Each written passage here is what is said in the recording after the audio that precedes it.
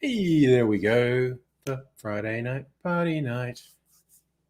And it really is Feast of the Ass today, which is another pagan festival the Christians hijacked.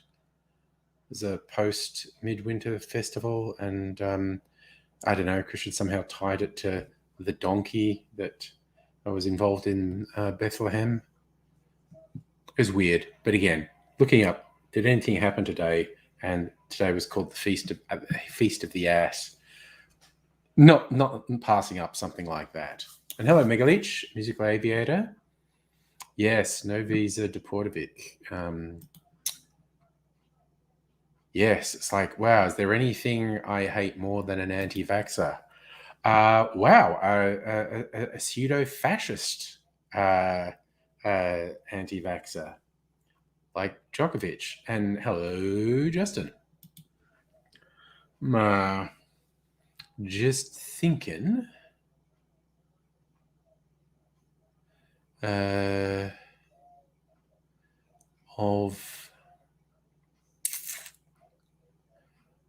a drink to make. I just realized I've got a little bit of whiskey that I might as well just finish the bottle of. So I'll make a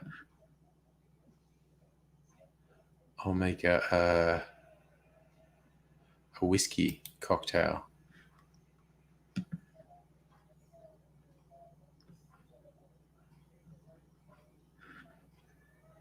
Recipes. Okay, I'm just going to randomly this site. Recipes by Spirit. We'll go, although it's not a bourbon, I'll go bourbon cocktails. 6 infused bourbon cocktails. 10 old-fashioned variations. Julep variations. Bordeaux sour. Whiskey sour twists. Butter and smoke. A Manhattan. I mean, I like a Manhattan or a Sazerac. Music over to the Bethlehem donkey is boring. The story of the ass that turns around and talks to the guy that hit him is a better ass. And the ass saw the angel is another thing. Safa, hello. Safa, I didn't have the sound on. I did see that bit of video you sent me. So that was like your place with all that wind. Okay. We haven't had anything like that here. All right, here you go. Just a list of bourbon cocktails, 20 bourbon cocktails to try right now. Find a peach beer julep. Straight up, I can say no. Bourbon and berries. Strawberry vanilla syrup. I mean, I've got a raspberry syrup in the fridge that is maybe okay. A Vassal sour. Whiskey and citrus. Vanilla bourbon. Ginger rabbit. These are just all versions of an old-fashioned. Black de Mur. Okay, I've got some Mur. Blackberry liqueur. Might try that. You've still got the storm happening. 5 storm cells in a row. Jesus, that's a bit full on. Hope you don't get blown away.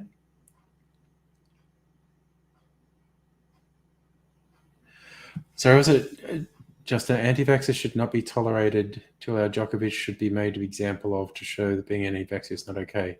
Not 100% sure what you're saying there, quite honestly. What's in a Black de Mur? Mur, creme de Mur. Oh, Cointreau. Okay, I already like this one. Yeah, okay. That's how I'm using up this bit of whiskey. I might... Wait, this is a shaky? Because it's lemon juice. Okay. Yeah, I'm going to make this. Safa, how Tim Smith am I getting tonight? The night is young, and I haven't had anything to drink yet. Probably more than half Tim Smith, though. We'll see. I think I've been really responsible for fucking weeks. Like even New Year's Eve. I reckon I've barely got more than half Tim Smith for weeks since I learned my fucking lesson from those couple of streams where I went sleepy bibos.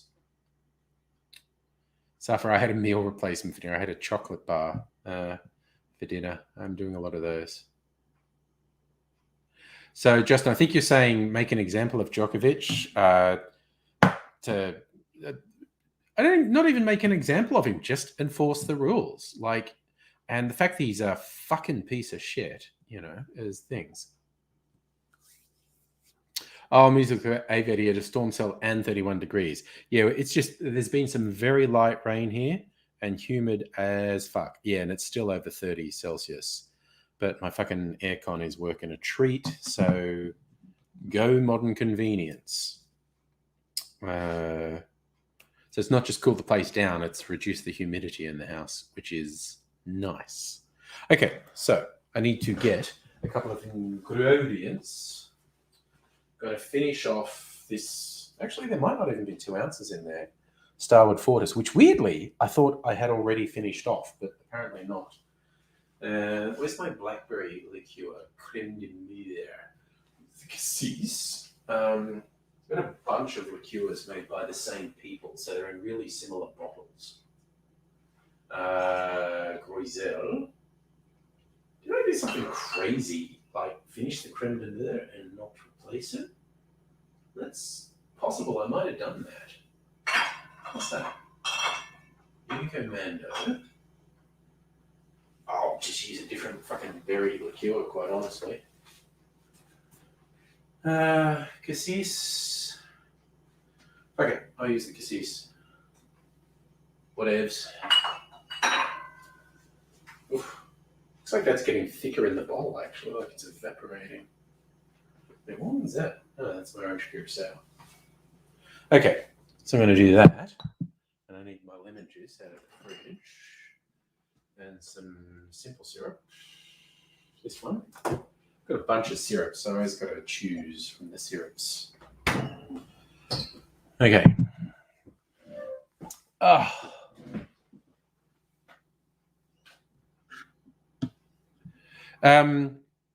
Yeah, just nothing. You fuck Djokovic off, but anti-vaxxers are such fuckheads. They don't understand messages. They just take it, we're being oppressed. It's not going to serve any... It's not going to change a single anti-vaxxer's mind because they're just fucking garbage. Oh, Cointreau as well. Okay, and I was just staring at my orange curacao. Okay, I'm going to rinse out my shaking glass and get my jigger. I was making a cocktail he used to do. And it's all sticky from the stuff that was in it. Just quickly do it. And don't want the shaker to get too slippery, so I'm just going to dry off the outside a bit because I'm always paranoid about the shaker flying out of my hand and breaking. Did that once on a live stream, if I remember rightly, and broke a glass. Didn't break the shaker, it broke the glass. And I wasn't even drunk, I was fucking sober. It was just the thing slipped out of my hand. All right, let's go there.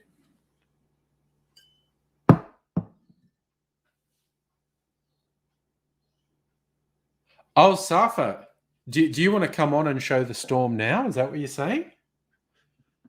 Let me go. Wait a sec.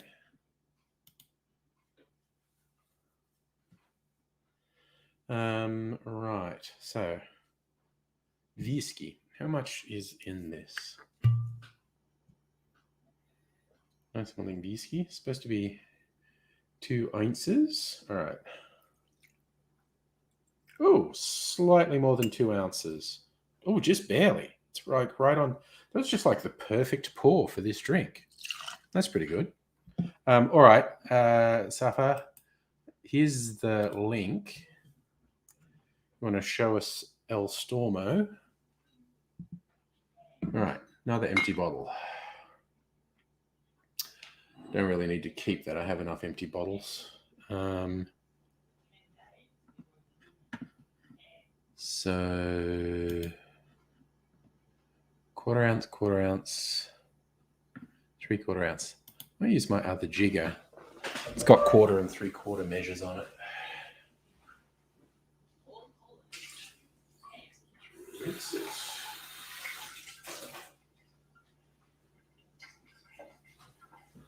Do do do do do do do do do. Do do do do do do do do do.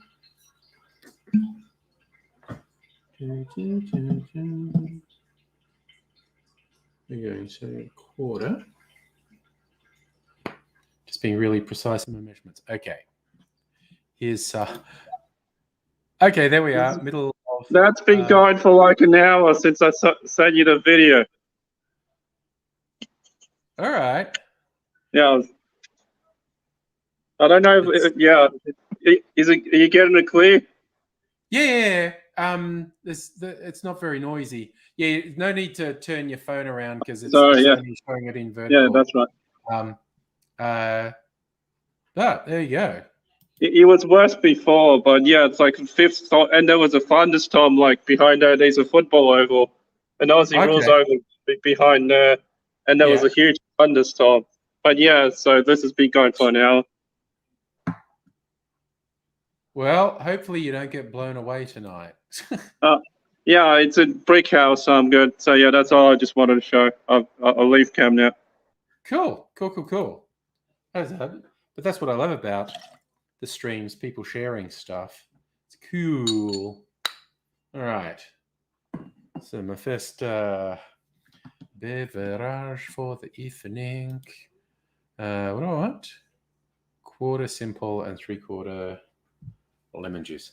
I'm going to do a bit less lemon juice because my palate of late has been less into the acidic. Oh my God. Syrup's gummed up the works here. Plus, this is a very lemony syrup. It's nice. I had it on pancakes the other week. Mrs. Angry makes pancakes every now and then. And they're very yummy pancakes. And that syrup was very good on the pancakes. All right. Lemon juice. And that's everything. Okay, just got to shake that. Get some ice. Ice, baby. All right.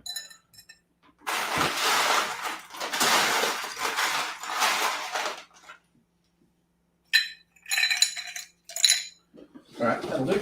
Bit of ice. What are we doing? Hello, Dr. Abigail. It's the feast of the ass, not ass eating. So different things, even though they sound very similar. But this is the internet, so it's easy to make the mistake. Right, sorry, I'm just going to get a glass and a piece of ice. Wait, how do they serve it? Yeah, that's what I thought. Can't be bothered with garnishes. I'm trying to impress myself. Oh, whoops. Empty ice cube tray. Put that in there and chill the glass a little bit. All right. All right.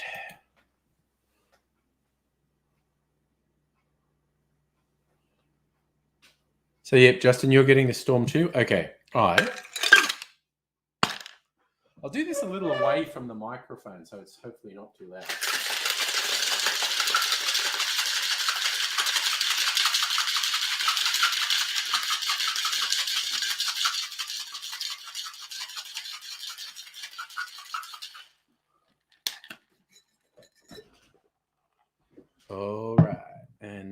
to just strain that into a glass.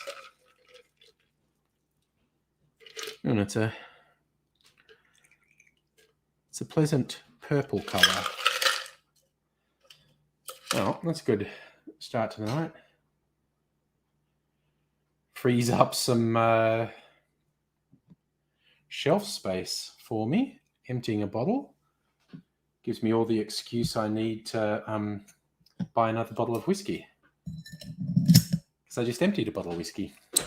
And the Archie Rose Distillery are going to bring out some limited editions soon, so I'll probably be buying them. Abigail, you watched the new Ghostbusters movie. It's cute, bit cheesy. Correct amount of cheese, nostalgia, and new storytelling. Okay, well, that's interesting. Yes, I'll watch it when it's free on one of the streaming services. So, musical activity. Looking at radar, looks like some line of storms from Launceston to Longreach. That was happening yesterday as well.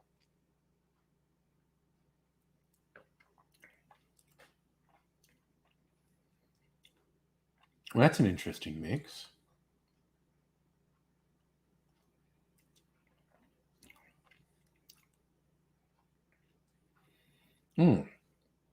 Like strong whiskey taste with a bunch of sweet things and some lemon juice to cut it a bit. So I'm just going to look at the map. I like radar maps. Okay. No, there's some. No, the storms have already missed us. They were kind of threatening all day. And I mean, it's Melbourne, so things could change, but possible rainfall, possible thunderstorm. Who got the severe thunderstorm weather warning? Northeast and Central East Gippsland. Just missing us. The severe thunderstorm area is just missing us. It's hitting the country areas. So stay safe. Hello, Chris. How are you doing? What would I rate this? My rating system.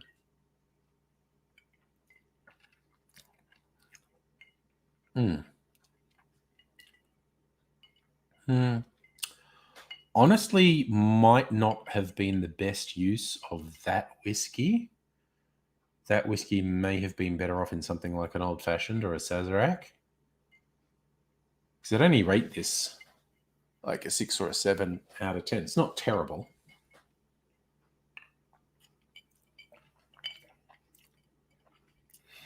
But the whiskey is not really harmonizing with the other elements. It's like the different flavors are fighting with each other. Anyway. Chris, you're good. Country falling into chaos, but you're okay. All right. Abigail, you noticed a video about Cookie Clicker, and now you're back into it. Okay. So I don't know what Cookie Clicker is. So now I have to look up. Oh, Cookie Clicker is a video game. Incremental game. Big cookie, earning a single cookie per click. Okay. That's new to me, Cookie Clicker.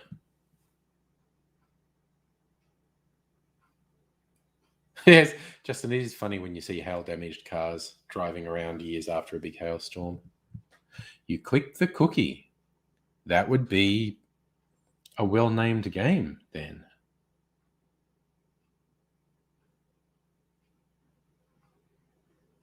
Yep, Safi, you don't want to talk too soon about losing power. That's a very common thing in storms, yes. All right. So, tried something new. Turned out to be not my favorite. I'm thinking, in all seriousness, I'm probably not going to. Yeah, maybe I will, actually. Listen to me talking to myself. Having internal monologues externally. because I think that was definitely the wrong whiskey for this drink. And I was just thinking, you know what would probably work? The freaking Tiny Bear single malt would probably work better. So I'm tempted to make it again with Tiny Bear. Safa, 6 or 7 out of 10 at the moment. It's not great. It's not terrible. It's not great. And I think it was just the wrong whiskey for that, or the wrong drink for that whiskey. So Abigail, Cookie Click has been around since 2013. Started as a bit of a joke. Like unnamed goose game or whatever. It's remarkable what starts off as a bit of a joke and turns into a thing. So, Chris, yeah, you've got millions of COVID cases. No garbage pickup for weeks. That's not good. Schools unable to function. Hospitals can't take anymore. Store shelves emptying. Mild variant has Biden giving out free N95 soon. Yes. And yes, Justin Djokovic making international headlines again. My God. Chris, you're dandy. You had a fish sandwich. Nice. Yeah. And watch Dominion documentary on YouTube. You're ready to feast. Well, it is the Feast of the Ass. Or as it easily mistaken as Abigail's thought it was an ass-eating festival. Strictly speaking, no, but I also not going to judge. Jesus Christ, Safi, you spent $25 for one rat? Yes, that's illegal price gouging. Yeah, Chris, the tennis fuckhead got his visa cancelled again, and the government says they're deporting him again, and so his legal team are launching a challenge again, and they're trying to resolve it this weekend, so like in the next 48 hours. Who fucking knows? The whole thing's a joke. Geez, maybe I've just gone off like the acidic taste. Why is that? Jesus. USB drive is stuck to the bottom of a tequila bottle. That's weird.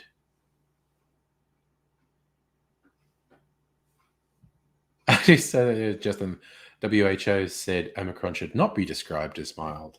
Certainly doesn't seem like it now. I mean, it's like the initial reports was it caused less serious illness, but it's infecting 10 times more people. So mildly less serious illness, but 10 times more cases is bad news. Abigail, you need someone to come over and allow you to cook them dinner because that's the only way you get motivation to cook other people. I can see that. Yeah. Usually at least 2 out of 3 meals a day of mine are the Optifast meal replacements. Oh God, Safi's sister's working tonight. Yeah, well. Yeah, I don't know if people are still going out. It's like people voluntarily locking down now. Yes, I do hope your sister's recovered and not symptomatic. She's going back to work in a bar. But the way they changed the rules, that's just the thing. So Music Creator, some of the members of your LARP group live together in some polyamory house thing. One of them tested positive, so there goes half a dozen attendees. Yep, that would sideline the whole house, one would think. Just because of the intimate nature of their house. That was better a bit diluted, actually. All right. You know what? Just in the name of science, I am going to make that with a different whiskey. So, yeah, isolating at your mum's place. Yeah, that's all right. Fair enough. Chris, you don't go inside anywhere except to pick things up. Been getting outside filming more, which is nice. That is nice. Yeah, the only place I go is to like a supermarket. All right, another one of these pretty Starwood bottles with you probably can't see. It's got like I put something dark behind it, like my phone. Yeah, there you can see it. It's got like these starbursts painted on the bottle. but I've already saved a couple of these bottles, so there's no point saving another one because I don't have enough space and I don't have use for that many bottles anyway. Abigail, you dated someone who lived at a polyamory house. It was like dating a dysfunctional hive mind. Oh, that sounds fun. Yeah, Chris, a global pandemic strain being called mild is... But the number of governments generally and right-wingers specifically who are massively in denial and in the, no, we shouldn't impede anything about commerce. Commerce should proceed because lockdowns are bad. And it's just like, dude, what the fuck? The denial is wild. So many bottles going in the bin. There's the chartreuse, gin. I get a bit self-conscious sometimes. Anyway, Tiny Bear. I have a theory. Tiny Bear will taste better in that cocktail. And why not? Okay, so doing the measures all over again. Bring out your dead, you mild dead. Yeah.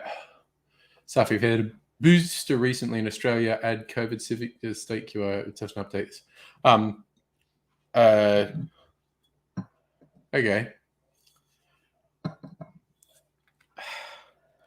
But at the moment, we don't need the third dose to be on the app. All right, so 2 ounces of whiskey.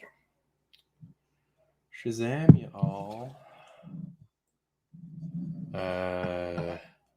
Still got the recipe open. It's just a 1/4 ounce of the other things, isn't it? Yes, 1/4 ounce.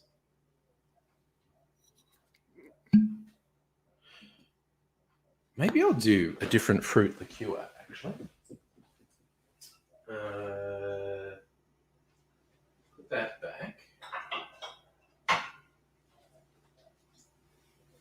And the Griselle. I'm just going to use it, which is, so it's not a completely one-for-one comparison, but just using a different fruit liqueur this time. It's a much less thick fruit liqueur, which is interesting. All right, put that in. And this one. 1/4 ounce of this one.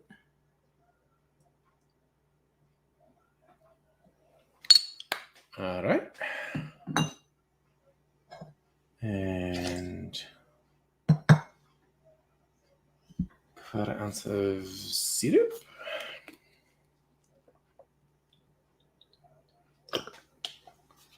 Okay.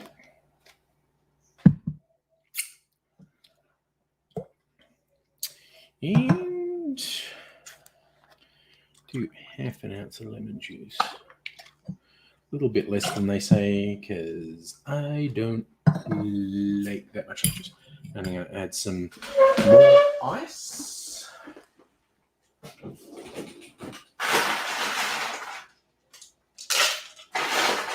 More ice, because why not? All right, put that in there. Bang that in there. Sorry.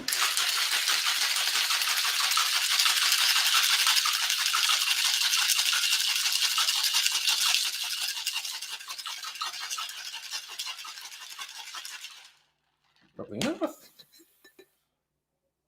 All right. Strand that into the glass.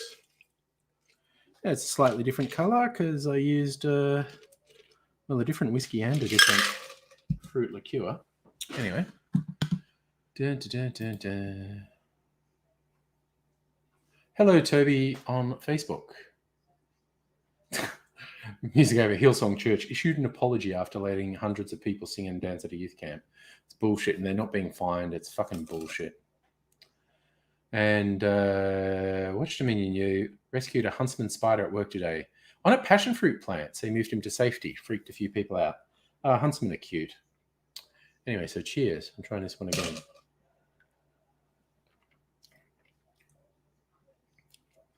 Yeah, that's more harmonious. That is a more harmonious drink. It was a bad choice for that whiskey. It was a disservice to both the whiskey and the cocktail recipe to use that particular whiskey. Live and learn. But there you go.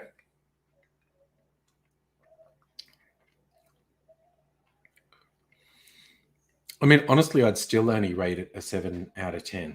No, it's fine. It's just, it's not fantastic. I have no desire to rush and have it again.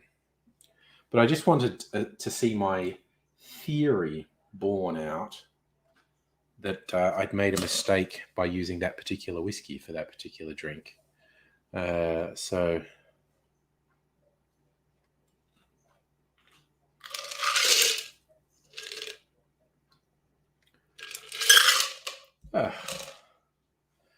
because I've learned cocktail theory. Hello, Annette. How are you this evening? So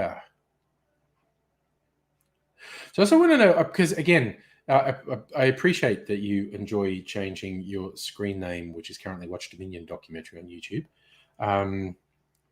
And I always forget, is there like a default or neutral name I can call you? Because I get confused and that's too long a thing. Anyway, musically, have you ever had a huntsman show up at your house, up near the ceiling, scared you, dooted your plastic trumpet at it, and ran away?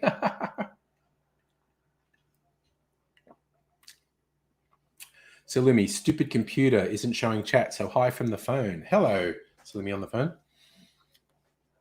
Yep, okay. I'm giving myself a little round of applause for knowing this whiskey would work better with that drink.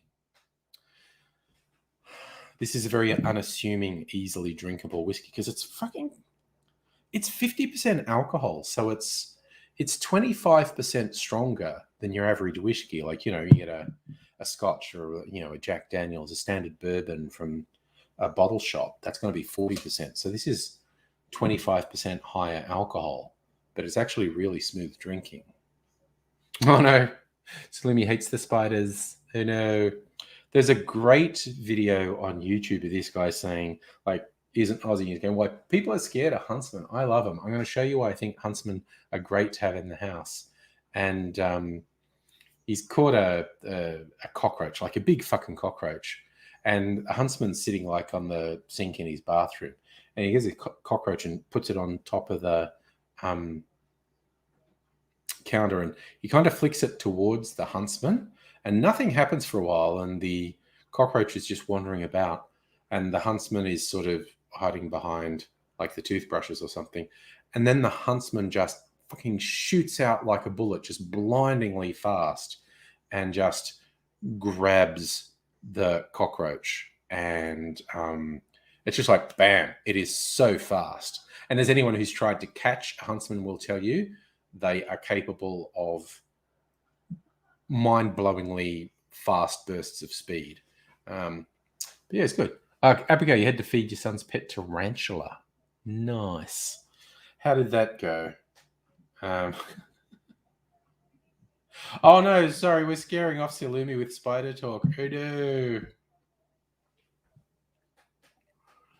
Didn't mean to do that. Sorry, didn't know that you were that off board. We'll move to something more pleasant, like ducks.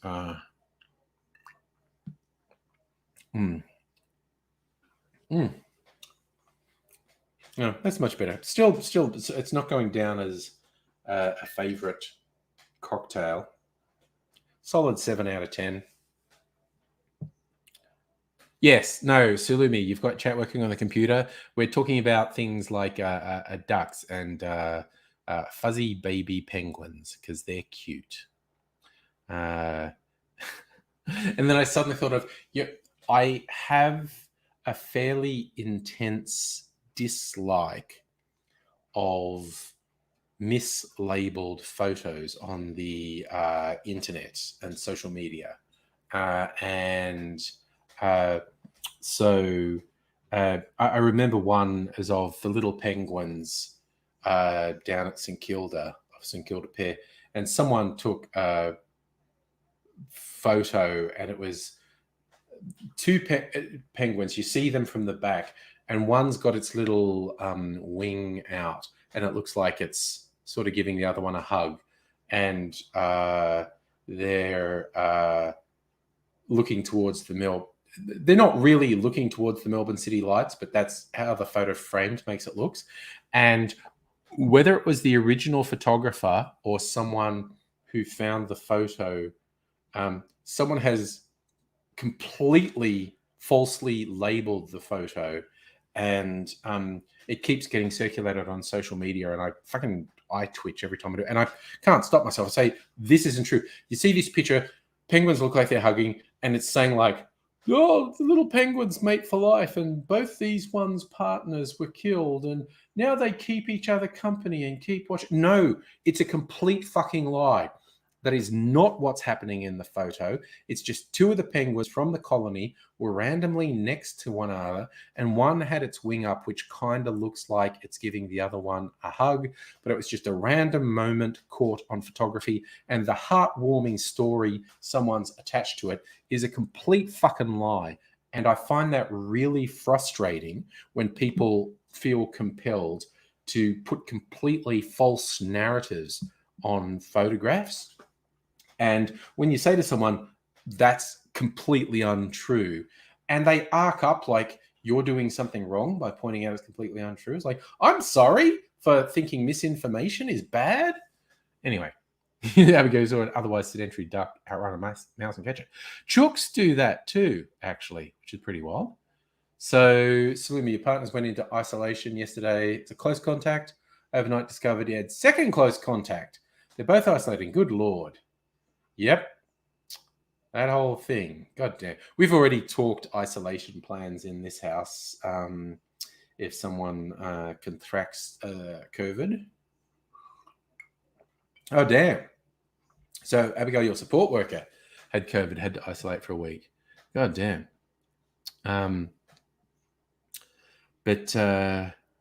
Yeah, I also find it weird when people will really aggressively argue their right to completely mislabel something, or their right to say something completely untrue is true. And again, it's kind of like one that I've seen multiple times is American right-wing pundit and absolute moron, Ben Shapiro.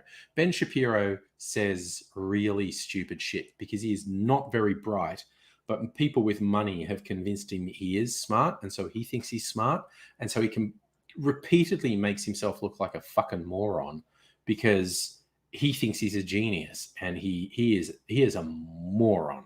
And he famously had that quote where he tried to mock the Wet Ass Pussy song. Earl Ray on Twitch, I don't sound angry at all. Yeah, no, these live streams are pretty much chill out time, although I occasionally rant. And I'm having a semi-rant at the moment, but I'm pretty calm about it. So anyway, Ben Shapiro was famously and rightly mocked for his thing about like, oh, if your pussy's that wet, it's a medical condition, which made everyone think like, you've never sexually aroused a woman in your life, have you? Oh my God, your poor wife. He deserved to be mocked for that. And for several other things he's done, which is stupid as fuck. But then people will fake Ben Shapiro tweets and screenshot them and say, oh, look how stupid. And they're incredibly obviously fake. And I've seen people do it. And multiple times I've said, you know, when you circulate something that is blindingly obviously fake and say it reflects on him, it doesn't. It reflects on you, because you're either a fucking idiot who believes something that's obviously fake is true, or you're a bad faith lying piece of shit who knows you're spreading something fake, but you're claiming it's real. Either way, it doesn't make him look bad. It makes you look bad. And Jesus, people arc up when you point out you're not making Ben Shapiro look stupid. You're making yourself look stupid, which is an accomplishment because Ben Shapiro is a fucking moron.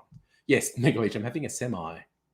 Suffer, is it really only 3 people watching on YouTube currently? No, I'm getting comments from more than 3 people. says 9 on mine, but those counters, I don't know, they vary from minute to minute.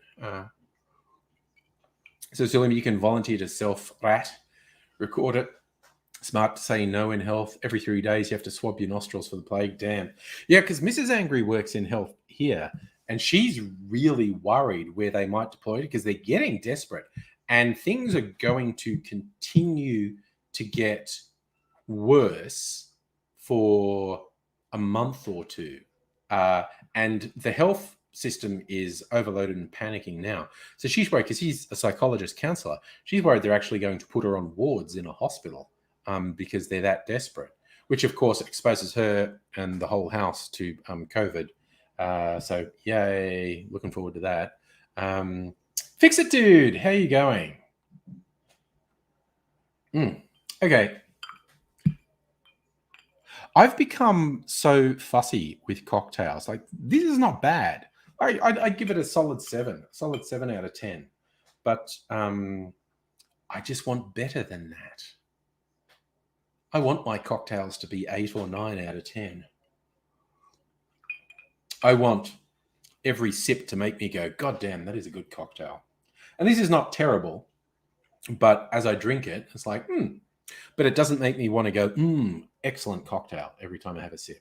So I'm going to drink some water after this, actually. So we're almost first hour in, and I've had 2 drinks, which is fine for the first hour. 2 double whiskeys. So we're at the I should not drive a car at the moment, but I'm still a little bit to go. I'm barely feeling it, but yeah. Unlike Tim Smith, who's a narcissistic fucking piece of shit, like I, for instance, not that I was going to drive anywhere. I'm going to sit here on this live stream, but I can, I know, like, oh no, after drinking that, I absolutely should not drive a car. It would be irresponsible and certainly illegal. I would certainly blow over the legal limit now. Not far, like, 0.05 is the legal limit. I'd probably blow 0.06 or 0.07, but I'd definitely blow over 0.05 at the moment. But also, I'm just fucking responsible, so I wouldn't drive a car now. Nice! Abigail, attempt number 7 to make some food. I do wish you luck. I hope that goes well.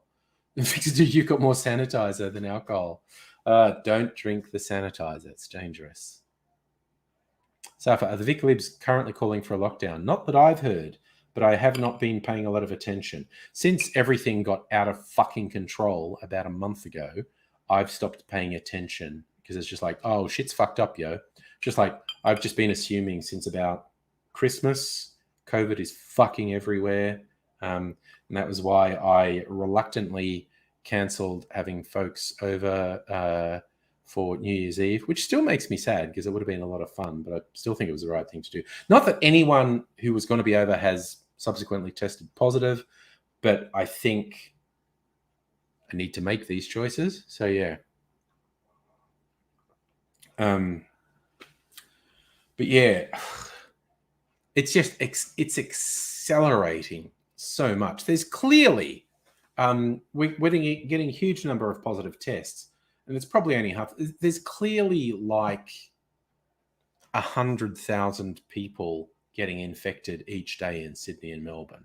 I don't think that's even up for argument. I think there's at least 100,000 people getting infected each day.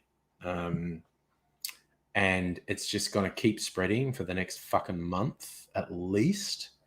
Fuck. It's fucked. I'm not knowing where. You ever got distracted by a huge fluffy cat? But the huge fluffy cat is very distracting, having been at Dr. Abigail's place. Yep, Safi, you're lucky you didn't get COVID at Christmas lunch at the in-laws.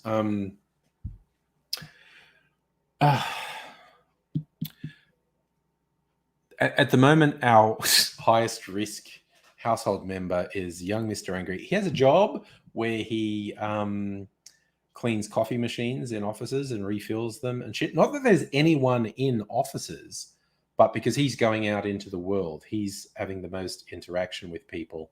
So he's the most likely to be exposed to COVID at the moment. As I was saying, if Mrs. Angry ends up getting the deployed somewhere in hospitals, which is, there's a reasonable chance that's going to happen. She's probably going to find out. She's been on a couple of weeks leave. She goes back to work on Monday, like I do. And next week she'll probably hear news where they say, we want you to do the following. And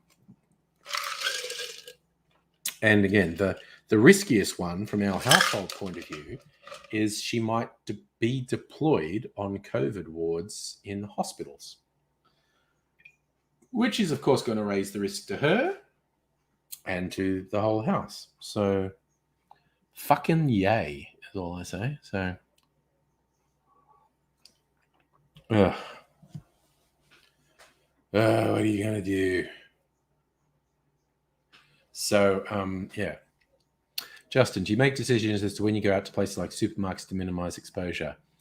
I just do the occasional short trip. Yeah, I find it very hard. I was about to say I find it very hard to predict when there's going to be fewer people at the supermarket, but that's bullshit. I think if you went really early in the morning or really late at night, you could be reasonably assured there'd be less people there. I have gone to the supermarket a couple of times in the last couple of weeks, always masked up, of course. Did actually see a couple of fucking people in the supermarkets without masks, and it's like, fuck you, you piece of fucking shit. So Mrs. Angry is far more cautious than me. So, like, if she's going to go to a supermarket, she will go very early in the morning. I do that less than she does.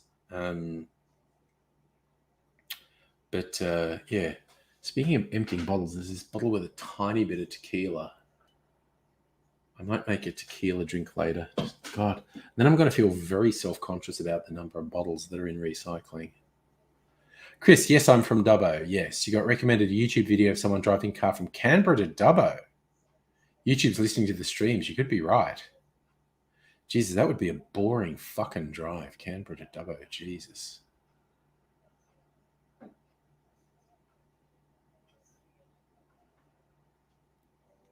So, Chris, you go to the store just before closing. If you go inside, you'll order a pickup. I mean, honestly, you know, I should order a click and collect or a delivery or whatever, but I don't know.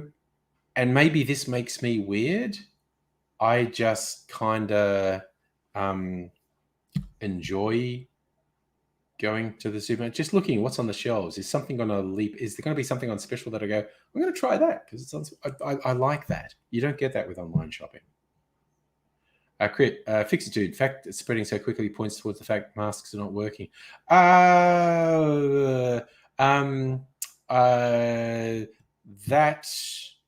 Okay, I need to say that is categorically untrue. Properly worn masks in close contact settings, we know beyond any doubt radically reduces your chance of exposure to the virus. If someone who is knowingly or unknowingly infected is wearing a mask, them wearing a mask provides a huge amount more protection for other people than if they weren't wearing a mask. Now, if you're not positive and you're wearing a mask, it provides you some protection as well. Not as much as an infected person wearing a mask. So I feel I need to say it is a definite, absolute truth that masks reduce the spread. That's not up for debate. But there's people who don't wear the masks properly, like Chris says, with their fucking nose out.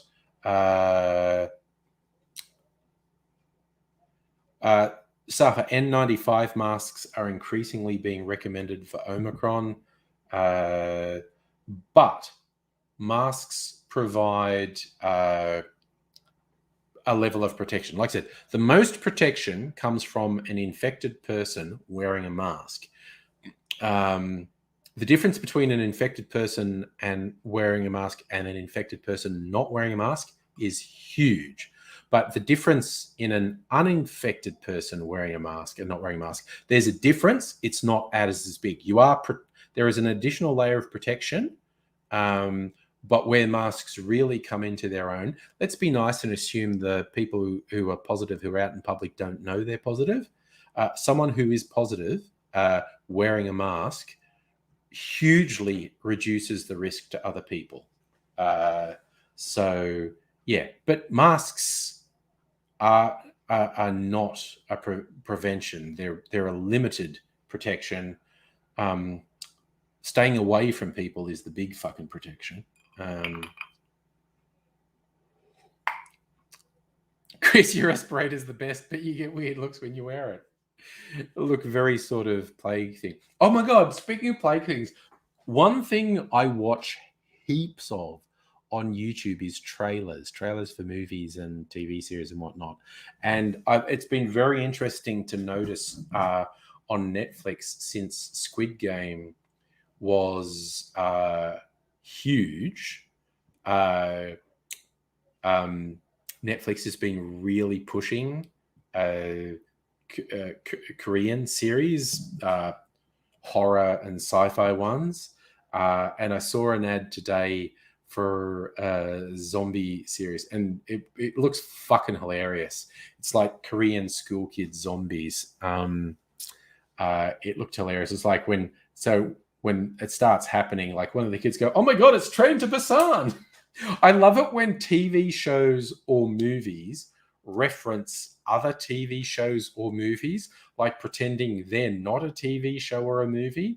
They're just referencing it. I think that's hilarious. So yeah, a show about zombies referencing another show about zombies, I find hilarious. I think it's called We're All Dead. It looks fucking hilarious. It's not a movie, it's a series. I'm definitely going to fucking watch it. It looks hilarious. Yeah, no, fix it, dude. Yes, a mask does not negate the risk. A mask does not mean you are completely protected. It's the whole spectrum. It's being vaccinated. It's getting the boosters. It's wearing a mask. It's avoiding indoor spaces as much as possible. It's keeping away from other people as much as possible. It's the whole spectrum of things we need to do. So I'm going to drink some water because for the first hour of the stream, all I've done is drink alcohol. I haven't drunk that much, but enough. Enough to fill. So I'm just going to drink some water.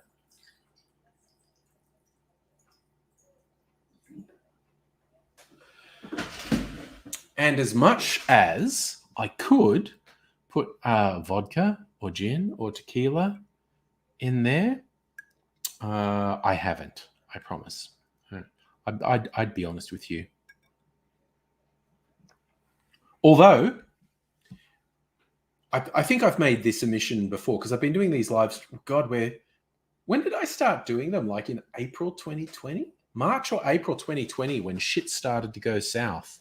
I started doing all these live streams. And Safi, yes, it is a stream tomorrow. It's not date night tomorrow. So this is the 4 nights in a row stream, Thursday, Friday, Saturday, Sunday, unless something happens.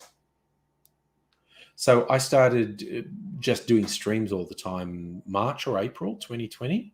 I mean, I had been doing streams, but I just started doing all streams, March or April 2020. In the early ones, I was definitely drinking too much, and I wasn't really like I'd have a drink and I'd say it was Pepsi or fruit juice or something, but it had fucking alcohol in it. And after doing that for a couple months, I was like, I'm actually drinking too much alcohol. I need to stop doing that. And then I would drink like for a 2-hour stream. Then I would drink like water for the first hour, and I'd drink alcohol in the second hour. And then I went, that's back to front. I shouldn't do that. I should drink alcohol in the first hour and water in the second hour. And I swapped to that eventually. But yes, does it make me sound more believable when I admit to lying? Because, yeah, first couple months, I was drinking alcohol while pretending not to drink alcohol. But this is definitely water, not a white spirit. Unless I'm a terrible alcoholic in massive denial. I want to put these bottles away. I've got all these bottles around me. Just going to put them back. Put the liqueurs back. That one can go there. This one can go here. Put the Tiny Bear whiskey back.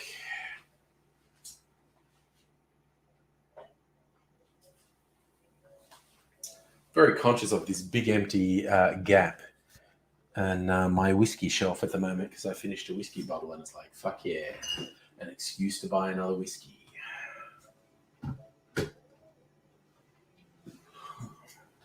All right, close that. Do do do do do do do.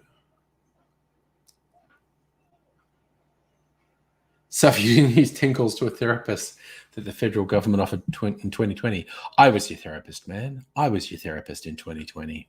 That's what these streams have been about. Just like, because the world's fucked up, and particularly when we were being isolated and whatnot, it was just trying to like, okay, I don't want to go out, but I want to have some facsimile of human interaction. Fixitude, occasionally I miss angry rants, but I don't know. They were a thing that had their time. I don't know. Shit was like just so fucked up with COVID. It just didn't feel good. Oh, thank you, Megalith. You went and looked it up. My first Omnomi stream was 15th March.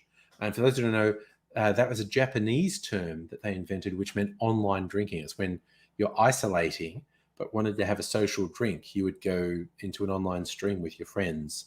And that was Omnomi. So there you go, 15th March. So we are 2 months away from the 2-year anniversary of these type of streams. Abigail's got some 2-minute noodles. Nice. Suffer, imagine how expensive a landline bill would be if this happened in the 80s and 90s. Again, to be fair, okay, let's like forget 90s. Let's say 80s. If this fucking pandemic happened in the 80s, where the only mass communication was corporate media, so TV, radio, newspapers. So we're being told to stay in our houses and lock down, and the only form of communication was TV, radio, newspapers. I think that would have both benefits and drawbacks. Like, honestly, there would be far, far, far less circulation of conspiracy bullshit. But there would be much more feelings of isolation and completely. There would be much more. I think the mental health damage of a pandemic lockdown pre-internet would have been far worse than the fucking stress we've all suffered in the last 2 years. Yeah, so it's kind of swings and roundabouts. There's some things that would have been better pre-internet, like, again, just far less paranoid conspiracy bullshit, but again, far more feeling isolated and depressed. So for anti-vaxxers existed pre the internet, but they were much more on the fringe. Dr. Abigail, reports from the 1908 pandemic are people going crazy and lockdown. I feel like I think it's a net benefit that we have the internet in this pandemic. I feel like the mental health damage from a major pandemic with lockdowns without the connectivity of the internet, I think that would have been fucking brutal. Like, you just would not have known how other people were feeling, and it just would have been fucked. But again, I'm trying to say, on balance, there would also have been less conspiracy bullshit. But I think it's a net benefit that we have the internet while this horrible shit is going on. Music Aviator, you are right. In the 20th century, most of the anti-vaxxers were weirdo fucking hippies. But in the 21st century, it's not just the right-wingers and the Trumpanzees and whatnot. The fucking hippies have joined with the far right.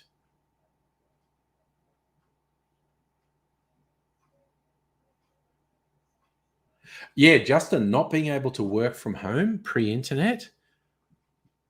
Oh my God, pre-internet, this specific pandemic, the death toll, I think, would have been 10 times higher globally. I think the death toll's bad at the moment, but I think the death toll would have been 10 times higher without the internet. Just people having to go to work and just infection just ripping through. Yes, fix it, dude. It's wild. Trump actually continues to try to be pro-vaccine. He says to people, "Oh, there shouldn't be a mandate, but vaccines. We did a great thing with vaccines. You should get them." And the anti-vax lunatics are turning on Trump a bit because Trump wants to claim credit because Trump actually knows the development of vaccines is fucking amazing. And he wants to claim credit for it, but he cultivated that anti-vaccine mob so much, they won't drop their anti-vaccine thing, so they're turning on him a bit. Safi, yes, more people died from the 1918 flu pandemic than were killed in World War I. That's actually true.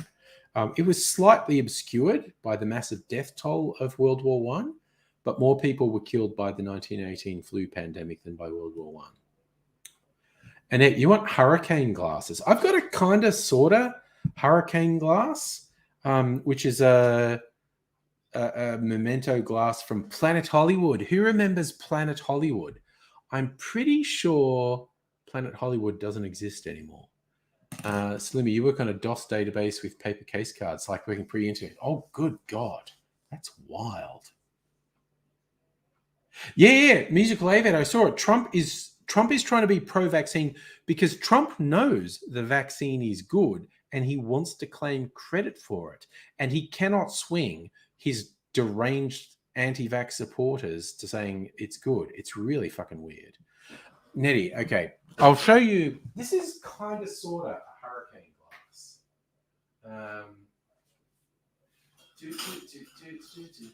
Just got to mention things. So this is kind of, sort of a hurricane glass. It's very similar to a hurricane glass. It's got Planet Hollywood branding on it. For those unfamiliar, a hurricane is a tiki drink, and it's meant to be served in a particular glass, which looks... this is not really a hurricane glass, but it's very similar. Oh, God, Abigail, yes, I saw that quote about wanting 100 little rubber ducks for pranking purposes.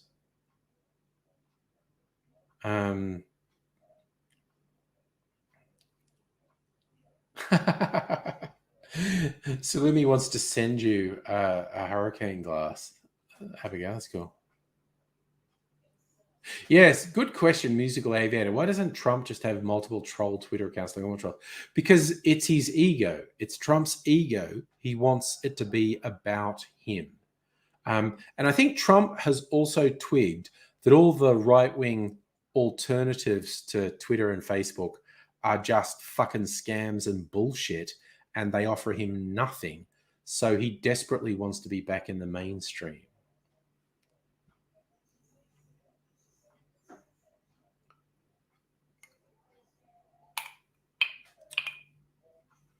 So Salumi and Abigail, so you should message each other on, I don't know, social media. Just gonna put that back. Don't want to break any glasses. All right, being careful. Oofed. Okay, so those 2 double whiskeys are kicking in. Even though I've been drinking water for the last little while. Oh, you know what? Oh, man. I should have fucking saved... I've edited a couple more videos in that pseudo animation style. I should have fucking put them on... I was going to put them on this so I could put them on when I had toilet breaks. And I forgot to. I have 2 edited. One is only about 2.5 minutes. One's about 7 minutes. Oh, yeah, Saf, I know. It's fucking brilliant, the degree to which Trump he hasn't completely disappeared, but he's 95% disappeared, which is great.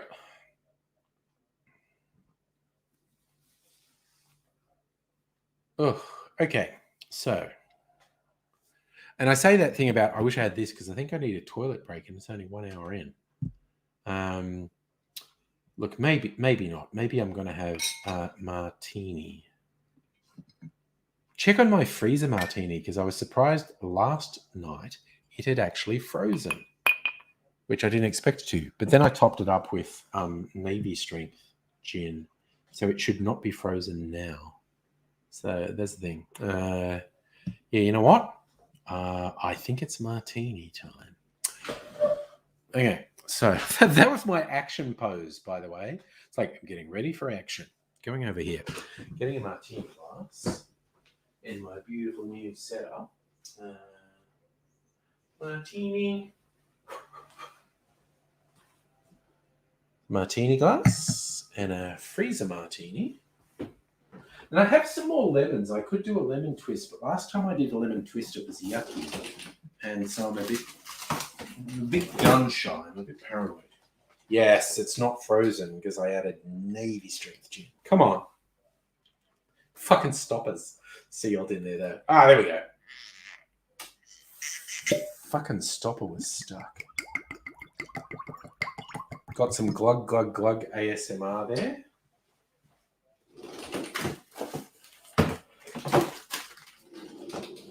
All right. There we go. Gonna have a martini because I'm a classy motherfucker. Abigail, it is really weird how much influence Trump and people who are actually genuinely weirder than Trump, it's weird how much influence they have in the Republican Party in the US.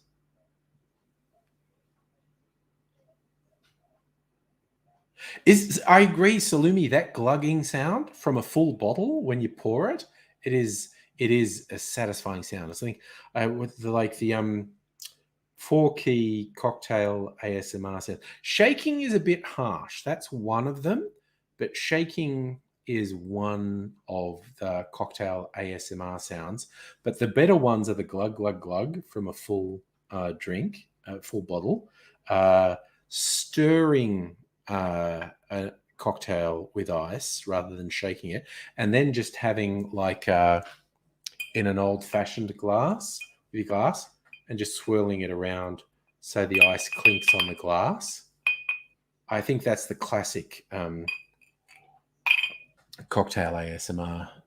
Abigail, you wish there was a way you could get naked and immerse yourself in cold water. It's hot and humid. I believe it's called a bath, Abigail. I'm just throwing it out there.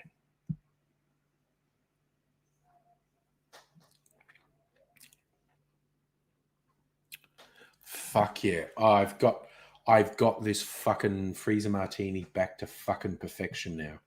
It was a little bit weird for a while, and I brought it back on by putting something sweet in there, which was the Archie Rose Eau de Be, which is technically not even a gin. But that got rid of the weird bitterness that had somehow crept into it. But that honestly made it a little bit bland, which probably just says how weird my palate's got, that I thought that was a bit bland. But then I topped that up with Navy Strength gin. Oh, fucking hell, yes. Because that is not bland. That is not bland. But it's not bitter, which is maybe a bath. Trying to understand here. Oh, damn. Yes. Nettie, the pool in your building, but you can't do it naked. Yeah, because that's communal. That would probably be a bit frowned upon. But yeah, by the way, for those who don't know, Annette lives in a fucking cool building. Did do the live stream from it back in December, and Nettie gave us the tour, which included the gym and swimming pool in the building. Pretty fucking cool, quite honestly. Justin, the effects of Fox News propaganda are such that they're losing. Yes, That is fucking true as well. It's not just Trump. Fox News propagandizing has resulted in Fox News losing control of the narrative, which is fucking wild. Abigail, you want a cold drink with ice? Yes.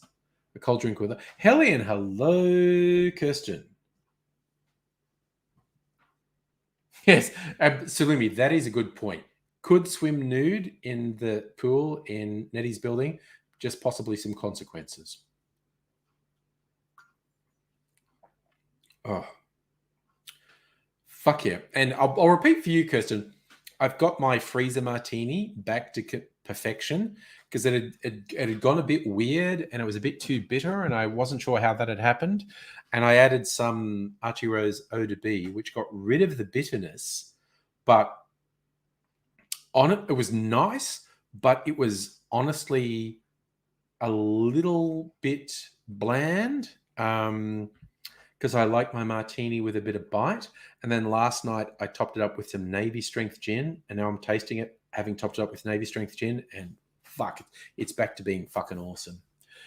That may not be a coincidence, Abigail. We were talking about getting naked, and Kirsten arrived. Could be. Oh no, the problem is the pool. Okay, so Nettie's saying like the pool gets locked at 10. There you go. Oh shit! No, Kirsten, that's bad. Anti-vax family members is bad, because wanting to maintain a relationship with someone who is disconnected from reality is very, very bad, and you have my sympathies, because, and this is a thing that's happening globally with people who've been sucked into these conspiracies and whatnot. And it's tearing some families apart. Anti-vax is the least of it. There are like the whole QAnon thing is fucking hell. And I feel for you because for me, it's just kind of, if there's someone who's not my family who's spouting insane shit, well, I'll just like fuck them off. It's like, I've got no interest. But yeah, if it was a family that you're trying to maintain a relationship with, ugh. So, as your mother-in-law, oh, and husband's sad. Oh my God, yeah. Ugh. Yeah, Abigail. Yeah, I remember Will's other parents anti-vax. Oh yeah, and yeah, a QAnon believing nutbag. Jesus. Oh no, Megalit, your middle child's gone anti-vax. I think when it's someone that you want to maintain a relationship with, I think it's difficult, bordering on impossible, but I've read a bunch on how to maintain it. And the one thing is you've got to fight against your natural instincts to say, you're a fucking moron. What the fuck are you talking about? And really weird, as we're talking about anti-vax nut jobs, get the first spam bot of the night. Get rid of that. Abigail, you're going to fix a drink and then jump on the stream? Yes, definitely. I'll post the link. It's fucking 10 o'clock. No, 9:30. No, it's 9. Anyway, what the fuck? Yes is the answer. Yeah, Kirsten, I agree. If people are refusing to be vaccinated, they're very dangerous. But the narrative I've seen that can work, it's like you have to fight down your natural urge to go, what in the ever-loving fuck is wrong with you? And this is if you want to maintain a relationship with a person. And because stories work better than facts, because the conspiracy people are just rejecting facts. And so pushing them with facts won't work. So what might work is to say to someone, forget about the vaccine specifically.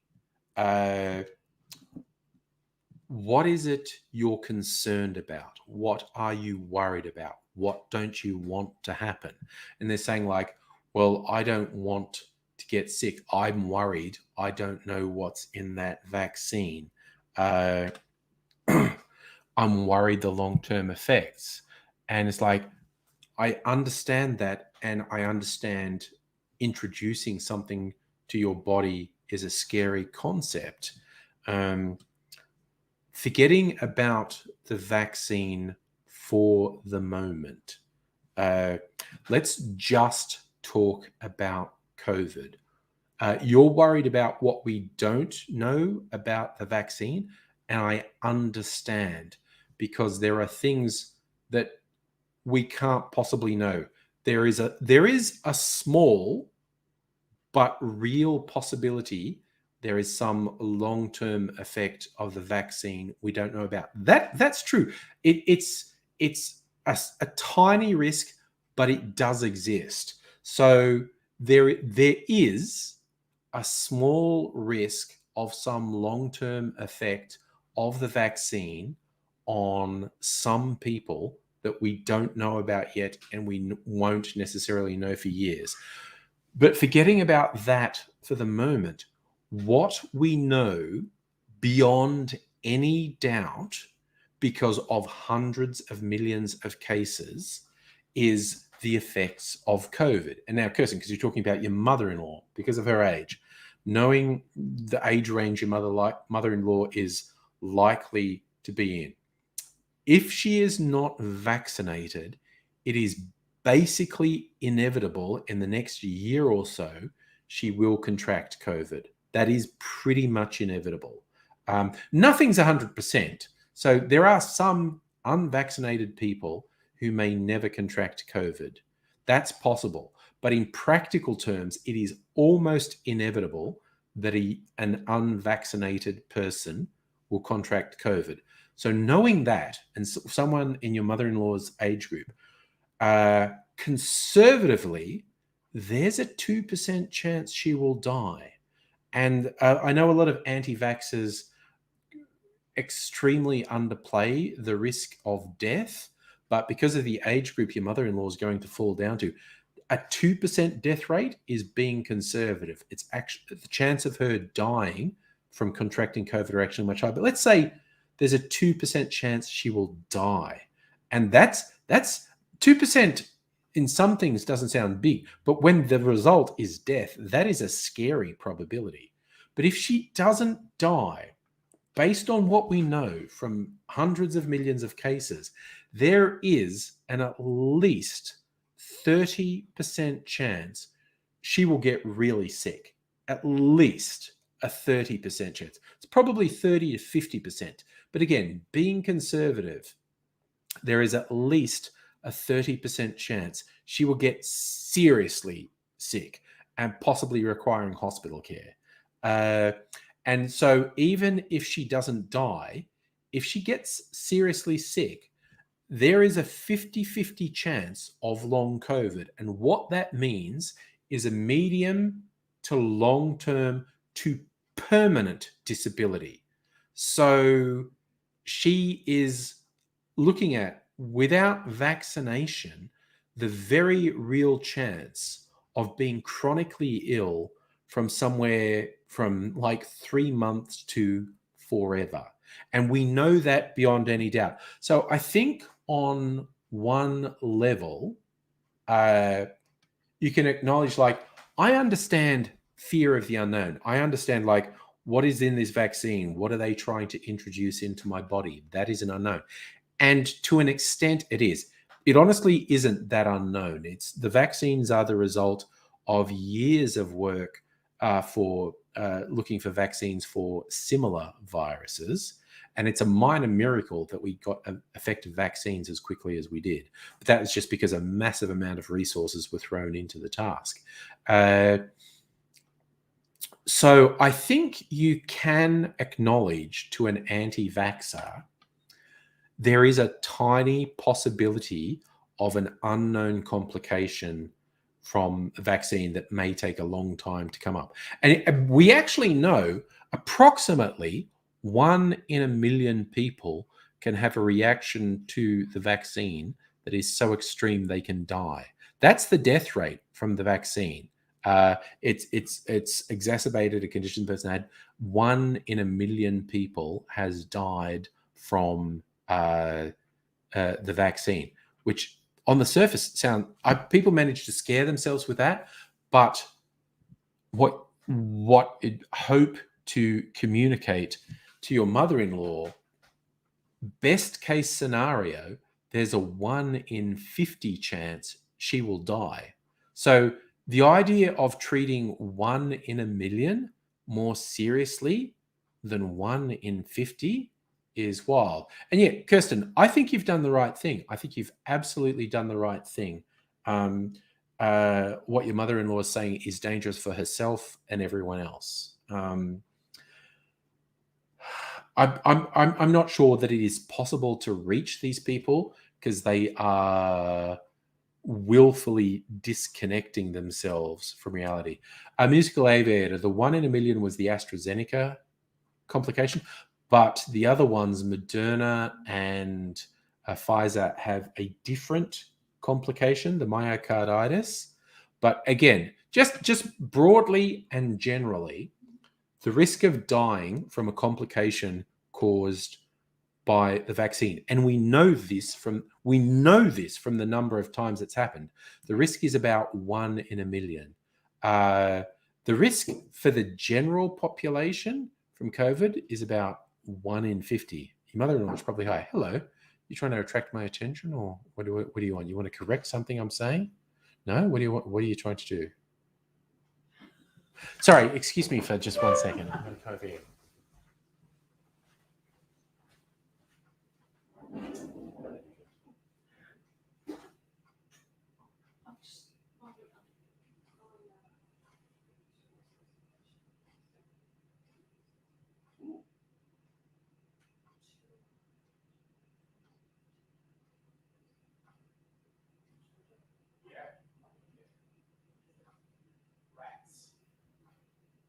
And again, it sounds weird saying rats, but also my grandma said rat test is like saying.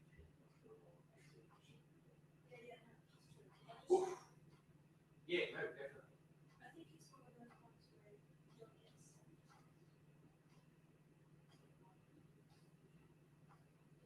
Oh, well, you look into it. I just realised. Yeah, do it. I just realised.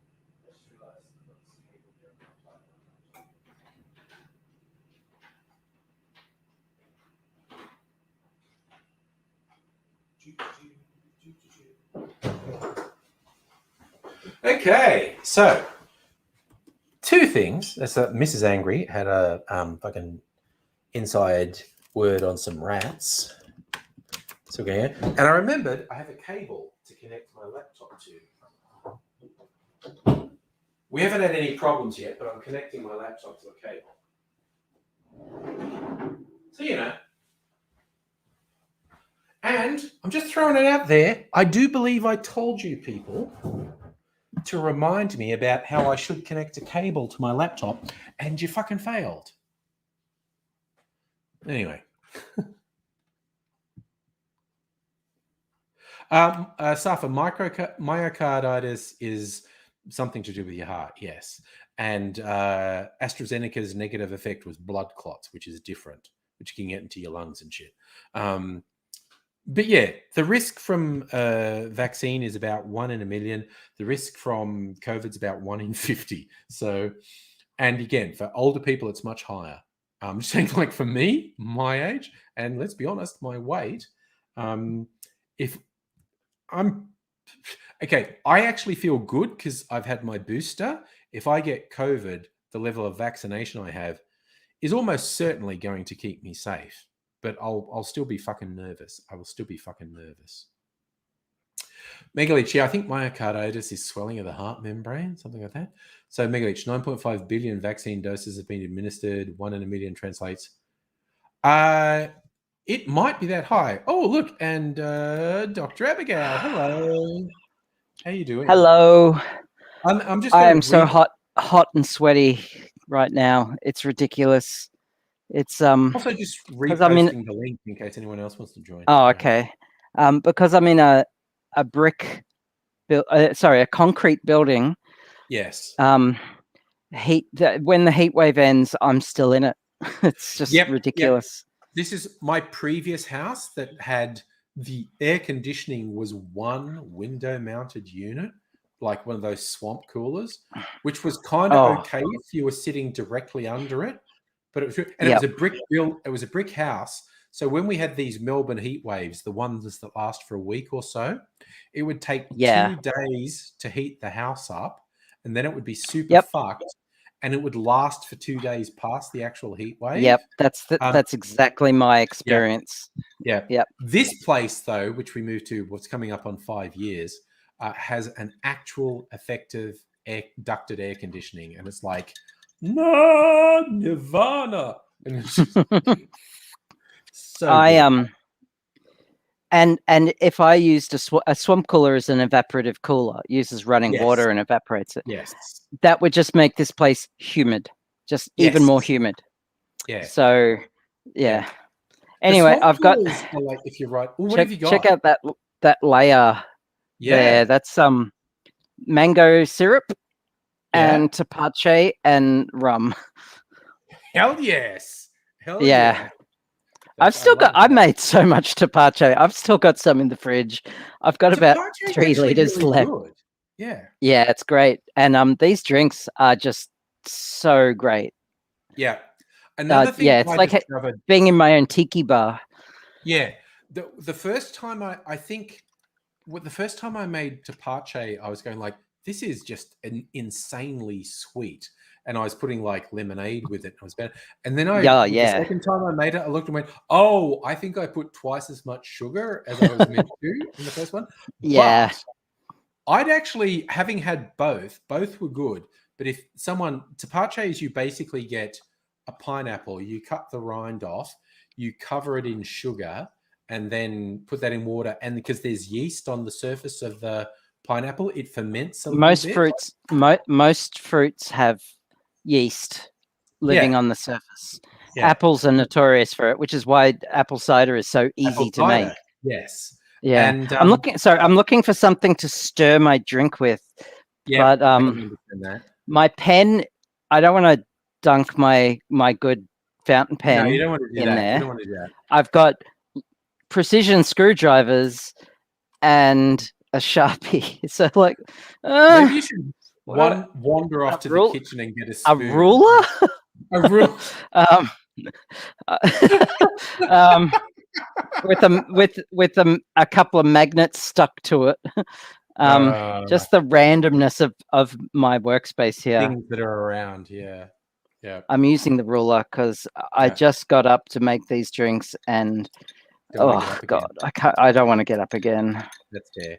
But Also, recommend- I had a big day yesterday, and Yeah. I slept most of today, and I don't want to exacerbate any kind of chronic fatigue. So Yep, the ruler that's a actually good works call. decently well. God, this That's a drink good is so call. thick. Ah, So between the mango syrup and the tapache, the only thing Yeah. thinning it is rum. rum. Hey, maybe on something. You should 3D print a spoon. Like, Yeah. I've never. Can you lick the science? yes, lick the science. Actually, I'm this gonna is more Yeah, licking the engineering. yeah. Uh, I'm going to recommend, while we're talking about tapache, if anyone feels inspired and looks up an online recipe for tapache, I'm recommending use way more sugar than they say, but then add like soda or lemonade to it, and it's a fucking killer drink. It's It is a so killer good, drink. yeah. And if you do the second fermentation process of the tapache to make it bubbly, you gotta use proper bottles to do it. You can't use it. I used a mason jar with a snap lock lid. It doesn't work properly. But then it's just fizzy by itself, and it just mixes really well, and you don't have to use as much soda water. And not that that's a bad thing. Lick the rules. Can you lick changed the that to engineering? ruler, but I like lick the rules better, actually. Yeah. So Yeah. I think I talked last night about my accidentally fermented pomegranate juice, which I poured down the sink because it scared me. Isn't that grenadine? No, grenadine's pomegranate juice and sugar. Oh, okay. That's why I had pomegranate juice to make grenadine, and I thought, is this still okay? And I took the lid off, and it actually popped. And I thought, it's yeah. effervescing. That's Sometimes I'll have OJ that's effervescing, and the sides of the bottle are just expanding out. I can totally empathize, Salumi. Being trans is very expensive. It's prohibitively expensive for some people.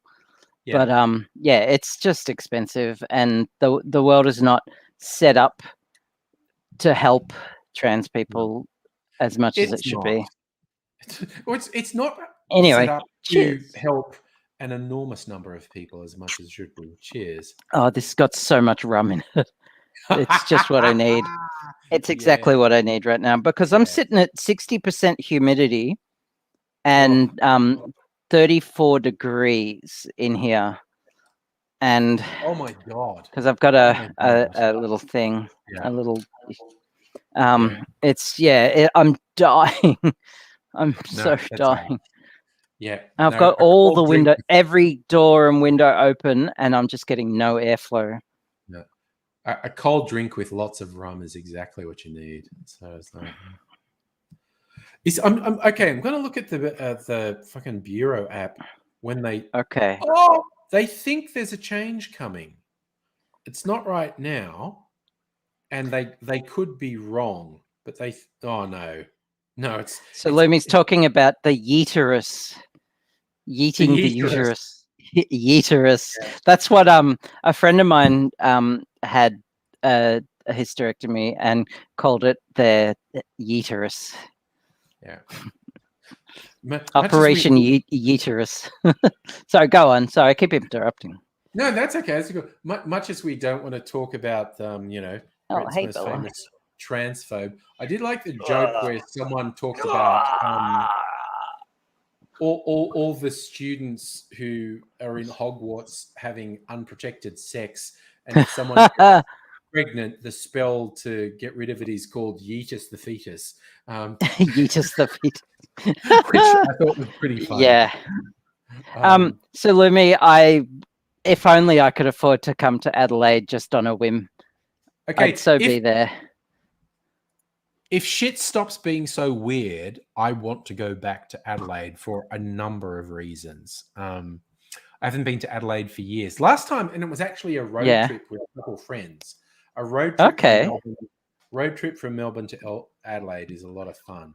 I've gone as far as there's in southern South Australia. Yeah. There's a little town with a really nice lake, and I forget what it's called. My partner's brother was getting married there, and it was really nice and idyllic. And there was a volcano, I've got to look it up now. It's bugging me. Operation Uterus Testis deletus. Fucking brilliant. Nobody's joined us as well. Hi, nobody. Wants to do a GoFundMe for you to be able to go to Adelaide. But I think it's just when shit's less weird. Because there's a bunch of people in Adelaide I want to catch up with. Oh, Mount Gambier. I went to Mount Gambier. Mount Gambier. It's really nice there. I'll be completely honest. There's also a couple of distilleries around Adelaide that I want to go to. Yeah. Look, I need to for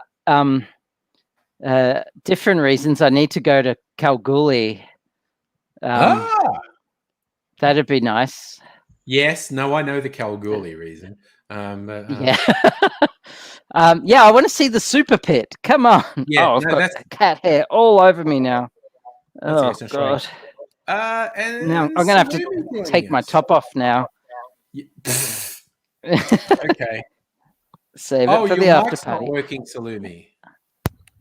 Is that better? That's Yay! Better. Sorry, new headset, and so I'm still figuring it out. That's okay. Now we've got that sexy voice happening. But I like that I came in as I'm hearing about Abigail taking off her top. I know, right? I mean, And I'm that's not the other wearing thing, anything underneath, so yeah. Again, Silmi, like we've known each other long enough, so I've essentially gone from hearing what's could essentially be described as your teen voice to your current husky voice. So It's so funny at work the amount of times that customers come through for different things, and they're just like, "Thank you, young man," and I'm like, "You're welcome."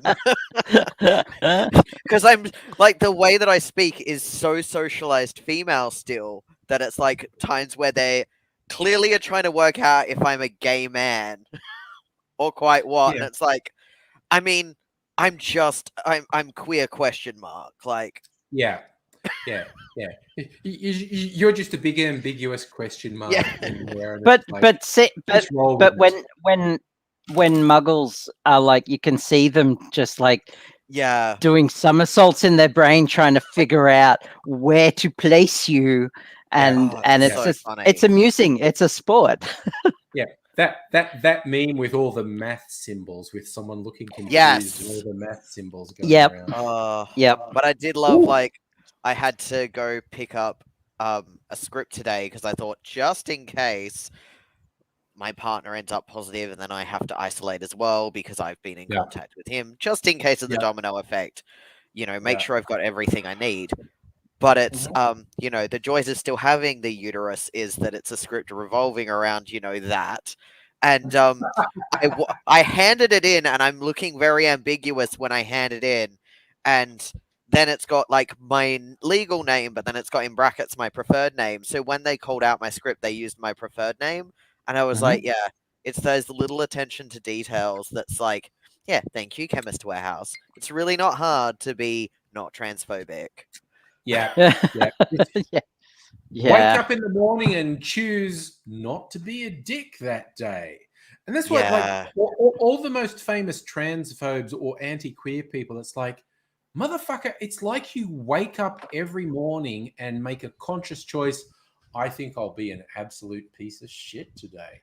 And it's Right. like, you could just not do that. You could not do that because it seems to be a conscious choice you make every single fucking day to be a piece of shit, and it's ridiculous. Did speaking of pieces of shit, did J.K. Rowling appear in the news recently?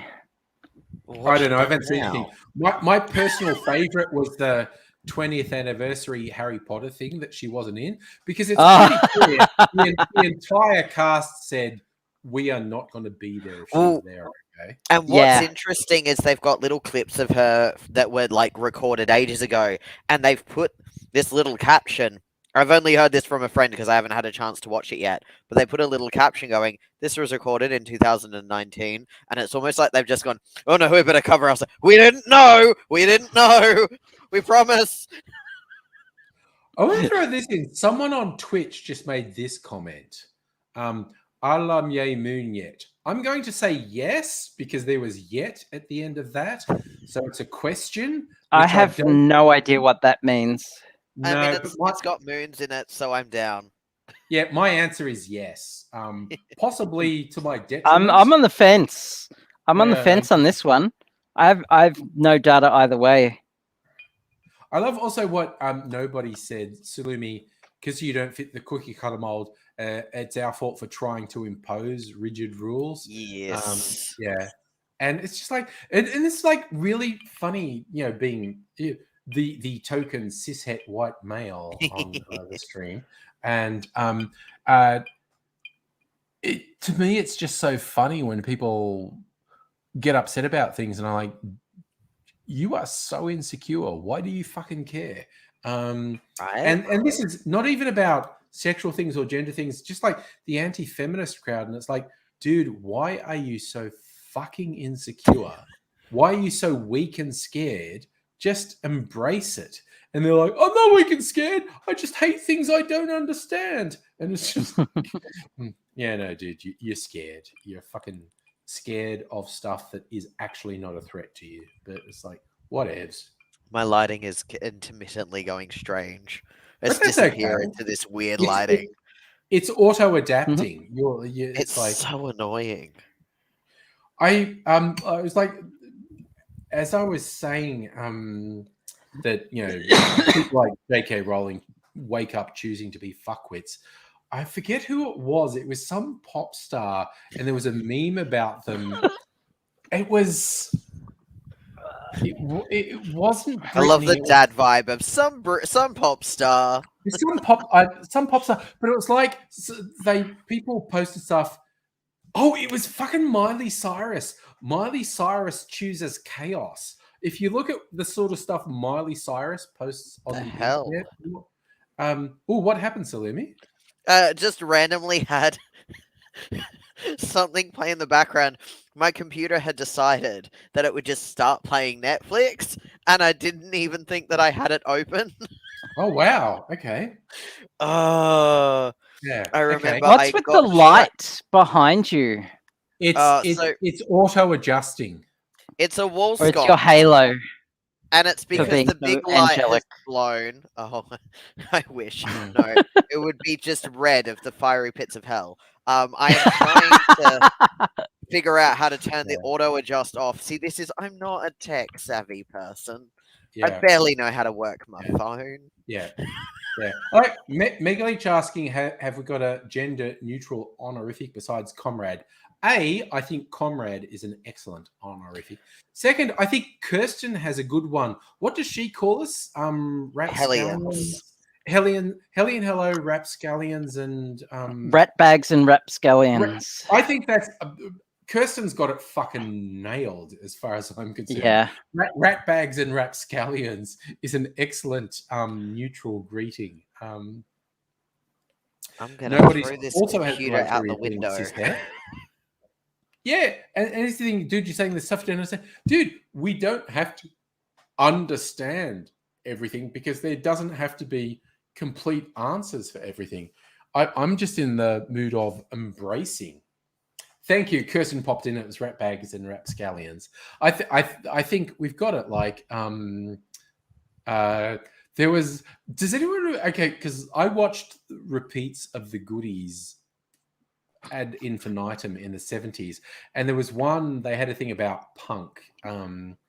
And there was the guy who was in Are You Being Served? He was the floor manager. He was the really conservative military thing.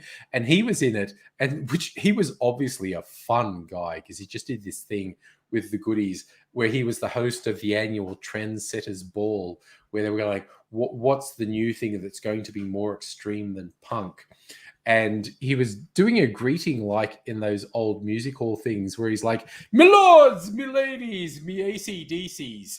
And it was just and that was his initial one. And then there was one where I said, "My ladies, my gentlemen," and then there was just a really long beep where he's like six. It was just so funny. It was, to my mind, so ahead of its time, because again, you can look at a lot of Goodies stuff because it's 1970s, and you go, okay, there's a lot of stuff that you can argue It was didn't age 60s. well. No, 70s. It was 70s, not 60s. You sure? Tim Brooke Taylor particularly was doing comedy in the 60s, Yeah. but the Goodies was in the 70s. I can see I believe Abigail. you. Yeah, I'm Googling it, but I do that with Googling it, everything. yeah. No, as you you're should. dead on. Started in 1970. Yeah. But here's the weird thing. You may. I'm going to go away from the Goodies and talk about Monty Python. You might think of your favorite Monty Python sketch.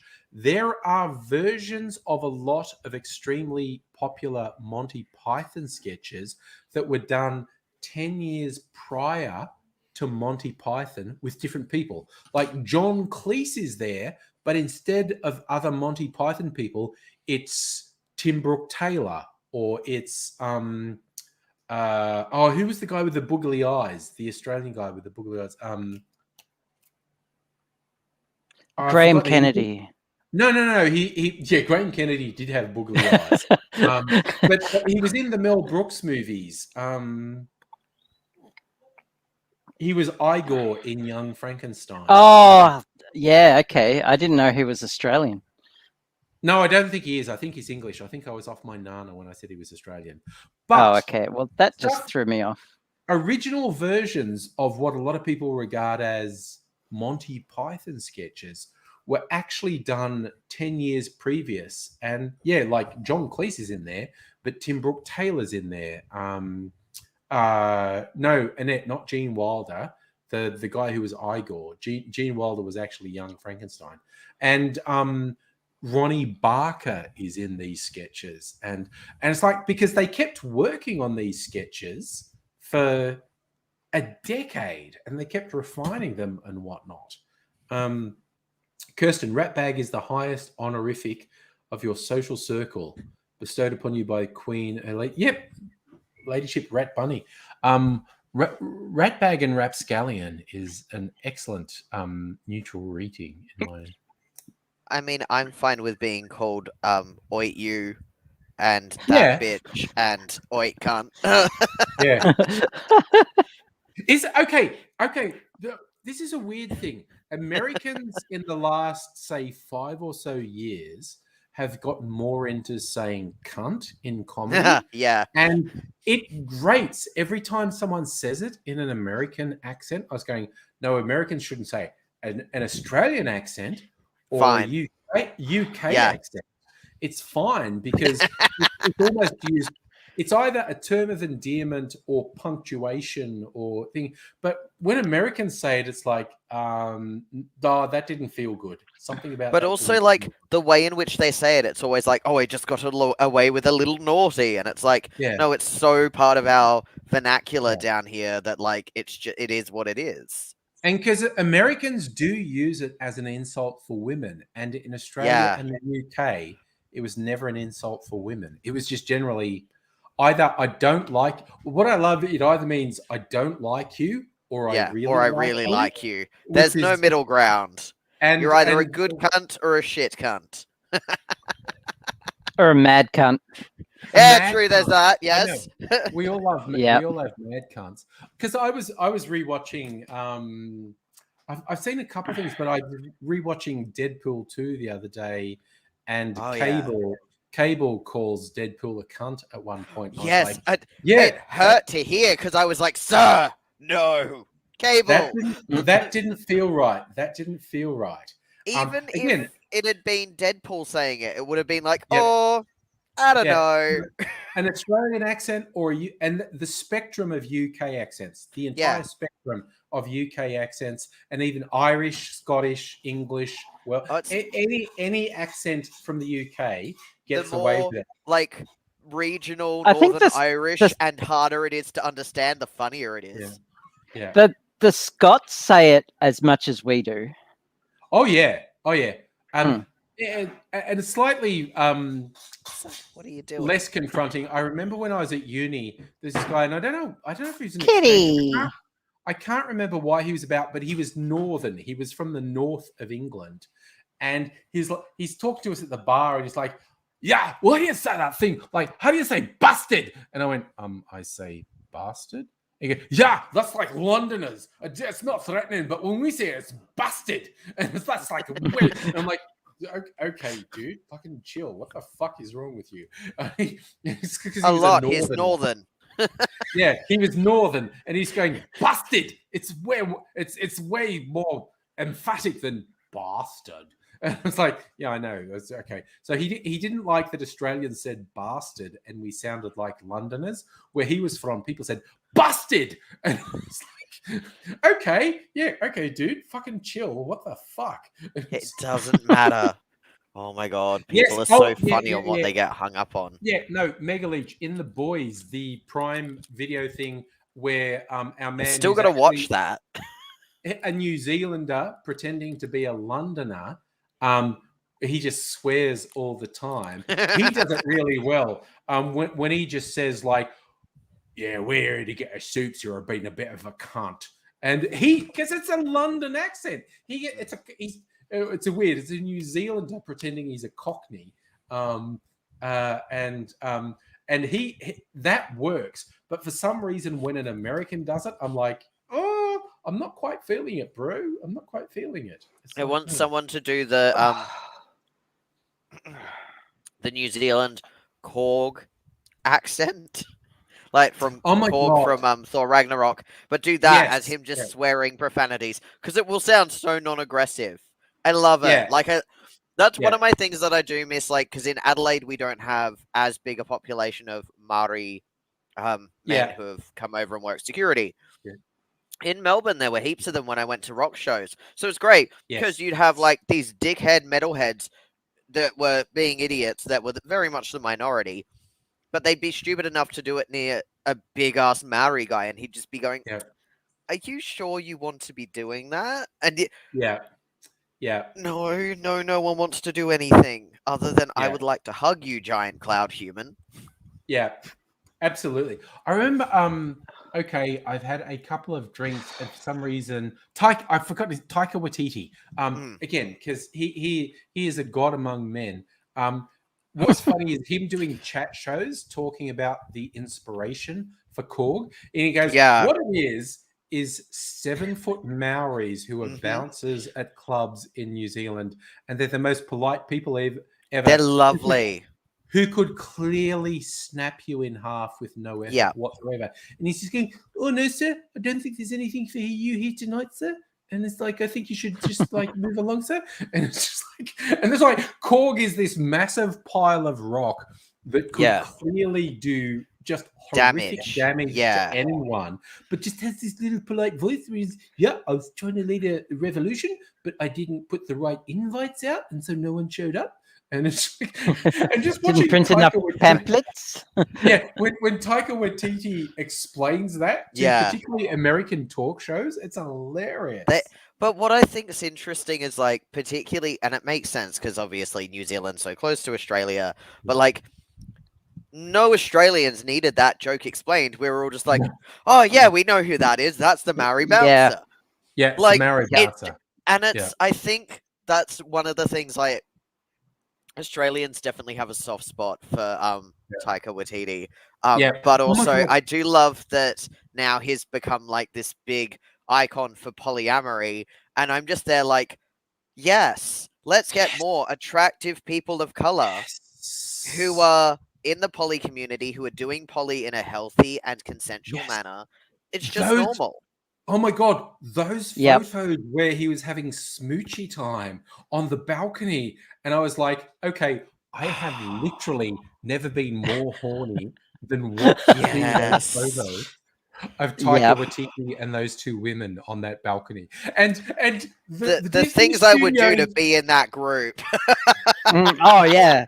The story went, after that went sort of feral. Yeah, he got the no from Disney. Disney said, could you do less of that in public?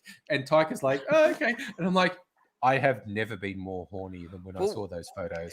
What I found interesting was there were no photos of the gay club that they went to. So Rita Ora, Taika, and Tessa went to a gay club. Yes. There are no fucking photos of them at the gay club.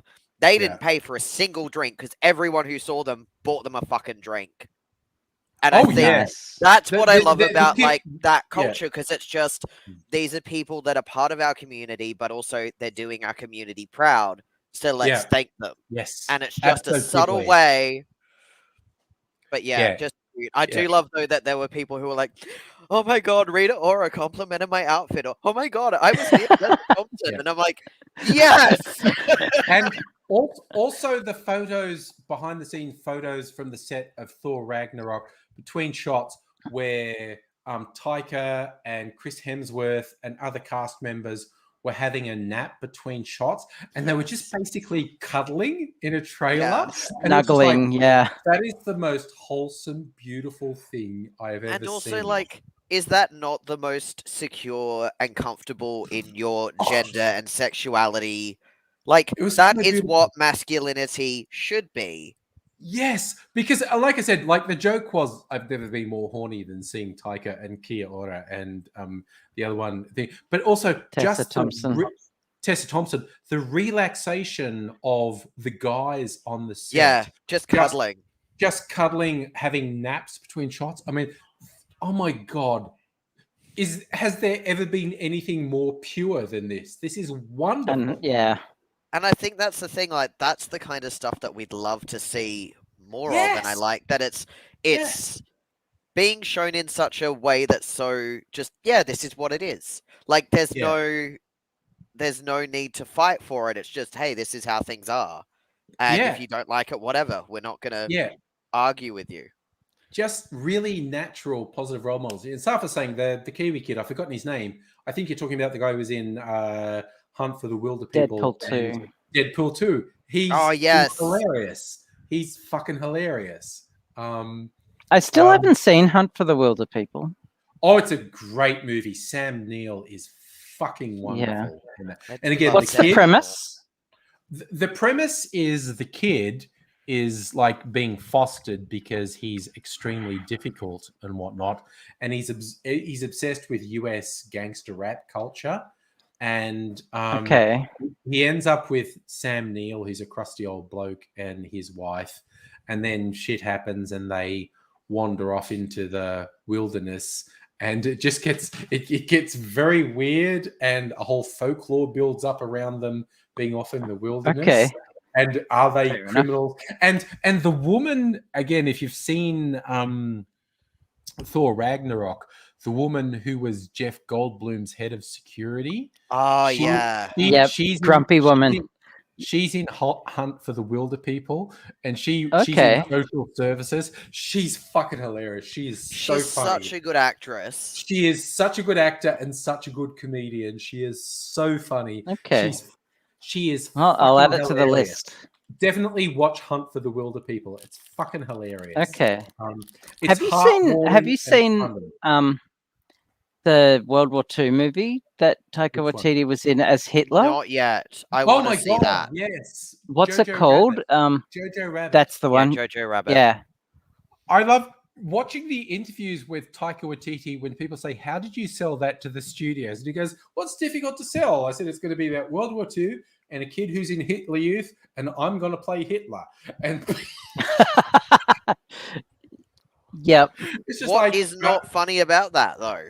I mean, it's just brilliant, and because Taika is so funny when he doesn't mug for the camera at all. He plays Hitler so straight, and it's like because when Jojo Rabbit, the kid in it, finds there's a like Jewish girl hiding in his his walls, and Hitler is his imaginary friend, and Jojo's going, "What should I do? I should," and the kid says, "I should go up and find out what she's doing," and Hitler says, "I should rat her out to the Gestapo and set her on fire." It's like, yeah. And just like Taika being Hitler, going like when Jojo saying people don't understand me, he goes, "Oh yeah, dude, I know what you mean. Like people look at me and go, oh, he's crazy. He wants to kill everyone. I mean, what's that all about?" And it's just like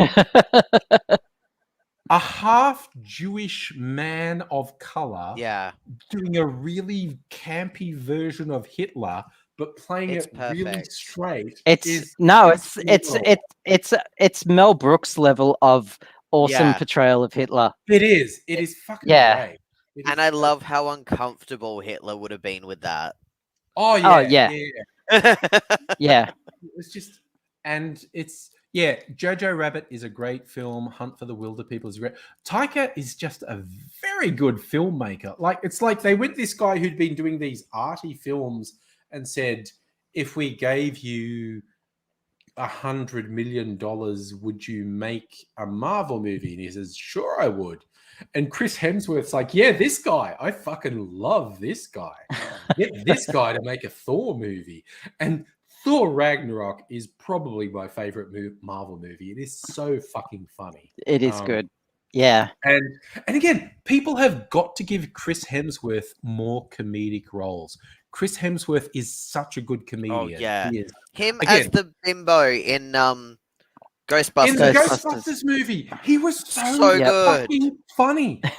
Because he does it completely unself-consciously. Like he's what I find interesting as well is when you actually hear some of the actresses who are, of course, all Americans who aren't used to Australia's because as much as yes, there's a level of competitive nature in that kind of industry.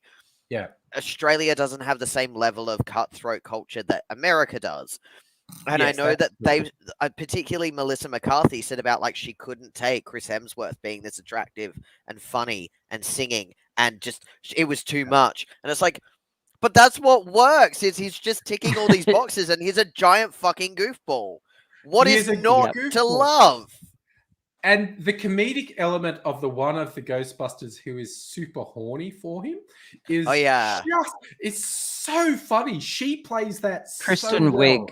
Kristen Yes. Wiig Yeah. is so funny. Kristen She's Wiig, just yeah.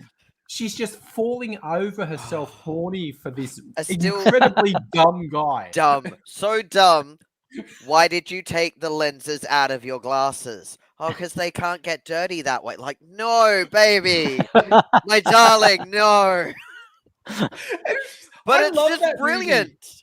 Fuck anyone who doesn't like that movie. I think that movie is fucking hilarious. But Chris Hemsworth is such an underrated comedic actor. You look at Thor Ragnarok and that Ghostbusters movie, and he is fucking hilarious. He is so funny.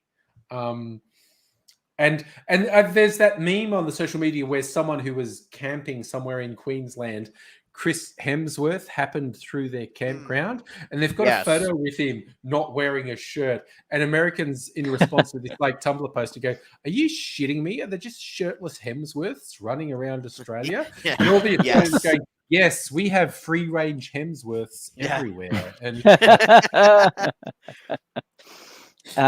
I like the pictures of was it Robert Downey Jr. on the beach with his son, just like being an awesome dad and spending time with him, and then a picture of Chris Hemsworth pulling his son out of the surf, holding him up by the leg, just like bringing him up onto the shore. But I think like as well, like I was saying this to one of my friends the other day, like Chris Hemsworth, his kind of like really that true Aussie sense of humor.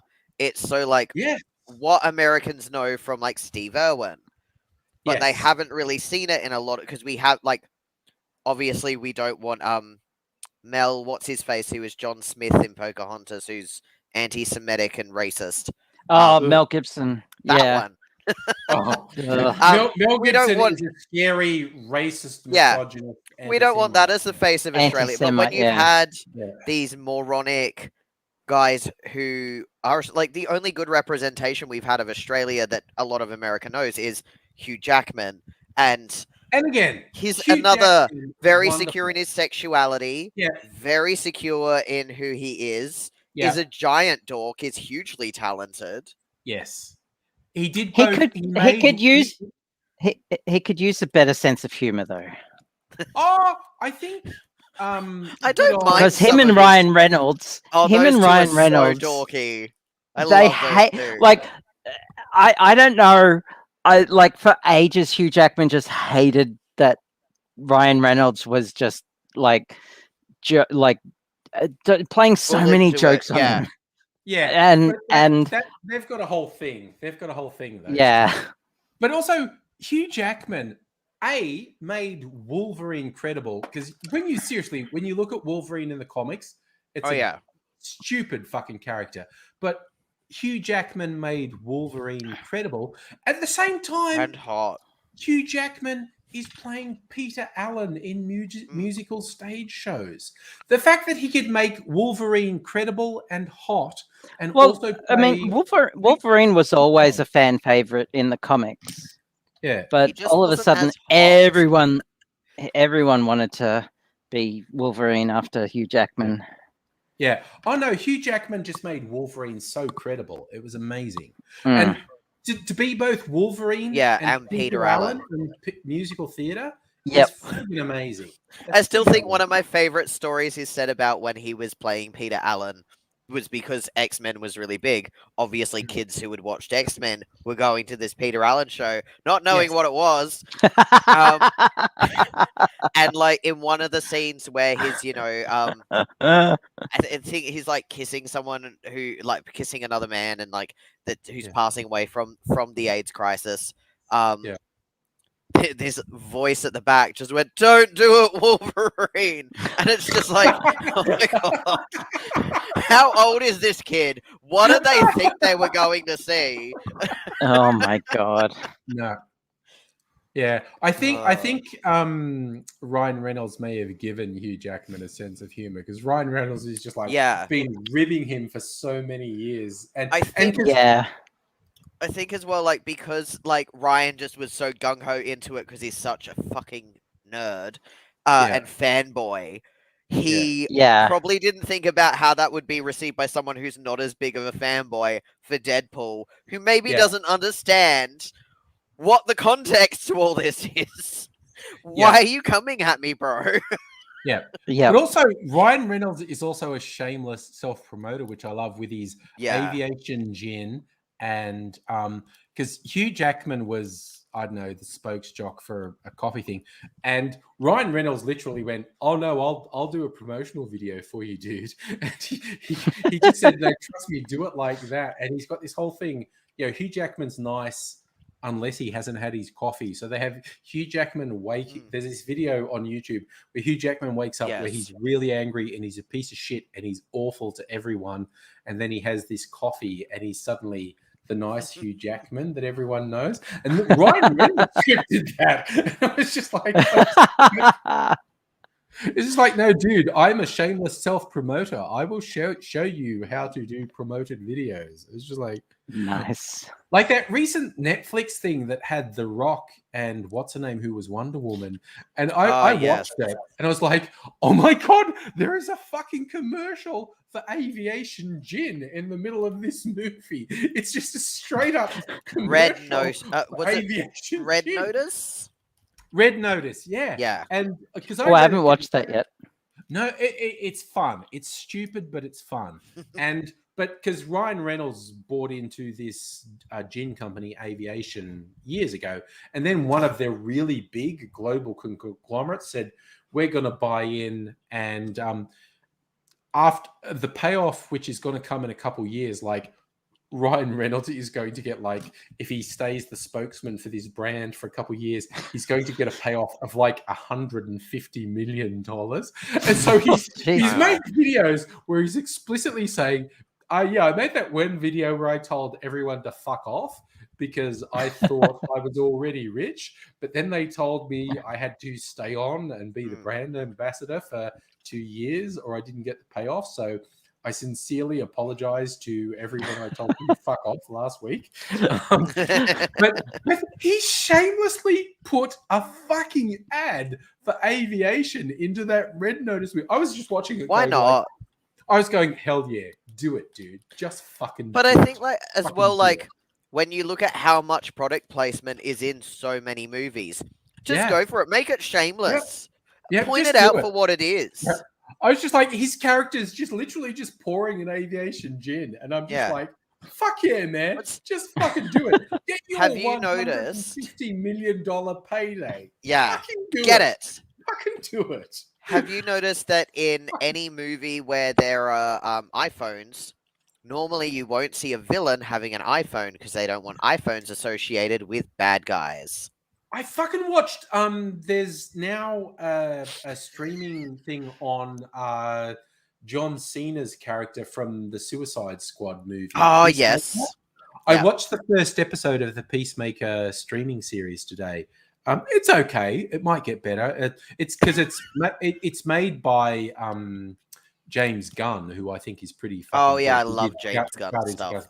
So it's pretty good, and I think it might get better. Also, John Cena is fucking hilarious. I fucking love John Cena. But there was a thing where they made it explicit the phone he was on was an iPhone, because when he was texting something, it came up as an iMessage. And I was like, shameless product placement. You go for it. Fucking, because creative people have to struggle so much to make a fucking dollar these days. Okay, James Gunn's not poor, John Cena's not poor, but I don't fucking care, man. Do a shameless fucking product placement. Fucking do Exactly. it. Just do it. It's just like good. And because John Cena is and I thought, I started watching it and I go, I bet this gives away major, because I haven't seen the Suicide Squad movie. I'm going, I bet this gives away major plot points. Maybe I should not watch this stuff, watch that movie. And then fuck it. And I watched it. And of course, the intro to it gave away all the major plot All points. the- of the Suicide Yeah, Squad. I was sitting here remembering it and going, Yeah. oh. Yeah. And I was like, yeah, okay, it just gave away all the major plot points of the Suicide Squad movie. Fuck it. I don't care. I mean, it's still worth watching because Yeah. literally anything with Margot Robbie in it, she could read Okay. me a 1997 Corolla manual. I'd listen. Margot Robbie and Idris Elba. Oh in yeah, the movie? Idris Elba. The way those two play off each other, Oh my and god. oh, my God. I can't The think whole of the cast name of seems the. good. The whole cast seems good. Yeah, Peter Capaldi. Yeah, Yes. Yeah, Capaldi's in it. Yes. That And also, his character John was Cena's quite in it. good. Yeah, and I was just like, no, that cast, even though they just gave away all the major plot points, as soon as fucking the Suicide Squad is free on the streaming services, I'm gonna watch it. Omega Leech, the Peacemaker series is in Australia legally. It's on Binge and Foxtel, so and I have Foxtel, so I can watch it legally. I prefer to watch stuff legally because there's just so much to watch at the moment. I can't be fucked watching stuff illegally. Safa said that he's seen Suicide Squad. He thought it's air. Yeah, but I thought it was good. I liked it. I really liked I it. don't expect it to be my favorite movie, but I expect to enjoy it. The Just red as silly dress. There's this beautiful red dress, and they have like Margot. Oh, yeah, Margot is Harley in this beautiful red dress, and then like, of course, because she's Harley, she like has to tear it up and destroy it, and then fight in it. Yeah. But that dress, I want to get the movie on DVD because I like supporting stuff like that I actually am a fan of. But I also want to take it and freeze it frame by frame so that I can sketch the fucking dress. I'm making it. I want to make it for me. Yep. Okay. I'm gonna disappear for a second and share something with you. I'll be back in a second. Ooh. It better not be angry wearing that red dress. Or I'd be so mad. on the flip side, it should be. Safa's giving me shit for DVD. I don't care. I still say stuff's on tape. Like, that's just the language Yeah. that I use. Or it's like I listen to records. I have some physical records. Most of what I have is like on Spotify or on a CD. I'm Okay. still What putting on a record. suffers being Blu-ray elitist now. Like Suffer's- Suffer's a gatekeeping media. 4K elitist. Jeez. DVD, what's this? Okay. Ooh. This is a thing on, and I might actually share this physically with you, Abigail, when I finish it. Okay, this is a comic. It's a Harley Quinn origin story, Harleen, written and illustrated by a guy called Stefan Sajic. He had a Deviant Art account. He's a very talented artist. He did a lot my of God, the fan art's art. amazing. He did a lot of just fan Googled it. art of particularly DC things. He was particularly into DC, and he's an exceptional artist. Actually, his wife is also an exceptional artist and writer, and she has her own stuff. But he did all this stuff, and it was like DC fan parody stuff. And he eventually got a gig to officially do shit for DC. So this is very good. He likes doing sexy stuff. He's famous for a BDSM web comic called Sunstone, which is it's actually very good. It's like I've just given myself away for knowing that too. it is beautifully illustrated. It is very well written, and yeah, it's pretty sexy. and whatnot. And he got a lot of fans for this webcomic called Sunstone, which was published in physical forms. But now he's got a gig with DC. What I particularly liked his early DeviantArt stuff with a lot of DC fan stuff. He did Wonder Woman as a really muscular, sort of thick things woman, because it's like, what Wonder Woman is a warrior, and so his Wonder Woman is not slender like in most of the comics, and certainly in the movies. She's really muscular and quite thick. And there's a particular funny one where his Wonder Woman is looking at a poster sort of promoting superheroes, and it's her, except she's been photoshopped to look slender, and this really chunky, thick Wonder Woman is looking at this thing going, fucking Photoshop. But also, Wonder Woman, in his stuff, Wonder Woman and Superman were fucking all the time, because Wonder Woman's the only person strong enough to actually have sex with Superman. And one of the funniest ones he did, he had unless you're talking about the Alabama version of Superman who fucks Supergirl. Well, no, I've seen that. Yeah. But yeah, if we ignore the incest stuff, come on, it's America. What else is new? There was a particularly funny one he did with, I forget who it was, but some other DC characters who were pretty burly, where they had sex and they like broke the bed and broke the walls in the hotel room. They were like, oops, sorry ass. And then Wonder Woman is like biting her lip, looking awkward, because there's a news story on the Himalayas have been ruptured, and Mount Everest has collapsed, and that was Superman and Wonder Woman fucking, and they broke mountains when they were fucking. It reminds me of the deleted scene from Hancock. Oh, have you seen it? Yeah. Hancock is funny. So good. For those who've missed it, Will Smith is a superhero who kind of doesn't like being a superhero, and my favorite bit, favorite bit in the movie, not the cutscenes, is where he's in prison, and for some reason he put a bunch of people in prison, and he's choosing to be in prison because he could break out anytime he wants to. And some of the other prisoners, for some reason, think they're going to fight him. For some reason, they're underestimating. Prison logic. And he's like, seriously, dudes, if you do not get out of my way, I'm going to grab him and stick his head up your ass. And the big tough guys go for him. And the next scene is one guy screaming in horror. And I don't know how they shot it, but yeah, Hancock has literally shoved one guy's head up another guy's ass.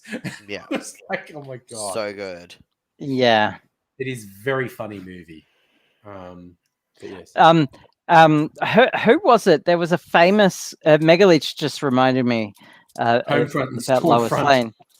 Yeah. There's a famous essay written, I forget who by, but it's called Superman, Man of Steel, Lois Lane, Woman of Kleenex. And it's the logistics behind Superman shagging Lois Lane and how she would die. She would like actually die. Yeah. Oh my God. Yes, and it's an epic read. It's really good. But it was also written decades ago. So another Stefan Sejic DeviantArt strip that was done probably 10 years ago. He had like Lois and Superman are about to get down to it, and he was really good at making stuff sexual without showing stuff. Like there's like naked, like let's go to it, and they get naked, and she goes, "What the fuck is?" She's like pointing at his crotch, going, "What the fuck is that?"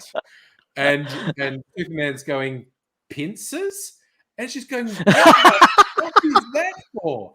And he says, "To hold on to you." And so he just randomly, because he's like, no, Kal-El is alien. There's no way his genitals are going to be like human genitals. Yeah. And so he decided Kal-El has a dick with pincers on it. It's so funny. was so fucking funny. It was just like I love his sense of humor. He's so fucking weird. It's so good. So the new series, season 3 of The Boys, is about to start. For those who don't know, I The need to watch Boys- that show. Yeah, it is. The series is good.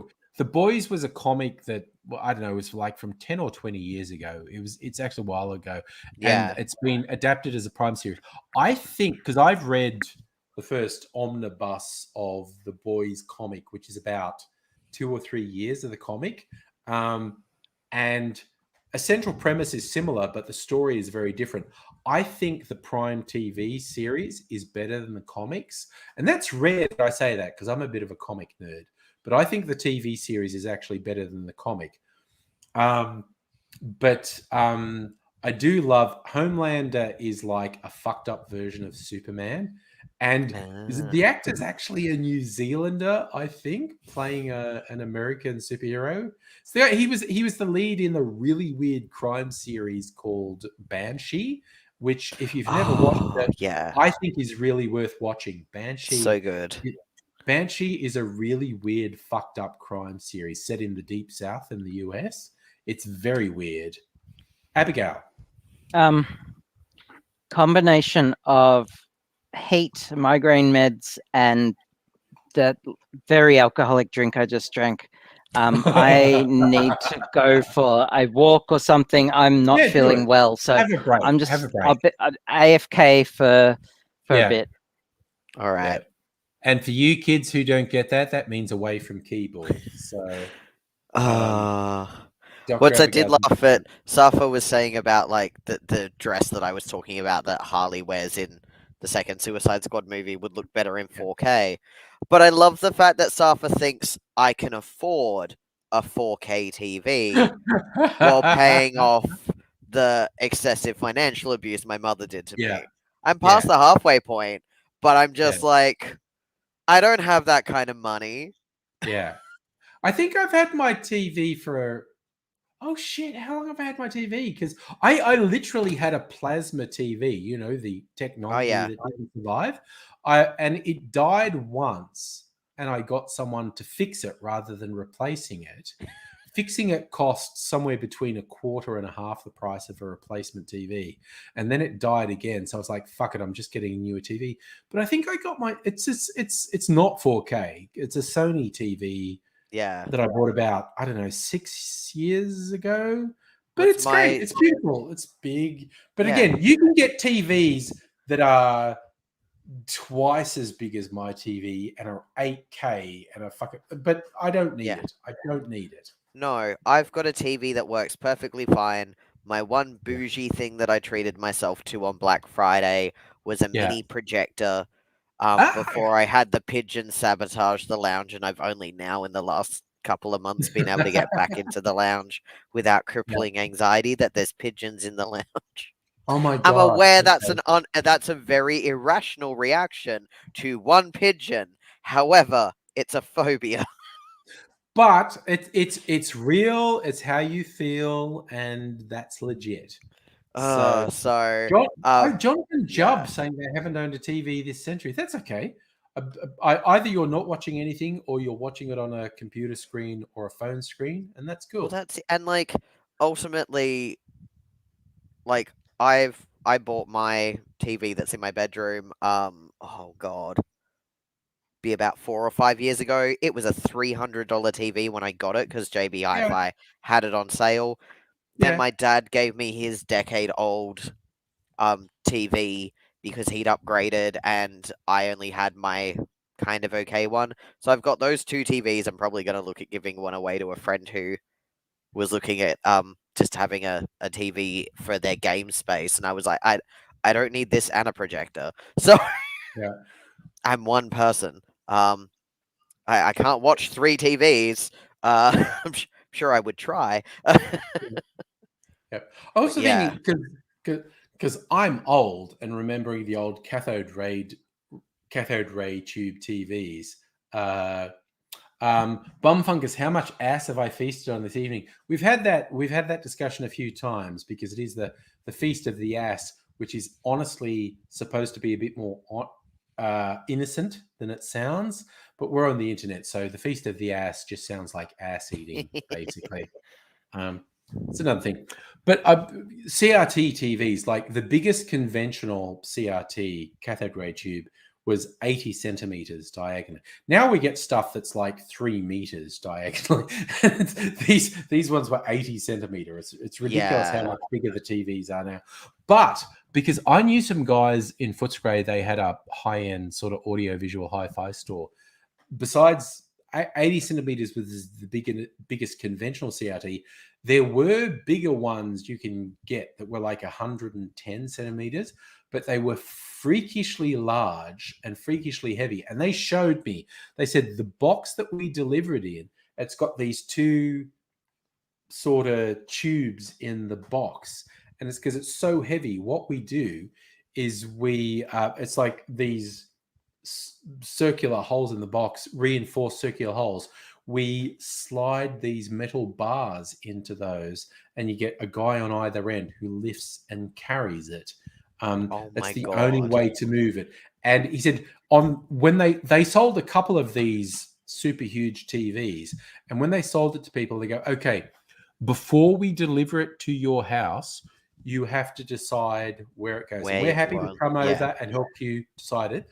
And we'll bring it and lift it and put it there and install it. But you have to be sure that's where you want it, because we are telling you now you will not be able to move it because it's too fucking heavy. And so they had this for a few years before flat screens started to come out. And so I got my plasma screen from them. And that's plasma, insane. Yeah, it was this thing that was just 2 pretty burly guys had to carry it, and then they put it in place in someone's home, and they just went, "It's fucking staying there because you aren't moving it because it's too heavy to move." I mean, upside, no one can steal your TV. Oh, it would be hilarious if someone broke into your house and tried to steal it, because you'd find them lying on the floor in your lounge room in the morning where they'd thrown their back out going, please call an ambulance, I'm hurt. And it's just like, it's weird. So Bum Fungus on Twitch, CRTs were longer forward back to... Oh, yeah, because that was the thing. It was all the stuff behind the screen in the CRT that was heavy. No, Bum Fungus, that was the thing. If you need to do renovations or move... That was like these big TVs, which only a tiny number of people ever bought. They were fucking impossible to move. They were so heavy.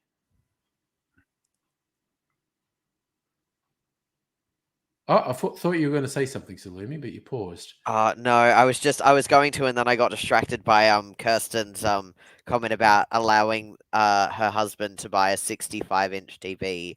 It was the major factor in choice of the apartment that they moved into, and that's a mood. I've been looking at because I have a 2.5-seater couch, and then I've got 2 indoor chairs as the seating in my house. Because again, I don't have money. As much as I work full time, I've been getting myself out of debt. That wasn't my debt. If it was my debt, I would have been less mad about it. Yeah. No, but, and I've been in that situation as well. Yeah.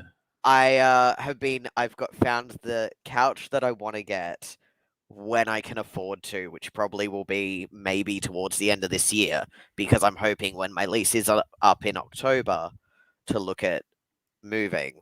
But particularly because this couch is fucking massive, I need somewhere that's going to have the room for it. But it's this beautiful 6-piece module couch, and it's got an ottoman that slides into it so that it's like a gigantic bed. Nice. So if you look up the playpen couch from our furniture warehouse, that is the couch. It is stunning. Nice. Well, my lounge suite is more than 20 years old, I think. Actually, no, I'm sure it is. I'm sure it's about 22 years old. Still trying, but it was expensive. It's a big L-shaped sort of multi-part one, and it's still super comfortable. Like I will probably be sleeping on it tonight because I don't want to disturb. Because we're probably going really late. I don't want to disturb Mrs. Angry. it is super comfy to sleep on. I think Abigail has slept on it.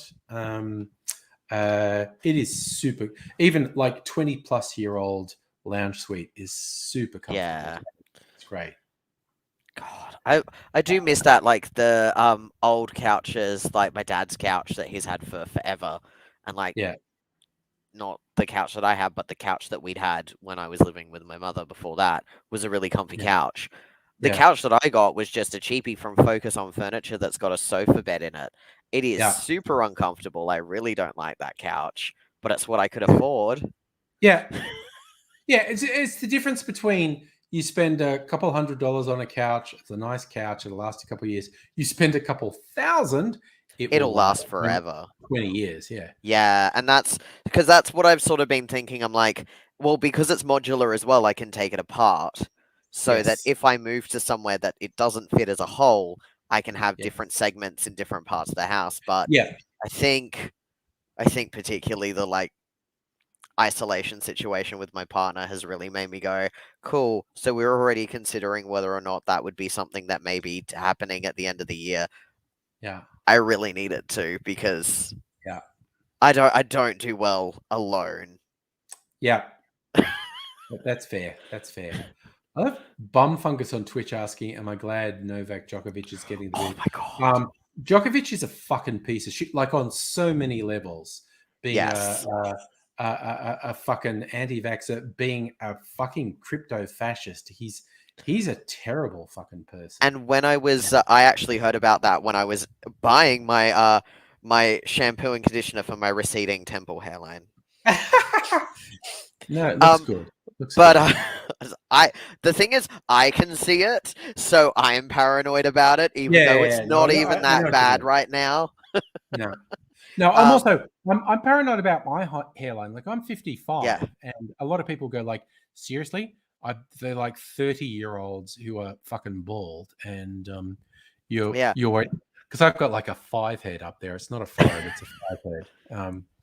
And people go like, seriously, at 55, you're worried about your hairline, and because there are 30-year-olds who've got like a hairline back to like fucking here.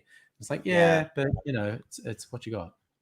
Well, that's Micro USB is joining us. Is loving the fact that it's feasting on ass. Yeah, that's okay. But with the Djokovic thing, I was getting my shampoo and conditioner when that's what had come on the news, and so then like we were sort of chatting about it, and the lovely but clearly bigoted person that was serving me was like, "Oh, next all the Serbians are going to riot," and I was like, I don't know. None of the Serbians that I know support him. They all think he's a giant dickhead who makes all Serbians look bad because he's entitled. There's a kind of split between, and I think this is in every country. Serbian nationalists are scary as fuck because they are fucking Nazis. But they're not the majority of the population. No. Most Serbians are fucking great people.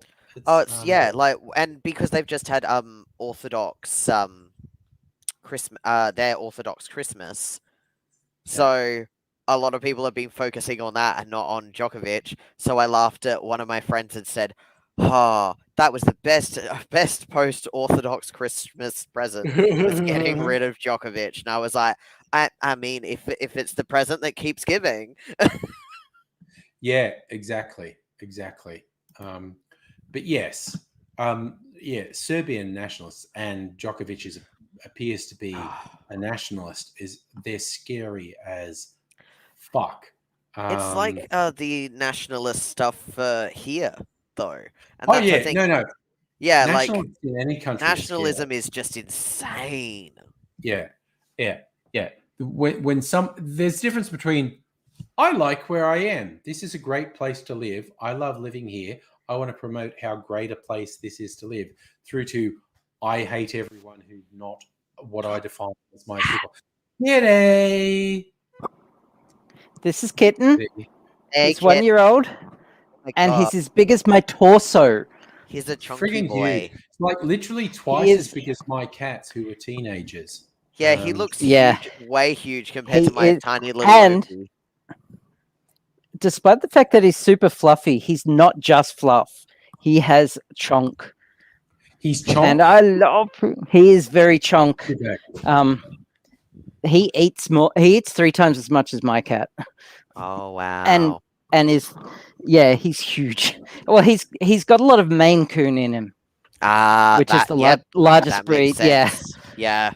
Oh, As so soon as you I say that, I'm like, oh yes. yeah. So I took my glasses off. I took my pants off. I got a chair and sat with my feet in the bath and just ran some cold water over them, and I'm feeling a bit better. But yeah, that drink really just went straight Hit to my you. head. Yep. Mm. No, I'm the same. And I'm when really it's really hot. dehydrated, so Yeah. yeah. But I just incidentally, flights to Adelaide are pretty cheap at the moment. Ooh. Just saying. Hey, I have a queen bed. I also have a sofa bed. I mean, Ooh. there's options. The only time I've ever... Oh, did you just fart? Oh, he's sitting down there, just... Huh? It wasn't me. What's a fart? Just farted, you bloody cat. Oh. Anyway, the only time I've ever been to Adelaide was just to change flights. And so I know. And someone said, "Oh, you've seen the best bits of Adelaide," but I want to be proven wrong. I've never been really seen Adelaide, so I will happily prove you wrong if you can get over here. Adelaide's Sure. beautiful, and I noticed today while I was popping into town for a couple of things, they've got the Fringe ticket stall out. So allegedly, Fringe is going ahead. We'll wait and see. Ooh. But if it does, I'm When's hoping that?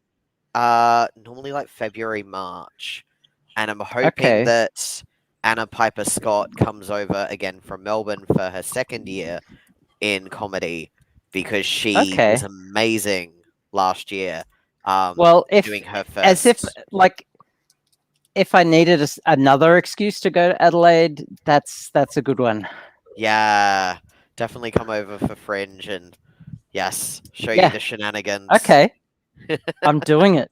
I'm gonna organize that. That does sound like a good idea. Again, so we'll chat about it on Discord, okay? Yeah. Yeah. There's a few, like I was saying before, there's a few reasons I want to go. There's a few people I want to catch up with, not just Halloumi. Mistress M, who I used to do the videos with, lives in Adelaide now. I've got a few other YouTube friends who live there. I would very much like to meet Mistress M someday. She's on many levels. She's an excellent person.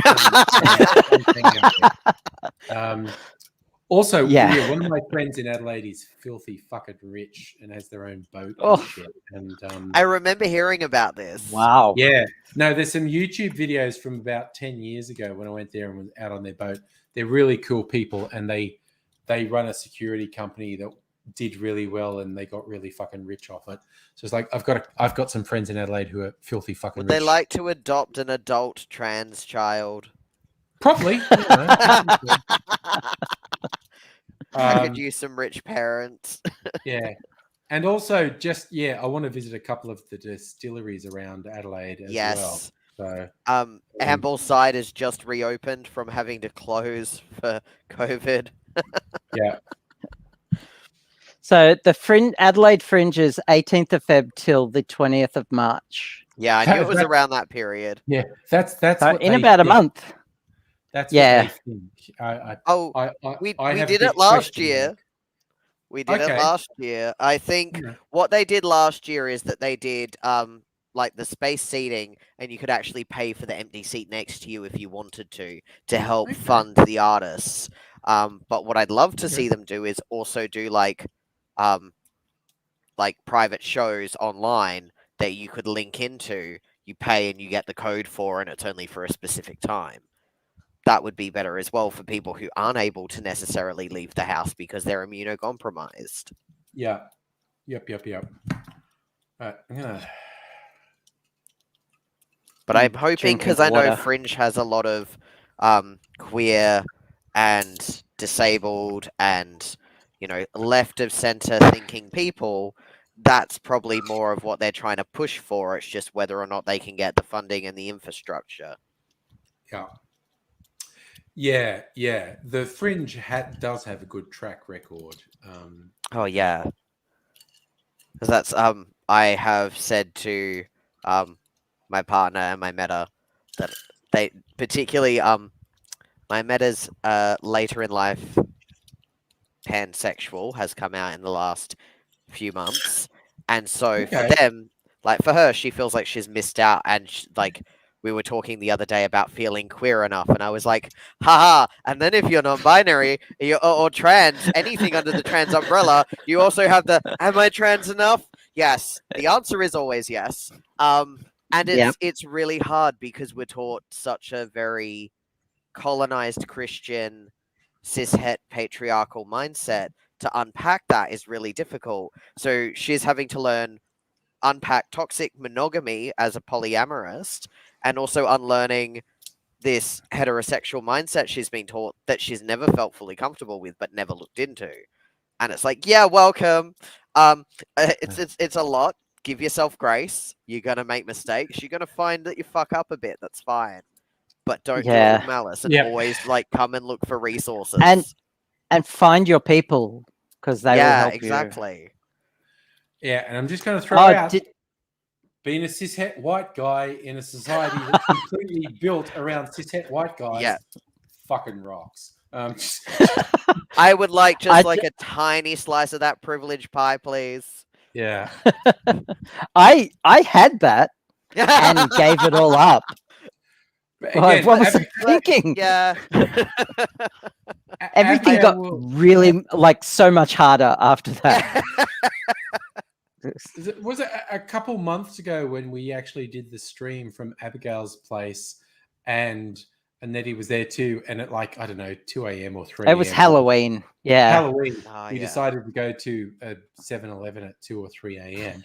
And just as a joke, as we're walking down the street, I just kept shouting like, yes, cishet white man in control here. Everything's okay. And we were joking about how the fact that made it safe for us to walk down the street at 2 or 3 a.m. And it was like a joke, but it was true. But also it's Fitzroy, so you know. And Fitzroy is comparatively, but yeah. I just found out that Djokovic had his visa cancelled. Yes. Oh yeah, no, that happened. Just yeah. Very happy to hear. But yeah, his legal team had looking injunction. It's probably going to be finally settled this weekend, whether he gets kicked out of the country or not. But yeah, fuck that guy. I fucking hate him. Fair enough. One of my friends just shared a great trans meme of, I've tried turning my gender off and on again, and now I'm waiting for all these updates to install. That's great. That's a mood. Yep. Waiting for the updates to install. God damn. I remember hey nobody, how's it going? Hey nobody. I remember asking I remember someone asking me, I guess you have cooties now. And I said no. Girl germs, they gave me a little sachet when I was in hospital. Oh, Nettie wants it too. Sorry, I'm just resharing the link. Oh, never mind. I was about to say I went and grabbed it from the chat thing and sent it to Nettie via Discord, but no need now. That's all right. I put that yes, trans. We all know that. Look for it. It's very cute and.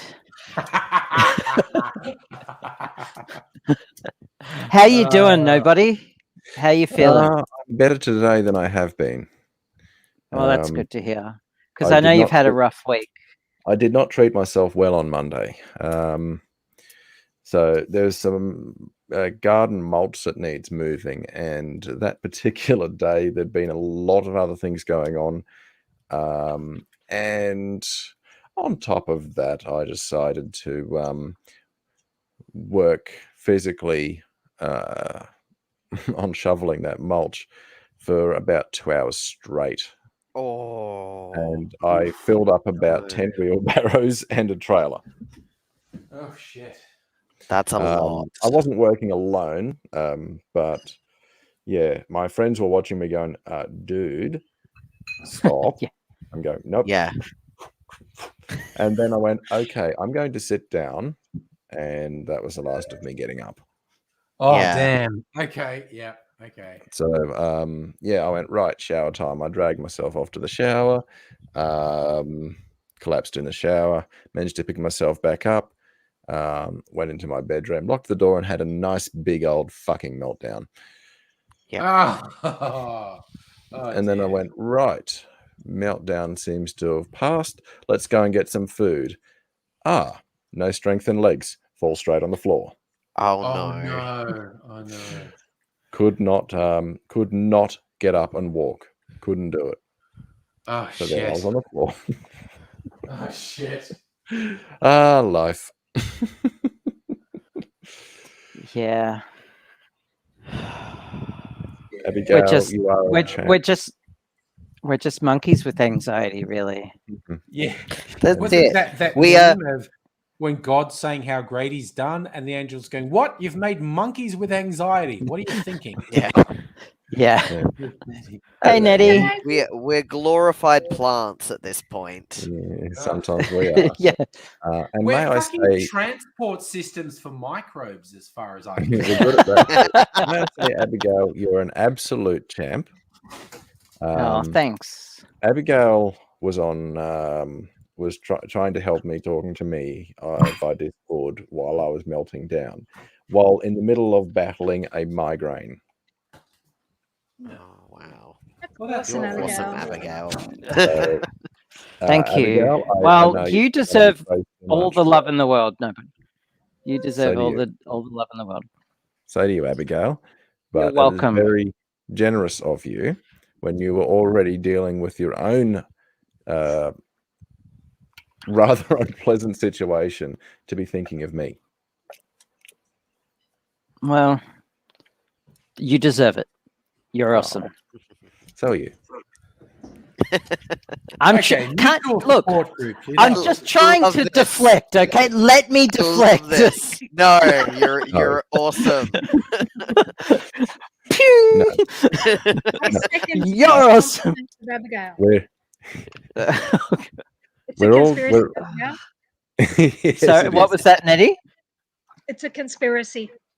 Yeah, you're all ganging up against me to shower me with praise, and I hate it.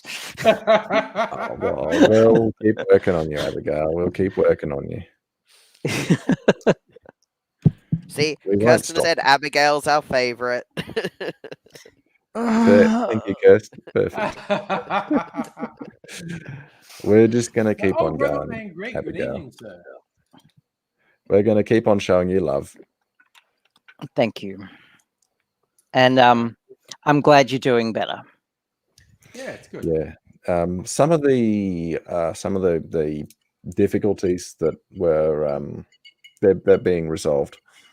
So Yay. there's Yay. a few local challenges that that are now a little more settled. Good. That's good. Awesome. Can't say too much on camera about it, but No. Of some of you course. know. Of course. Some of you know. If you know, you I'm know. I'm going Mega up there Leech with is- Shaylee. Ooh, I'm going up yes. to see nobody with Shaylee. Ooh, Very nice. Cool. nice. Little trip. Awesome. And I'm planning a trip to Adelaide as well. Oh, Mega Leech just said we have an Abigail appreciation live stream. We do. Absolutely. Yes, and we're enjoying it too. At least someone is. I know, which is the ultimate irony. Yeah. Being appreciated feels awkward. For what it's worth, Abigail, I actually am not good at accepting praise and compliments either. Mhm, It's a that's skill. Relatable. It's Yeah. There's AIDSy actually has a really good approach to it, and that is that you've got to remember when somebody is saying kind things to you that sometimes it's actually as much about them as it is you. Mm. That person wants to be able to give something, and they might not have much else other than to say kind things. Yeah, that's fair. It's a funny thing to be gracious enough to accept something from somebody. It sounds kind of weird to say that accepting something is gracious, but it can be. Yeah. Also, Yeah, I no. love it. So say good things about me, motherfuckers. What And about that you're- cunt angry? Jeez. I know, right? As a Asshole. cishet white man, you get no compliments over there, sir. I know. You get enough. Sorry, just because I'm playing the video game of life on the easy setting. Yours is Yes. like beginner Angry. plus one. Megaleech, you're right. Megaleech just reminded me of something. Seshbot. Angry, I will Seshbot. honor your request with pleasure. Thanks, mate. Thanks, mate. Us cishet guys have got to hang out together because we get no breaks. We get no breaks. Oh yeah. It's just so tough. you got to take look, dude. One day at a time. Just like you gotta pick your battles. Just yeah. Sorry, my stove's doing its dumb buzzing thing. I'm just going to switch it off. I haven't logged in for so long. Two-factor authentication. I still have Look. power. 7, 6. Oh, oh, nice! Awesome. Eddie has power.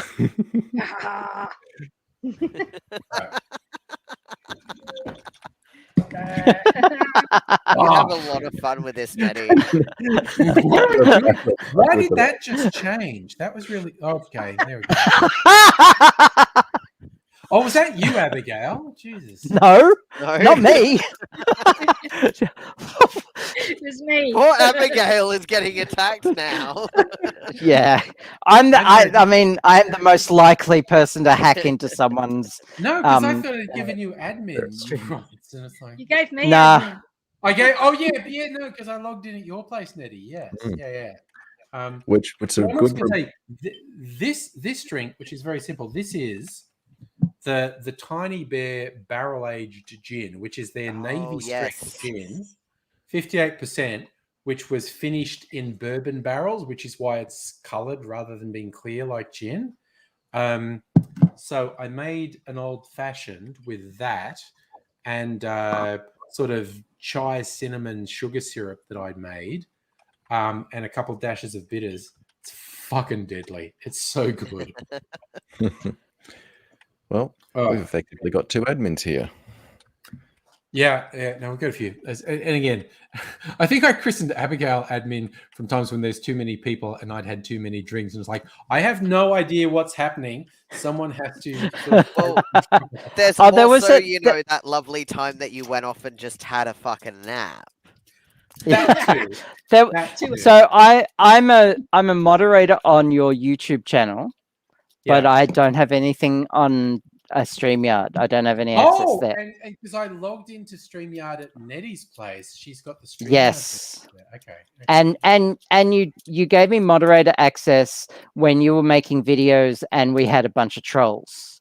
Yeah. Especially Locust Fucker came on and he picked the time when you were making a video to do it. So Yes, good old Locust Pooper. he's still there. He hasn't made a video in a while, but he's changed his channel to look like it's you. Yeah. Like, it's so fucked. pathetic. It's like, dude. It's okay, it is. If dude you're needs help. sexually obsessed with me, why can't you just like masturbate privately and leave everyone out of it? It's Yeah, just like- exactly. Keep his consultations with bloody Mrs. Palmer to himself. Yeah, it's like. We don't need to know all about him burping the I worm. love the phrasing of that. That is brilliant. We don't need to know about him and Professor Hahn's jerk off. yeah. Like, okay, yeah, it's like I don't know. People are fucking weird. It's just there's nothing quite like the internet to open the door to. Oh no, people are very fucking. Okay, was that was someone else's computer? I just heard 3 Discord notification know. send. I don't think it's me. Nope. It's not nope. me. No, I did it. I did it Oh, because okay. I posted the event for the next June club meeting. Ah. I had seen things about that. I was going to question what is that the June book? Yes, Yeah. we are reading June, the book, and discussing it a couple of chapters a week.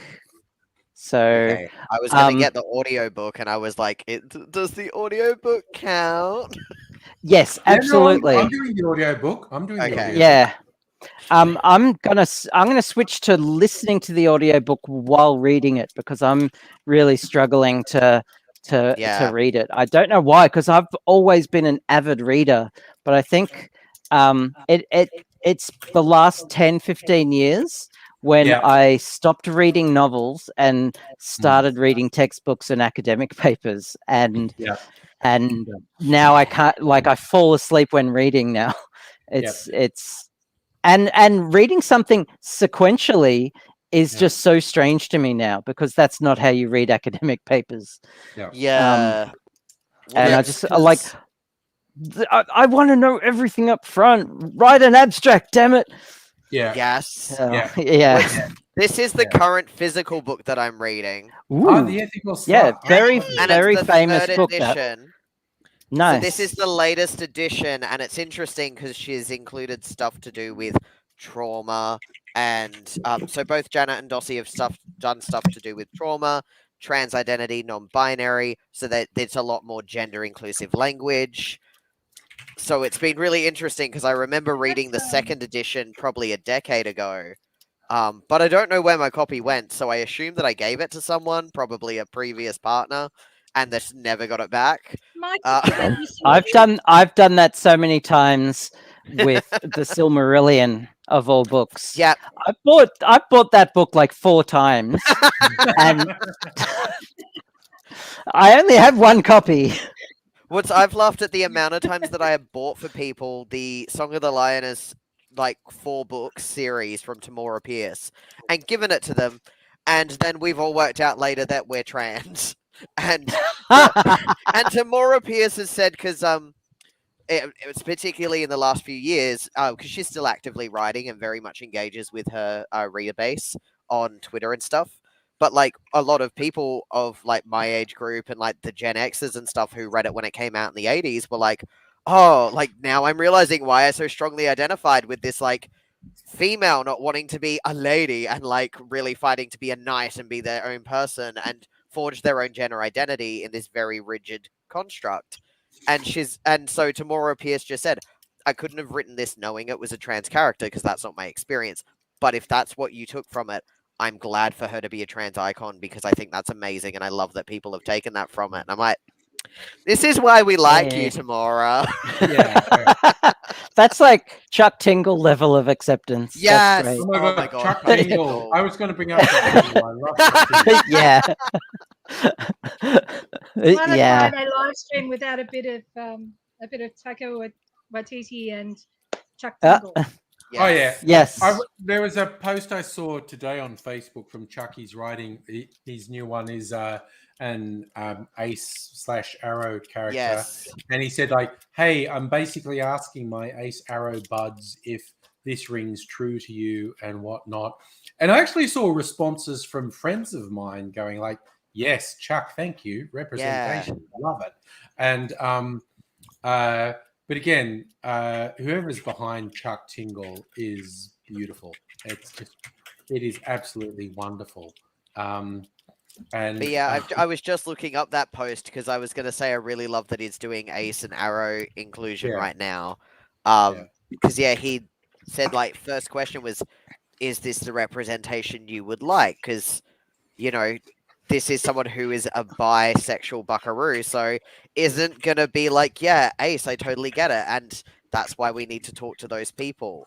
But I really liked how he's like given some very specific questions, and there's so much engagement. Excuse me. And it's cute to actually see friends of mine replying, going, "Yes, I want," because what Chuck was saying was this Ace Arrow character is not going to be withdrawn and sort of grey and vague. They're going to be very flamboyant and very strong. Do you want that sort of representation? And people are going, fuck yes, we want that sort of representation.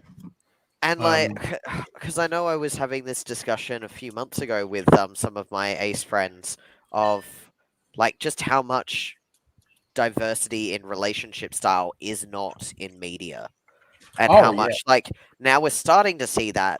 But even when you see it, it's often still problematic because it's always like, we'll cast this person as a villain because that's the way we introduce minorities into mainstream media. Can we not do that? Like, that and was they wonder why that all was the a queers, code. That was all that the was queer a coded villains. In Hollywood for the longest time, that was part of their code of conduct. If they had any kind of queer representation, they had to be the villain. And then they it's wonder why, ridiculous. like, all of my generation are pretty much just like, yes, a traumatized, emotionally dysfunctional villain who's queer as fuck and gender questionable. Yes, we love Loki. We like more of Loki. All about Loki. I saw a webcomic recently that was a person with a person pitching a story to like a Hollywood studio is like a trans writer and go, okay, so I want you to understand, okay, the lead character in this is trans, but here's the bit that might throw you. The story is not about them being traumatized. Yes. What? The story doesn't revolve around them being traumatized. And it's just like... that's about as rare as a lesbian movie where one of them doesn't die. Or like a movie about about any level of gay rights, even in a modern era, that doesn't get traced back to death, trauma, or AIDS. Can we look at it seriously?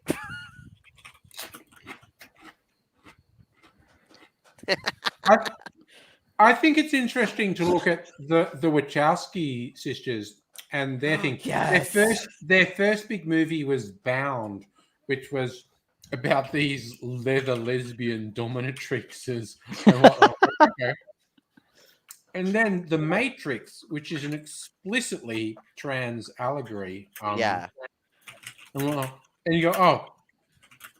And just after The Matrix became popular, one of the Wachowskis was a bit more out than the other. And it's like, oh, they keep showing up to these events wearing like fetish gear and being a bit odd and whatnot. And they had a couple of years just doing stuff that people didn't understand. And then they both just said, no, we're trans women.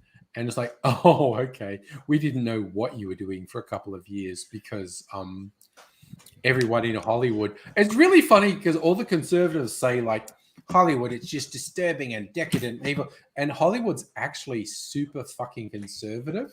I remember and the Wachowskis were throwing that all over the place. I remember the very first picture of Lana Wachowski surfaced before she came out as trans. And she was wearing a women's outfit. And everyone was like, "Oh, what's going on? Is she trans?" And the only thing I can think of was, "Oh, my poor sweet summer child, what the hell are you wearing? That does not match." But we all did it. We all did it. Like we all made fashion mistakes.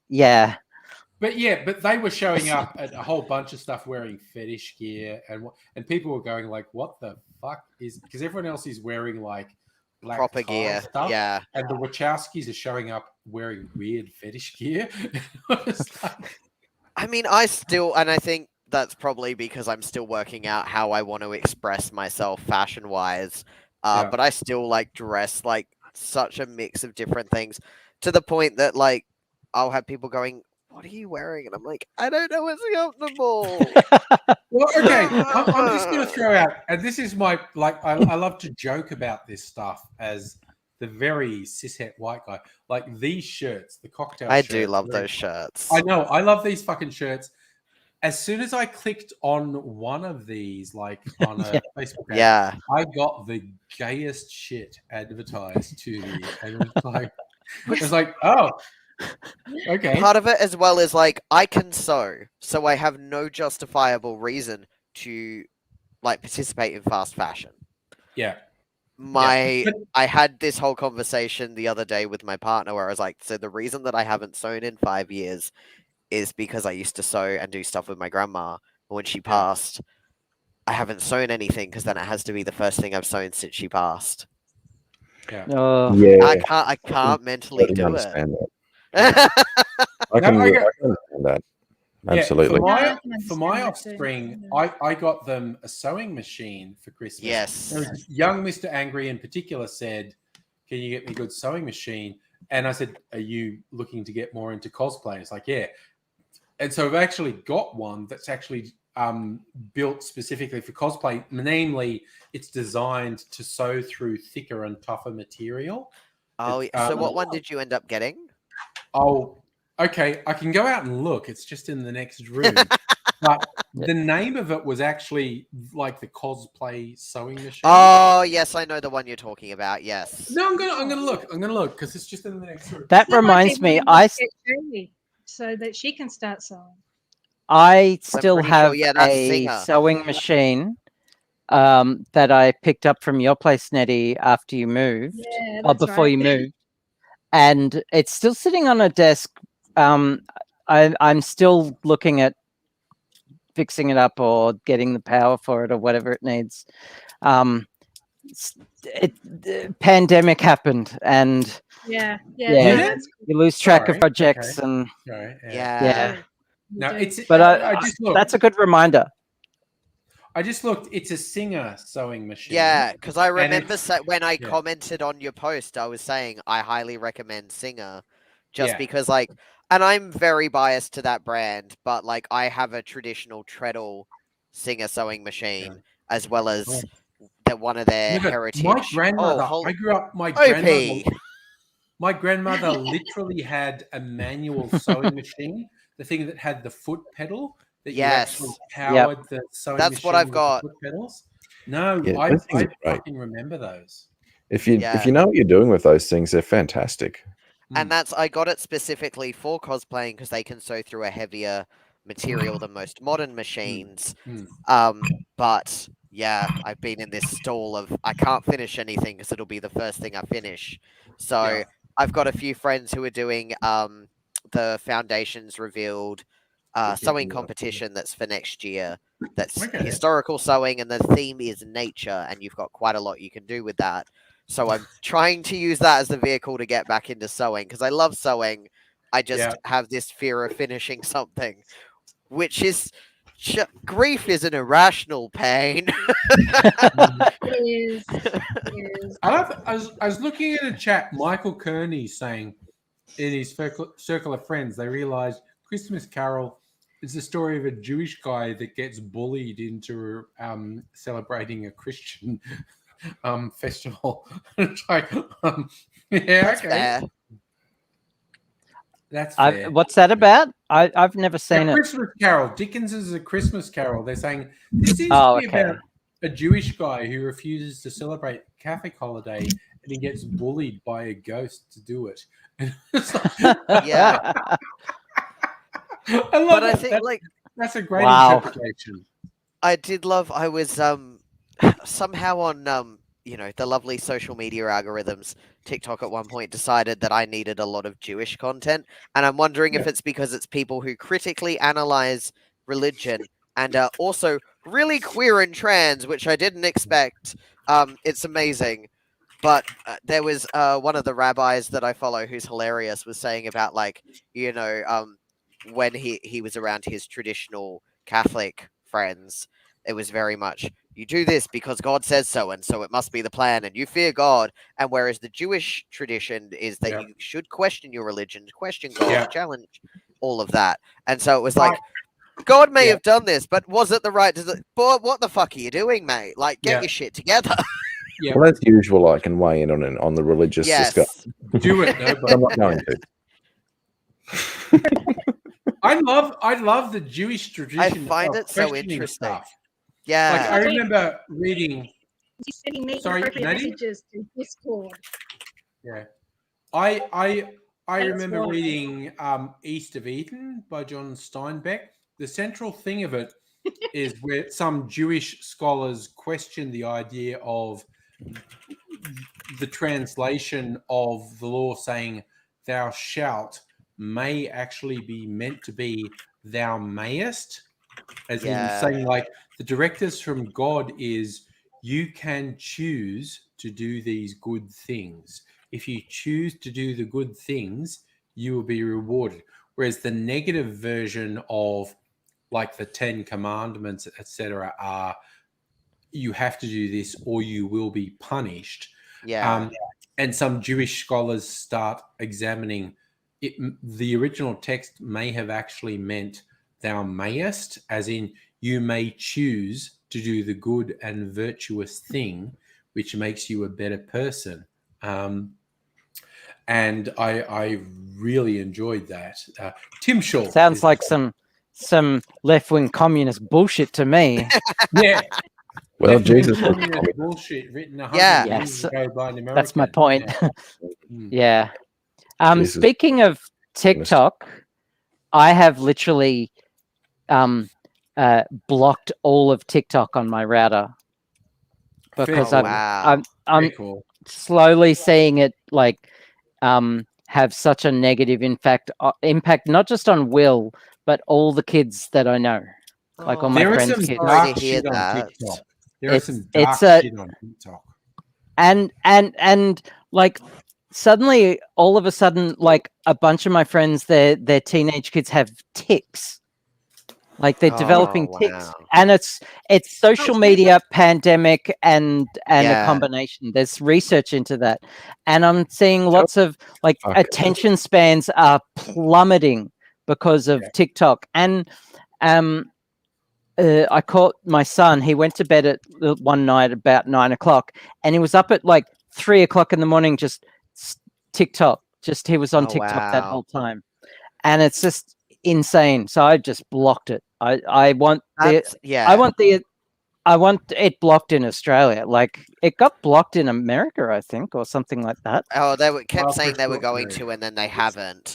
I mean, I think it's that thing of it very much is dependent as to that how much you personally control and how much you can stop yourself. Like I purposely, like for any social media that I'm on, I set myself timers because I have a tendency to hyperfixate on anything I do. And so I have to make sure that I don't do that. Even with cooking, I can be in the kitchen for 6 hours and be like, "Oh shit, whoops." Yeah. Say something. I stopped stopped using Facebook. Abigail, what's the connection between TikTok and tics? I don't know the scientific connection, but it's got something to do with the lockdowns, social media and short form videos, and possibly even like phonitis, where kids, it's actually changing some kids' anatomy, where they're like this the whole time and they're getting bone spurs and growths and the way kids just hold a phone all the time. I'll try and find the paper. There's a couple actually of published papers on it. It'd be interesting. I'll try and find them. Yeah. But if trendsetter here, before it was cool. Sorry, I just say here, trendsetter here. I've had tics since long before it was cool. So TikTok is also, if you look at, it's more than just like bad for kids. As a company, it's part of a social war that China is waging against, a culture war China is waging against the rest of the world, because TikTok in China is completely different content. It's all Yeah. like it's like public announcements and how great is it to be a Chinese citizen and feel good propaganda about China. And then in the rest of the world, especially the West, they promote like what they consider deplorable behavior to kind of just like weaken society as they see it. Yeah. Yeah. So I think yeah, like, I've just banned I it. know. Yeah. And I think because like particularly the friends that I know who are utilizing it are like mid-20s to mid-30s. A lot of those, like a lot of us who are enjoying it, have somehow found this very specific niche area of TikTok where it's D&D, neurodiversity, Yep. trans, queer, and like science, religion questions, all that kind of stuff. So it's a very specific area where it's like I'm not getting any sort of problematic stuff show up on my feed. And it throws me because every now and then there'll be a stitch where it's like the beginning of a TikTok is problematic, and we're going, "How the fuck have you ended up in my corner?" And then it's someone going, "How Yeah. shit is this guy?" And I'm like, "Yeah, right, yeah, okay." Yeah. But it does, it throws you And because the psychology behind social media, they've taken like psychology PhDs and worked out how best to keep people on the platform. yeah, And all the social media companies do it. And TikTok, like if Facebook was just like a yummy sugary donut, and Reddit is a stiff cup of coffee, yeah, and YouTube is just heroin for the brain, TikTok is cocaine. It's just like pure dopamine hit, and but I think like, it's addictive while you're using it, which and I think, cocaine is like, too. a lot of my friends, we were very hooked on Vine when Vine was out, which was Vine, yes, TikTok, yes, and it was the same principle. But I think because it we've was, already yeah. fed our addiction and gone, oh wait, that can get unhealthy, we're being so much more Mm. careful with it now. Then maybe that's Yeah. why, because we've been through it, so we're the recovered addicts. Yeah. It's the I haven't teenagers got away that are Yeah. struggling with it, and they don't even know it. They have no idea. Oh my Some God. do and don't care because they're teenagers, but it's destroying a generation of people, Yeah, and I'm just- over it. I just got way distracted and excited because a company from I think Canada has released a pattern so that people can make their own binder if they can't afford to Ooh. buy one. I have a friend who started their own binder company. They make Ooh. binders. I have a friend who did that. They're called Amor Binders. I can send you. Yeah, as in AMOR, I believe. Yeah, I found them. Yep. That's a friend of mine. I've been looking at getting binding tape from Sock Draw Hero, but then I'm like, oh, nobody. It's just so much work and just I have. Yeah. Yeah. Finding a good binder is, from what I've heard, is I mean, it's a task because you have to like find something that's comfortable and all that. But I've never worn one, so I just know a lot of people who wear them, and I know someone who makes them. Well, it's because I want to. I've got a couple of friends who they're got cousins and other extended family that are starting to go, oh, maybe I want this, but don't know how to bring it up with their parents. It's like, cool, if I can just make ones to donate to them as like, this is your intro, this is how you try it out. That is one way I can give back to our community in a way that's like, at least giving people a way to feel comfortable and work it out in a way that's affordable for them, rather than being reliant on parents who may not be supportive. Yeah. Yeah, especially for the youths. I know the youngins. I see that with my younger sibling who I know we've had huge discussions about their gender, And then my dad will post stuff like, "Oh, my daughter," and I'm like, "Baby, no. This child has told you that they're questioning their gender. Just Oh, use gender jeez. neutral language." Yep. Like he does Yeah. better than he used to, but I'm still sitting there going, "Honey, come on, you know better than this." Yeah. It's Parents kind of, say. if someone gets married, like if Yeah.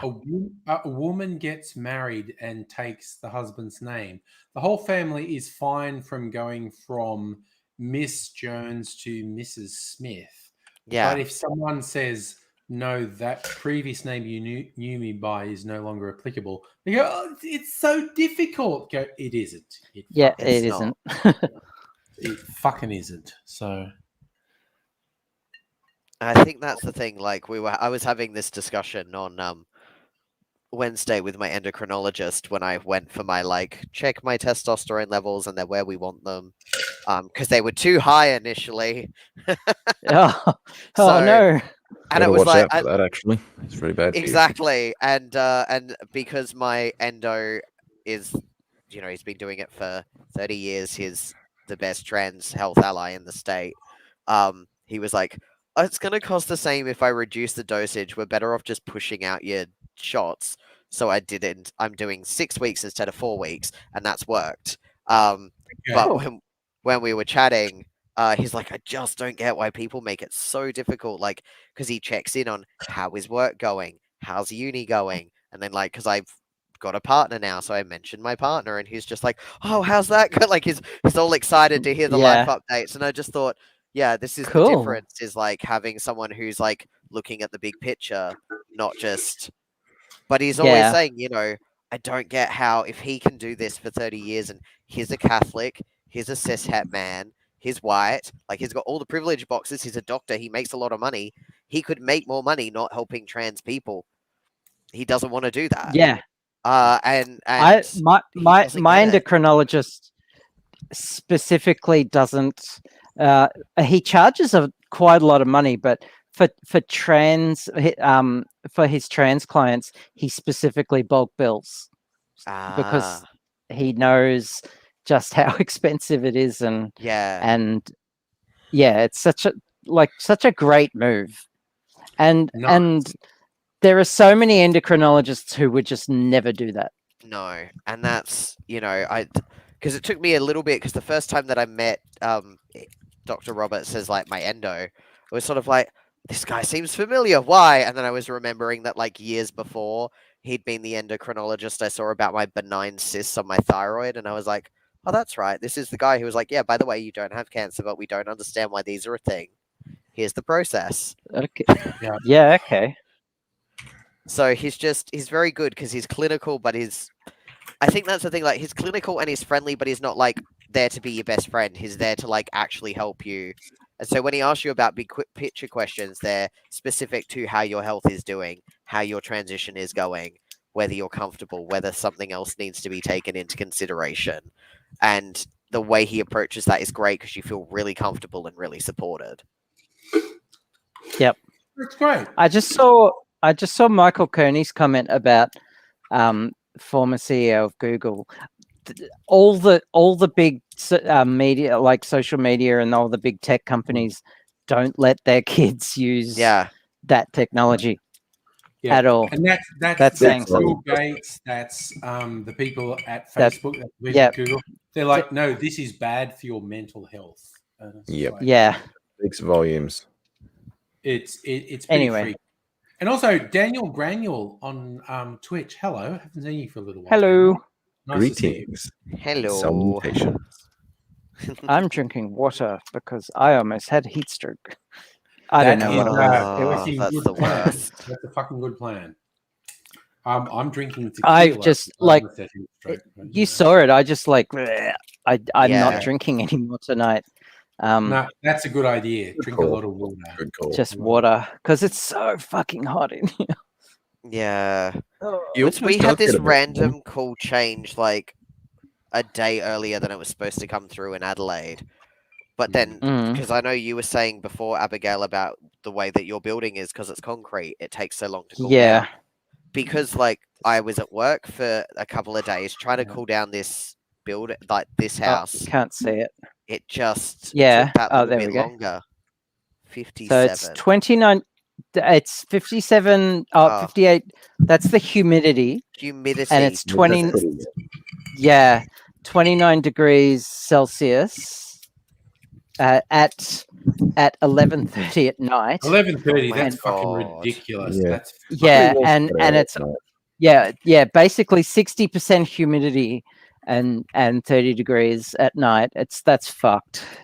It's oh my god. that's the No, that must be the only, like, seriously, one of the only bad things about living in this place. Yeah. there are still storm cells all about us. We could still get. Yeah. I'm It- I'm catching lightning, like just seeing it out of my peripheral vision every now and then, just No, 'cause all night. Just we are absolutely. We may or may not get storms. We are surrounded by storm cells. They could pass by, or they could just fucking hit and go. fucking storm Michael cells Kearney asked to join. mutate into Michael calm cells. joining. Michael's having dinner. That's okay. Kirsten's Oh. drinking water because today's stress is giving you a headache. That's fine. I made a recipe called a what was it? A cherry margarita. This is basically tequila, cherry brandy, and lime juice. I'm drinking. It's Cherry pretty good. brandy sounds very nice. I'm drinking Drambuie. Yeah. Oh, Drambuie, good. I'm with Kirsten. I'm What drinking is water 'cause of Drambuie? my stressful day. Drambuie is a liqueur based on Scotch whiskey, but also has honey and whatnot. I think this Okay. that I've made needs some soda. Ha- I have very. What happened today, Salimi? That was so stressful. Just like getting You these don't have to say it. updates. Oh no, just Oh, getting okay. like updates from my partner that like he and his other partner were having to both isolate because of another close contact. Oh, And then just work, we've been understaffed between people who are isolating and people who just are on leave. We're not always getting told when someone's off for COVID. So we've just got to Yeah. hope that they weren't at work while potentially exposing everyone. Because in theory, they Yeah, should be okay. telling us that. But yeah, and now we've got to do these 3 daily Sure. rat tests. Kitty cat, hello. oh. These You have to every do 3 three- days. Idiot. Sorry, Every 3 days you have every to do. 3 days do a rat test. So But you can, because- how do you do that when you can't get them? oh, I can't so get them anywhere. because we're in health, we have been given a pack, Oh, okay. but we Yep. cannot, like, because they have a batch number on them. We have to log all 25 that we've been given of that batch number as like for our Yep. test. If there's one missing, or if you, because you can log, obviously, if you get a faulty one, you have to log it as faulty, and you have to log negatives. Yep. But that way, so people can't sell them, or anything. Yeah, You can't even use okay. them for family or friends, because, yeah, they're in South Australia now. If you're a close contact, you can register with SA Health, and they will give you 2 free rat tests. Oh, so wow, you can okay. test on day 1 and on day 6. I've heard Sure. the accuracy is very questionable. So what we've been told by the clinicians for the particular ones we've been given is that if it's a positive, it is 90% accurate. So go get a PCR, but it's very, very likely that is a correct positive. The problem is if you get a negative, current statistics are showing that 1 in 3 or 1 in 4 are a false negative. Oh, So that's pretty that's good. quite a Okay. high number, but we don't know Yeah. whether that's because people aren't testing properly. We don't know if it's because of faulty manufacturing, and we don't know if it's, people who haven't checked it because it's a very specific time window. So for our ones that we've been provided at work, you do the swab, and then you have to do the drop a bit, and you have to do that all as quickly as possible, and then you have to wait for 15 minutes, and whatever the result is between 15 to 20 minutes is your result. If it's over, it's invalid. If it's under, it's invalid. So, Oh my god. Okay. yeah, like all those kind of things could be throwing out the stats as well. But I think more often than not, it's going to be people not doing it correctly because they don't want to get it deep enough. And it's like, you don't have to put this all the way back to, like to a PCR level. That's the point of it. they're trying to pick up the Okay. antibodies in your nose. But yeah, I think that seems to be probably what's the most likely reason people are getting false negatives. Yeah. What's the thing? Like 2 hours ago, when I had to wander off because Mrs. Angry was trying to attract my attention, she's going, "Oh, I got an email from my work about potentially being able to get rats. Should I get some for the house?" And it's like, "Yes," was my answer. Yeah. And I noticed Kirsten saying her favorite Drambuie substitute is the All Seasons from Imbu, which I looked up. Imbu Distillery is an Australian distillery, and it looks interesting. It's a gin liqueur. I actually have I have Drambuie, but I also have my Drambuie alternate is the Slanche liqueur from the Tasmanian whiskey distillery. What's it called? God, now I have to look because I'm fucking drunk and I can't remember. So I just heard a couple of bouts of thunder. Looks like the storm is here, It's finally which is here. awesome because Drop the sound of humidity. thunder, the sound of rain and thunder is just so soothing. It is. Yeah. It's a therapeutic sound. The Lark Yeah. Distillery. I just had to go and look up. I have a Drambuie alternative from the Lark Distillery, which is a whiskey distillery from Tasmania. You can actually get hours worth of recordings Yes. of Yeah. rain and storm There- sounds. there's Yeah, a listen to podcast on Spotify that does that, and I have an app that randomly, like it's a random storm generator. Basically, it just makes rain sounds, and you can put calming music in it. You can turn the lightning on, and it flashes Yeah. the screen at random, and it puts Wow. random thunder in it, and it's actually really cool Cool. because you don't hear the patterns in it. That's nice. Yeah, I like technology, hey. that. Technology. Yeah. Salumi, Yes. Salumi, nobody's never heard of the ethical slut before. So can you give him a... You've read the met word her. for it?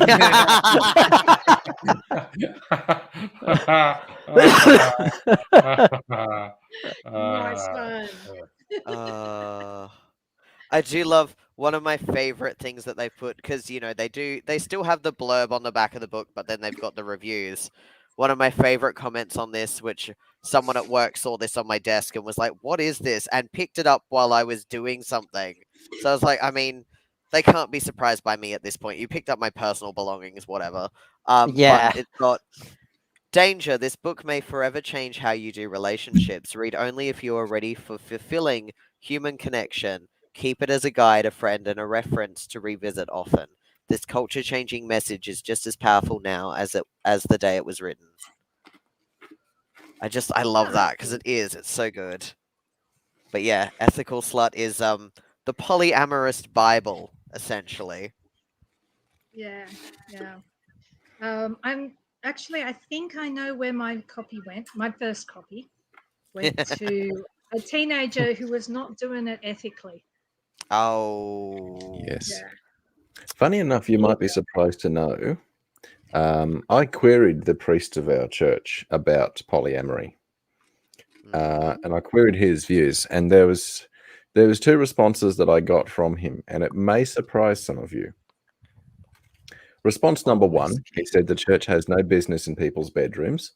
Yes, I agree with Response that. number two is unless there is exploitation involved, there's not really anything wrong with it. And I think, like, when you look at the Bible, there are so many different types of marriages and relationships Yes, in the Bible. Absolutely. Yeah. The concept that the idea that Christians have the well, not just Christians, but we'll say Christians for now, the monopoly on marriage ethics is absurd. The idea that And the idea that marriage is this really simply defined thing, and that it's always been the same way, as ordained by God, is, well, fucking bullshit. Mm.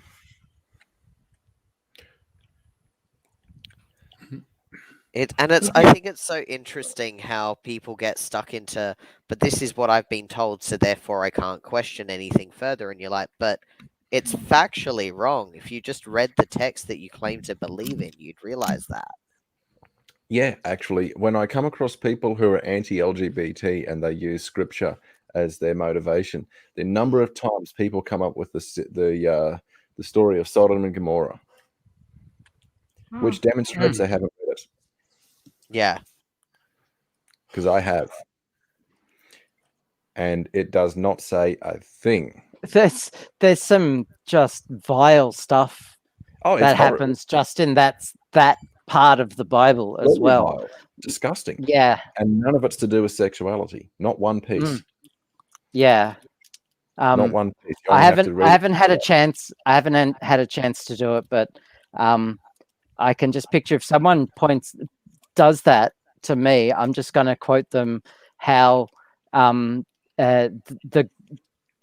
Christian people were totally okay with offering their daughter up to be sexually assaulted by a mob. Yeah. Like that's okay. Slavery is legal in the Bible. We don't keep slaves anymore. Yeah. Yes. Yep. Well, there was one of the passages that gets used actually to justify slavery. Was a slave found his his way to Paul, and Paul sent them back. And you go, well, so that's open and shut, but it isn't, because Paul wrote a letter saying you're going to treat this person as your equal, and make sure there's room for me to come and visit because I'm going to drop in. Is basically saying you will treat this person your equal, and I'm going to come and fucking check up on you. Mm. My personal favorite, this is a thing that is very much part of American evangelical Christianity, is someone who has a tattoo that refers to, it's usually, I think it's the book of Deuteronomy, the Jewish book of law, that has the thing that in certain translations are, thou shalt not lay with a man as a woman, that is an abomination. And there's a bunch of argument as to if that's been translated correctly for a start. But someone getting a tattoo from the Jewish book of law saying, I think gay sex is against God. 2 verses away is a verse saying tattoos are a sin. Yeah. And it's just dude, you are such a fucking idiot, honestly. Yes, Leviticus. And it's... Leviticus is so full of stuff. A man will not lie with a boy. And it actually is very specific to a particular situation that was occurring in those times. And it involved fucking rape. Yes. It was a piece of scripture against exploitation. Exactly. Yes. Some translations are saying that's actually anti-pedophilia, whereas mainstream conservatism says, no, it's anti-gay. And some people say, it's not, it's anti-pedophilia. And it's just like... It's also anti-exploitation. Yeah. Yeah, anti-exploitation, yes. But what the fuck, Michael? Kearney, there was stuff about seafood in the Old Testament. Pig skin, mixing fabrics. People say the Bible is inerrant. The Bible itself tells you it isn't. Yeah, it's ridiculous.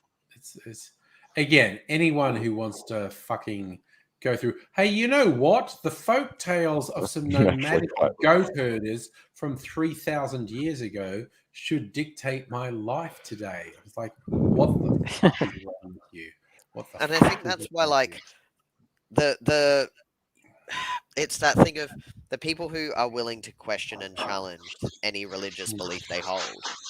Those are always the people who are going to get the most out of that experience, because they're not just following it blindly with what someone else has told them they should be taking from exactly.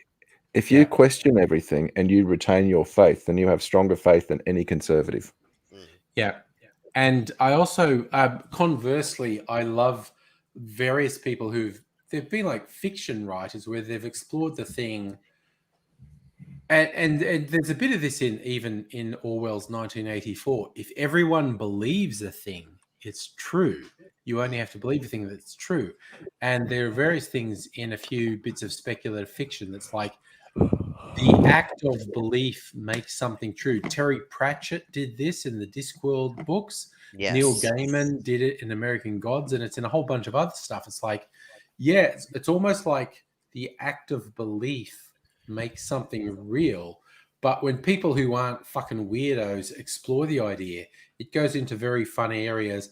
I like the American Gods TV show that was done for Prime TV. There was this hilarious scene where there was a party where all the different Jesuses were there, because there are Christians of different ethnic races, and people consciously or unconsciously view their God as being their ethnic group. So there's like, in this party, there's an Asian Jesus and a Caucasian Jesus and a black Jesus and an Arabic Jesus. And they're all just hanging out together because it's like, yeah, people believe in us, so we're all here.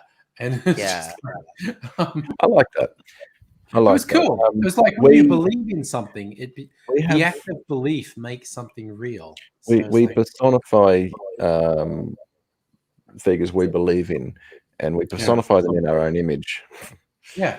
We picture like people's idea of God. You know, a lot of people imagine this old dude with a beard and his arms folded, looking down on earth. And I mean, tell me where it says that in any piece of any one scripture. Yeah. No, because it's always, it's like, actually, I'm trying to make sense. Sorry, Nettie. I've heard a theory that actually that's Zeus. That's an image of Zeus. It just got transplanted. Yeah. No, that's right. Yeah. And again, you get the things of the repeated stories in different theologies. And to me, it is people saying, I am trying to make sense of my part in a world that defies rational belief because it's so random and so many things. I'm trying to find meaning in a complex and unfathomable world. And I get it. I get it why people go like, oh my God, shit is happening that's beyond my capacity to absorb. So I'm going to go, probably God did that. And it's like, and there's even a joke. Remember the episode of The Simpsons that Lucy Lawless was in? A wizard did it. When she's going to fan stuff, and whenever something's too complicated, it's a wizard did it. Yeah. I say that to Will all the time. A wizard did it. When he knows if I say that, I've given up and I can't be bothered explaining anything anymore. A wizard did it. Fair. But that's how the majority of religions work. A wizard did it. And it's like, Loki, he usually did it. Yeah, Loki. Yeah. Again, the devil did it. To revere first 10 seasons of the internet, I love the bit where Lucy Lawless is flying with Bart and Simps and Lisa on her arm. And Lisa goes, but Xena can't fly. And she says, I told you, I'm not Xena, I'm Lucy Lawless. I'm Lucy Lawless. That's Xena an can't explanation. fly, but Lucy Lawless can. That's like, she's great. It's beautiful. Well, I've got a complete random fucking joke that's not related to any of this. No, do it. Stop me if you've heard this one before, because it's entirely possible I told you. Anyone can stop you, or just because there's a lot of people here. Well, just say it. Just say it. I'm shit stirring. Just say it. Fair enough. Your prerogative. So the joke is, this guy goes into like, there's a bar in a high rise, and he goes up there to order a drink, and he sees this other character, but he downs one of the beers and then jumps out the window and is gone, Oof. I can't believe I just saw that. Anyway, Oh, later, this guy fucking walks back into the room. And Lightning, he's right? going, fucking, Mm. what? Yeah, did you hear that, Nettie? What 'Cause was we it? live I close heard to that. Yeah, I can hear it now. Did you hear it through my microphone? I heard it through 'Cause- your mic. Jesus, that was loud. It sounded like a bomb going off. I missed it. I What? missed it. But anyway, nobody continue. with Anyway, your go. story. Sorry. Okay. Nobody. So the guy jumps out the window, presumably to his death. The next thing, he comes back into the building and orders Hmm. another beer and jumps out. And the guy's going, what the fuck am I seeing? Anyway, he stops a guy. And somebody's got the fucking punchline already. Hans, say that again. Sorry. Anyway, he stops a guy and says, what the hell's going on? You drink this beer and you jump out the fucking window. And next thing you walk back in the building again. He says, it's that brand, just it slows you down. You're right. And he goes, I've got to see this. Watches him take a drink. As the guy jumps out the window, he fucking follows him, watches him go down, gets the ground levels off, and then just rights himself onto his feet and walks into the building. He's gone, give me one of those, grabs a beer, jumps out the window. That's the end of him. Barman says to the other fella, Superman, you're a fucking prick when you're drunk.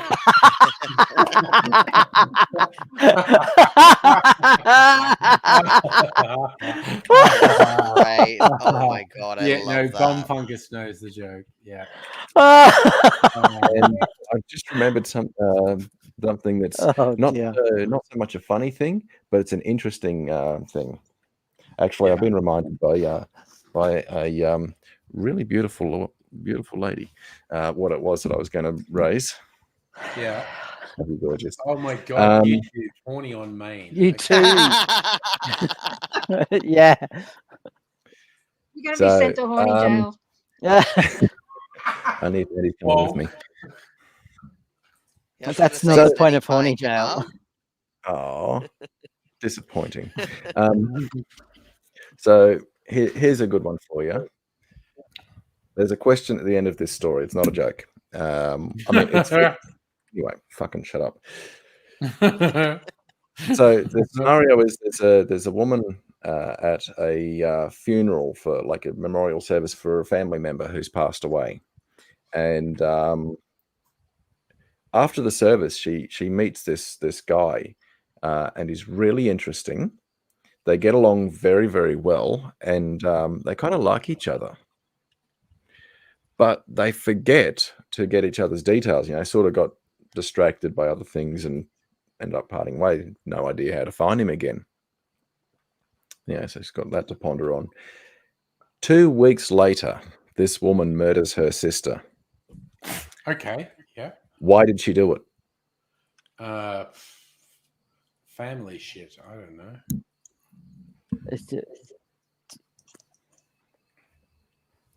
More information?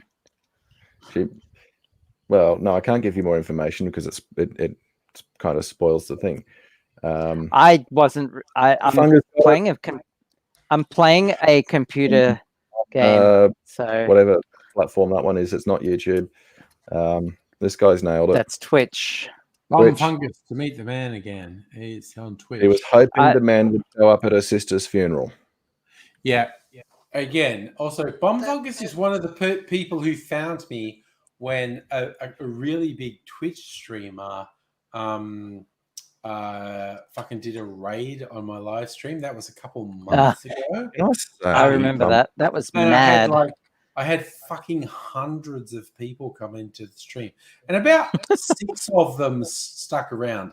And Bum Fungus is one of them. So fucking kudos to you, Bum Fungus, for sticking around. There's like half a dozen Twitch people stuck around from that raid from like a few months ago, which is cool. Also Ooh, he's interesting, Michael. his people What about were that? so fucking nice as well. Most people's answer, most people when they hear that scenario, they assume that the sister has some involvement. Most people go, the sister obviously also knew this man. Maybe she was interested in him as well. You know, competition. There's some involvement. And where I picked that up from, the claim with the story was that if you get the correct answer, that we should be worried about you, because it implies that maybe you think like a psychopath. Or it implies that you're a socialized white female who listens to a lot of true crime. I did laugh. I came across a thing about like nothing's more scary than the fact that so many like white women, and I use that term loosely because not a woman, but identify with this, can just put on a true crime podcast and fall asleep to detailed, gratuitous crimes. And I was like, I've fallen asleep to listening to audio from an actual exorcism that happened in the, I think it was 60s. Yeah. And I don't know what that tells you about how dysfunctional and traumatizing my childhood was, that was relaxing to me. Yeah. I have fallen asleep listening to metal. Like, metal's great. Yeah. heavy metal. I fell asleep. I fell asleep to punk rock last night.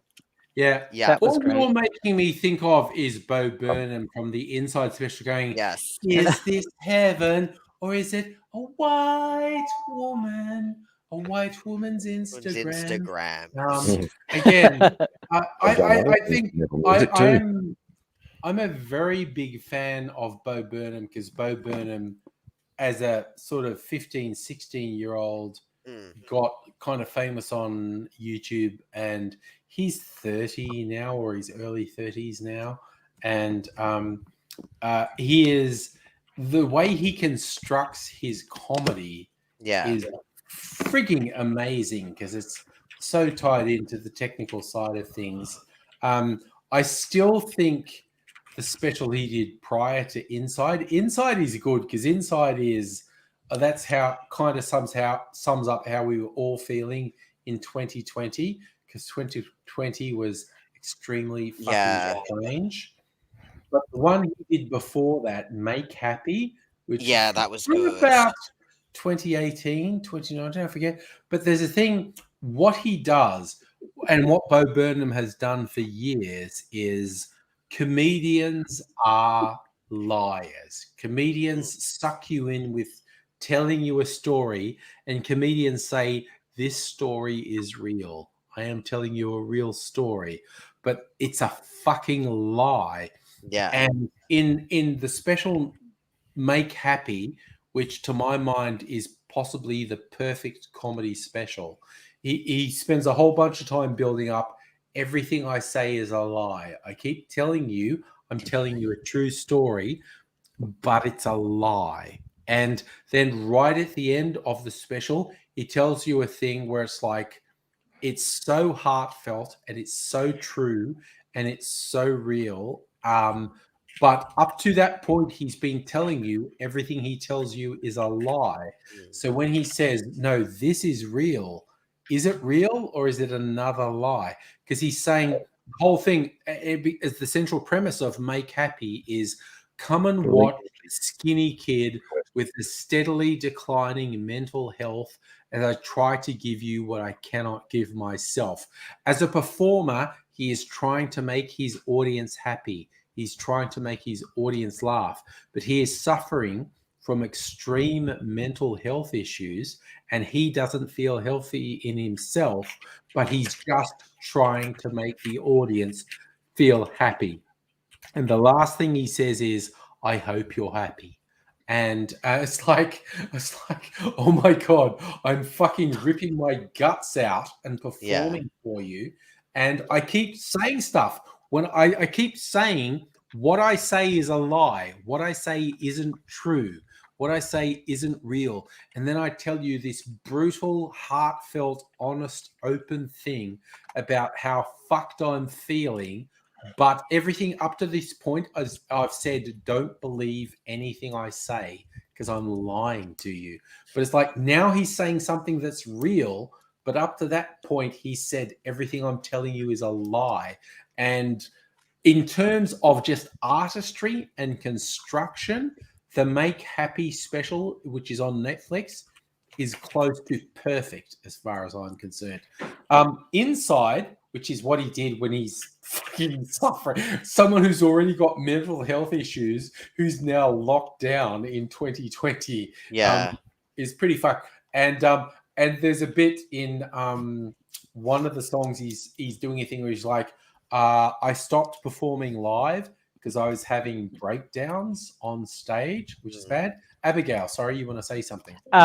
Michael Kearney in the chat is asking if they can join us, but they don't have their profile picture up or anything, so I don't know if you know them or not.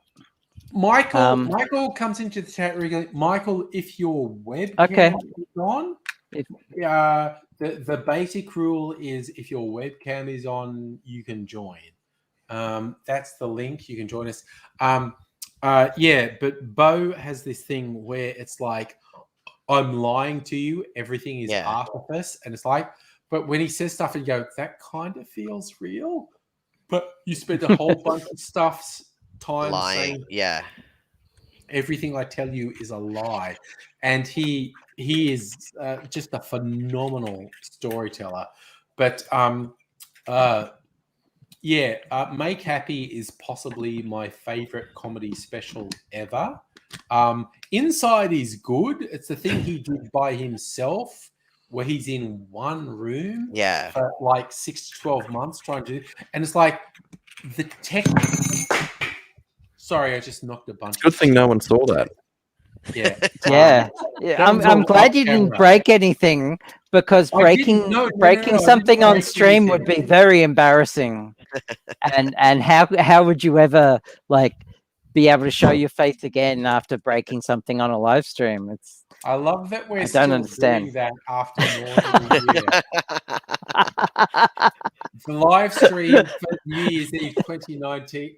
No, it's 2020, 2021. We broke some stuff. Abigail and Nettie were here, and we broke some stuff. Oh, that's funny. That was a great night. That was such a great night. The chair's evil. I didn't break anything there, but it made a lot of noise. I do find it interesting that the cishet white male is finding the cishet white man comedy really fits, because I found Inside good, but comparing it to Hannah Gadsby's Nanette and Douglas, for me, because I had friends who were like, oh, this is as good as Hannah Gadsby, and I was watching it going, I did not need a cishet white man who lives in a fucking gated mansion to tell me that shit's fucked. Because guess what, buddy? I probably know it a bit better than you do, mate. And I just found it really bizarre to have this person who's so far removed from people who are oppressed going through this. Oh, isn't the world fucked? Yeah, buddy. Maybe you could give some of your money to help fix that. Yeah. That's crazy talk there. Magnus the Uncity, I didn't realize you were Michael Kearney. Sorry. I did not realize that either. As soon as you're on camera, I know who you are. And it's like, Hello. Hi, Hello. Hey. Hello and welcome. Just so you all understand, it's pronounced Carney. Carney. Small hands smell like Carney. Oh, okay. And If I was standing, I would stand corrected. Silumi, not only do I think you are 100% accurate in what you just said about Bo Burnham, I think he agrees you're 100% accurate in what you said about Bo Burnham.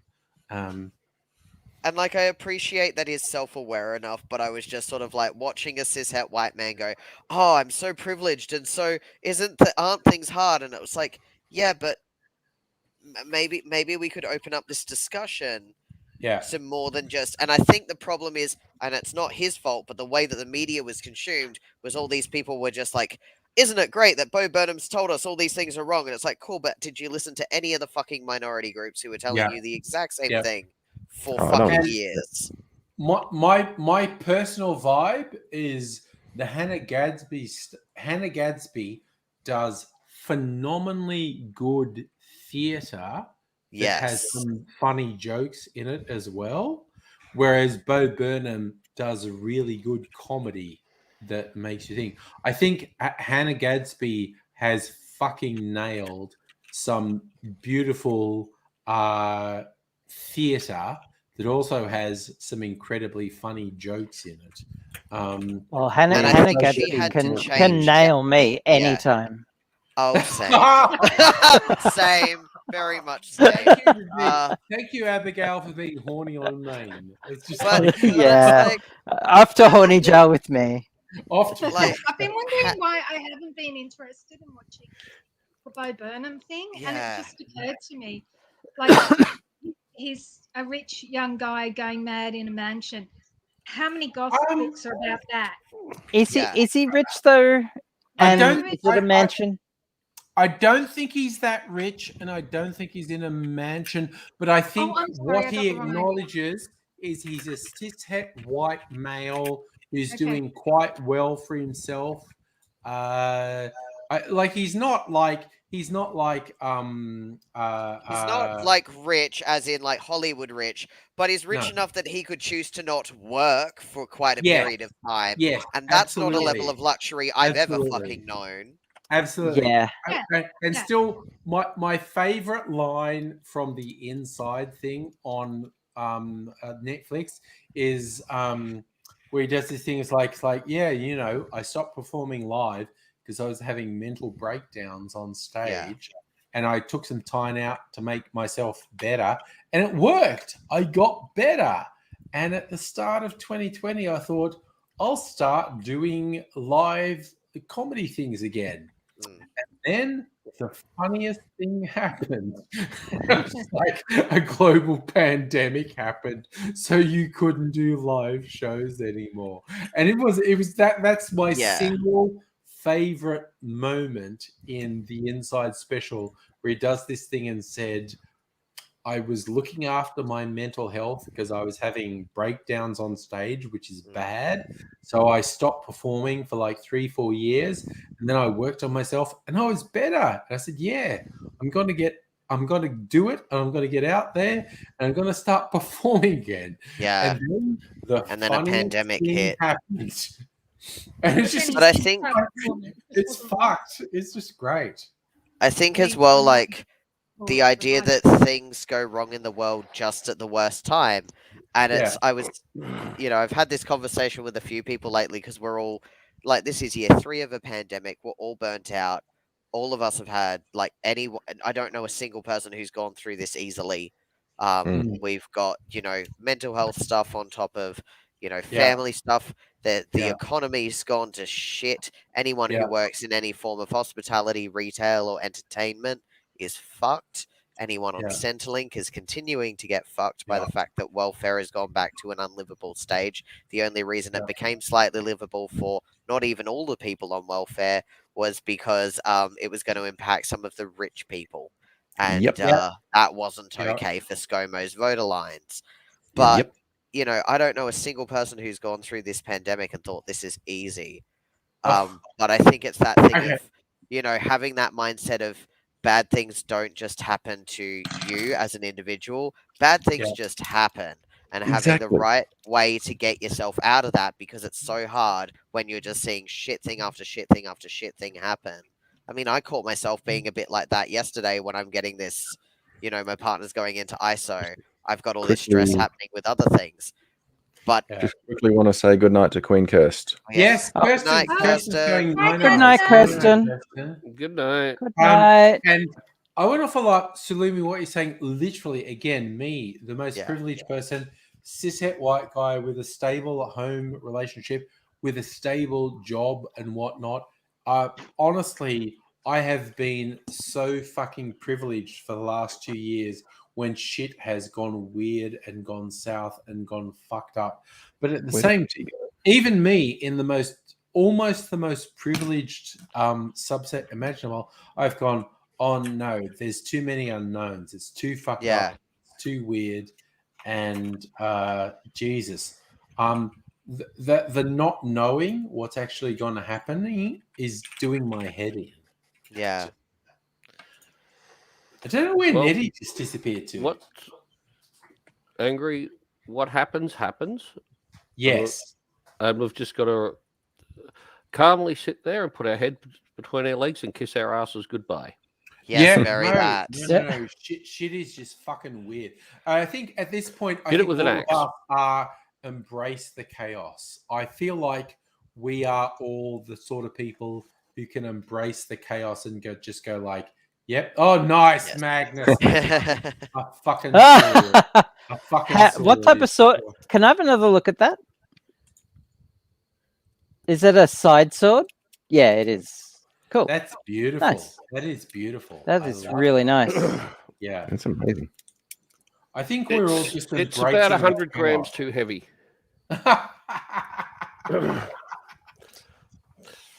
Yeah, swords aren't Slightly heavy supposed on to the be back end. heavy. No, they're supposed to be under a kilo. Yeah. But my motto with anything that's troubling me is if I can't hit it with an axe, it's too big for me to deal with, so I just let it happen. Yeah. Go walkabout. I am. Jesus Christ! The fridge just started making a really loud noise to me. I can hear the Yeah, I You fridge can now. hear that. Yeah. Yeah. The fridge Yeah. is singing the song But- of its people. I Like, just did Oh, a whole sorry. walkabout thing. Yeah. Well, I went 10 days camping with the scouts, Okay. Nice. Okay. and I that's got nice. to play axe throwing. Ooh. Nice. Axe throwing's fun. Oh, That is shit, on my yeah. list of things I want to do. I found a place Well- in Adelaide that does axe Yes. throwing. Yes, Cool. it's very primal. Yeah. It is very primal. Yeah. And the great thing about learning how to throw hatchets, because throwing axes are illegal in Australia, throwing Yes. hatchets is that it doesn't matter what part of the hatchet hits the target. Yeah. It still It goes fucking through. hurts. Yeah. Fuck I did someone love up. oh sorry, Abigail. Oh no, I was just commenting on axes will fuck anything up that it hits. Yeah.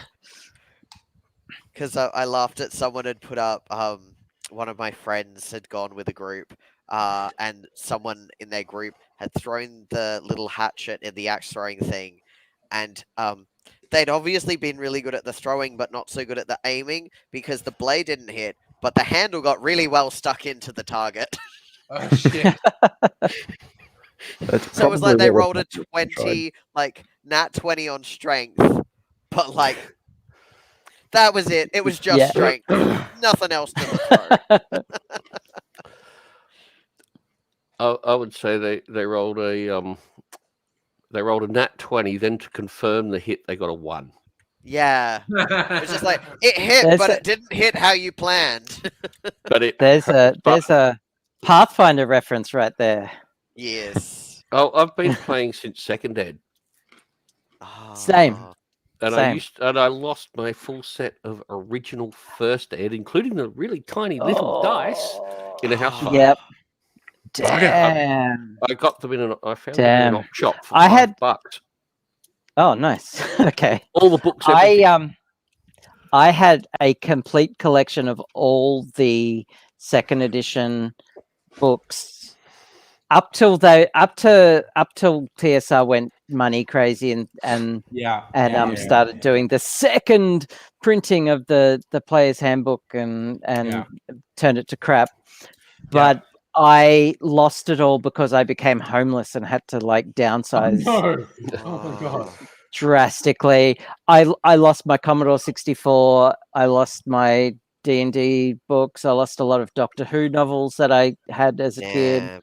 Damn. Yeah. A whole bunch of old Commodore 64 software that I desperately miss and wish I could keep because it's just childhood stuff. And Yeah. god, it was traumatic. Yeah. Yeah. I saw a thing because Yeah. I mentioned earlier, I watch a lot of trailers on YouTube for TV shows and movies.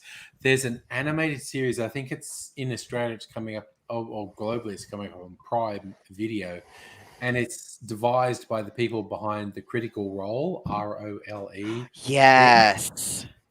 And it's a really weird, fucked up animated series. The initial thing started as like a really stereotypical D&D adventuring party going, these are our only heroes, and they all get fucking brutally torn to pieces by something. That's how it always starts. What else have we got? And so it's a comedic, violent, profane animated series that the people behind the Critical Role podcast have developed. And I'm like, okay, I'm kind of here for this. I'm.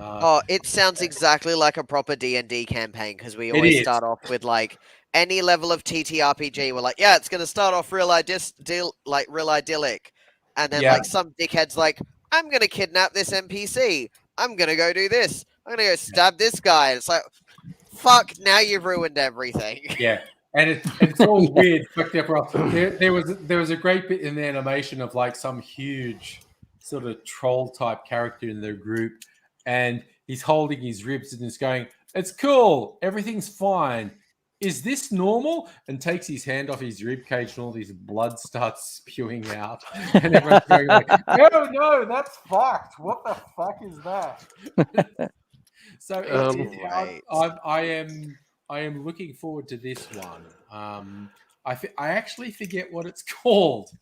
It's like The Legend of something, and it's coming up on Prime. But the worst situation I've ever had to deal with as a player in D&D was the rogue decided to steal from a giant.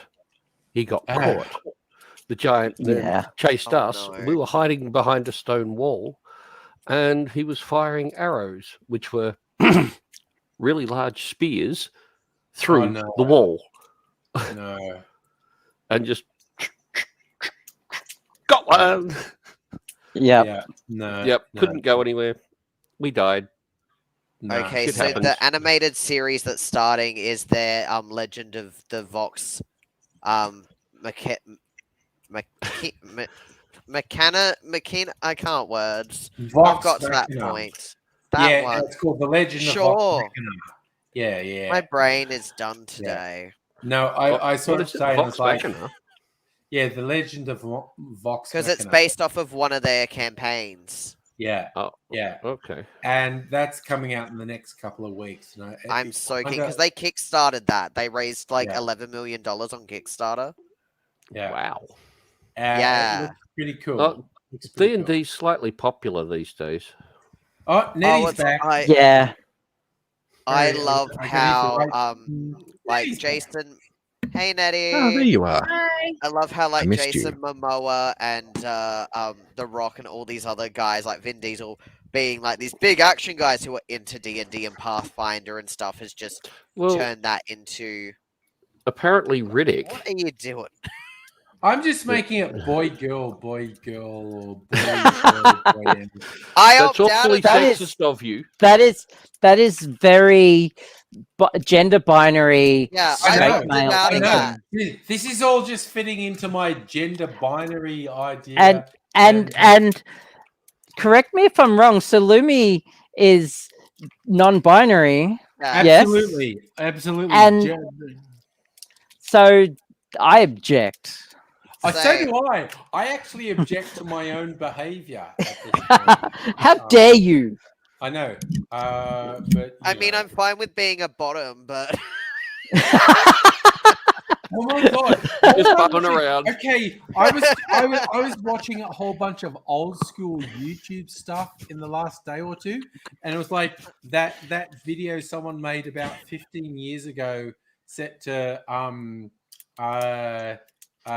9 Inch Nails Closer with Spock and Kirk. With Spock and Kirk, yeah. No, Kirk is a bottom. Kirk is absolutely a bottom. And again, he's a power bottom. He's a power bottom. He's a power bottom, but he's a bottom. Yeah. Nobody likes stopping from the bottom. And that's saying someone's a bottom is not a negative. It's not a no, of course not. But we're just energy efficient. Mega Leech. Thank you. I absolutely agree.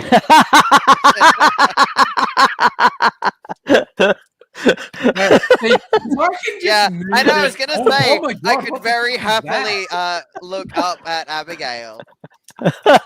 Sorry. That was I don't know what I fucking did just then. I don't think you know You what can you're do doing it. there. No, I'm gonna do, so if I move, I'm Alright, just now swap- moving no. people. No, Wrong- do that, do that. There we go. Hey!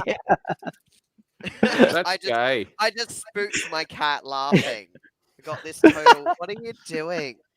All Oh. right, I need to do. Oh, I need that face to little. do this.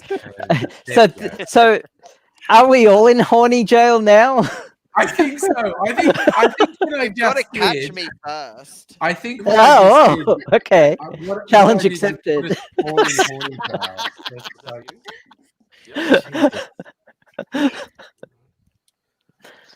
everything is my fault, is what I'm saying. Everything is You let a brat on the stream and then expect me I to have to go and get a behave. drink.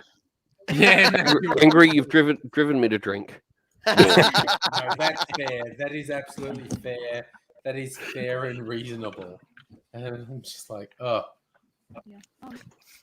No. Salumi's under Abigail. Oh no! At this point, I've got Salumi bottoming for Abigail. So it's like, I think we made it clear. right, in numerous I've streams also I'm got down with Magnus that. bottoming for me. So it's like, yeah.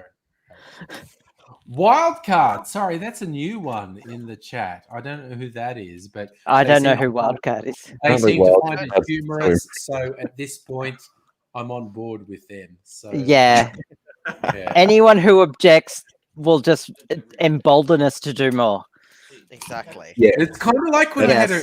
Yes. It was a Yeah. while ago, but I think you'll probably all remember when I had weird rando because they saw I think if I do this, you see the gay flag behind us. And someone Yep. said, "What's Oh, that yeah. gay shit?" So I basically upped the gay shit. For the rest of the stream, Yep. and I had. a I little am down banner- for some gay shit. Yeah, I had a little banner Always. running under the bottom saying "non-stop gay shit" all the time. And it was just like, no, if someone comes on and they're upset about gay shit, it's like Wildcard says they have COVID. You have my fucking sympathies. I hope fucked. you're getting a that's super mild case and you recover quickly, which is like, 60-70% of people who have COVID are either asymptomatic or very mild symptoms. And Did you just So- eat a moth, Opie? oh my god. He's crap feeding a moth. Okay, cool. So I'm He caught it, so I guess that's something. gonna eat it. Yeah. I have a photo of which I'm very proud. Me sitting with two beautiful women. That is Oh, that is a good beautiful photo. photo. That is a I don't know what my face is doing. I apologize for that photo. Being beautiful- gorgeous. My face, You've my been face good. was doing some weird stuff. No, I don't you're know. just gorgeous. Oh, I got a better photo Oh. of you. Of you Oh doing my that God. thing. Oh, look, Nettie, we said we'd keep No. that secret. Like, I know. I feel like Netty's being horny on me again, and so it's like, here's a photo of your own face. Sorry, I'm just being terrible. I'm being terrible at the moment. Yeah. I know, Just seen Abigail's. terrible. Oh my god. nice. Oh my god. Yeah. What was Okay. that? What I missed? I was on another tab. What did I No, miss? I'm just talking about being horny on Maine. I don't know what it is. I don't know what anyone else is doing. It's like, If it's any comfort, there won't be any cameras turned on next week.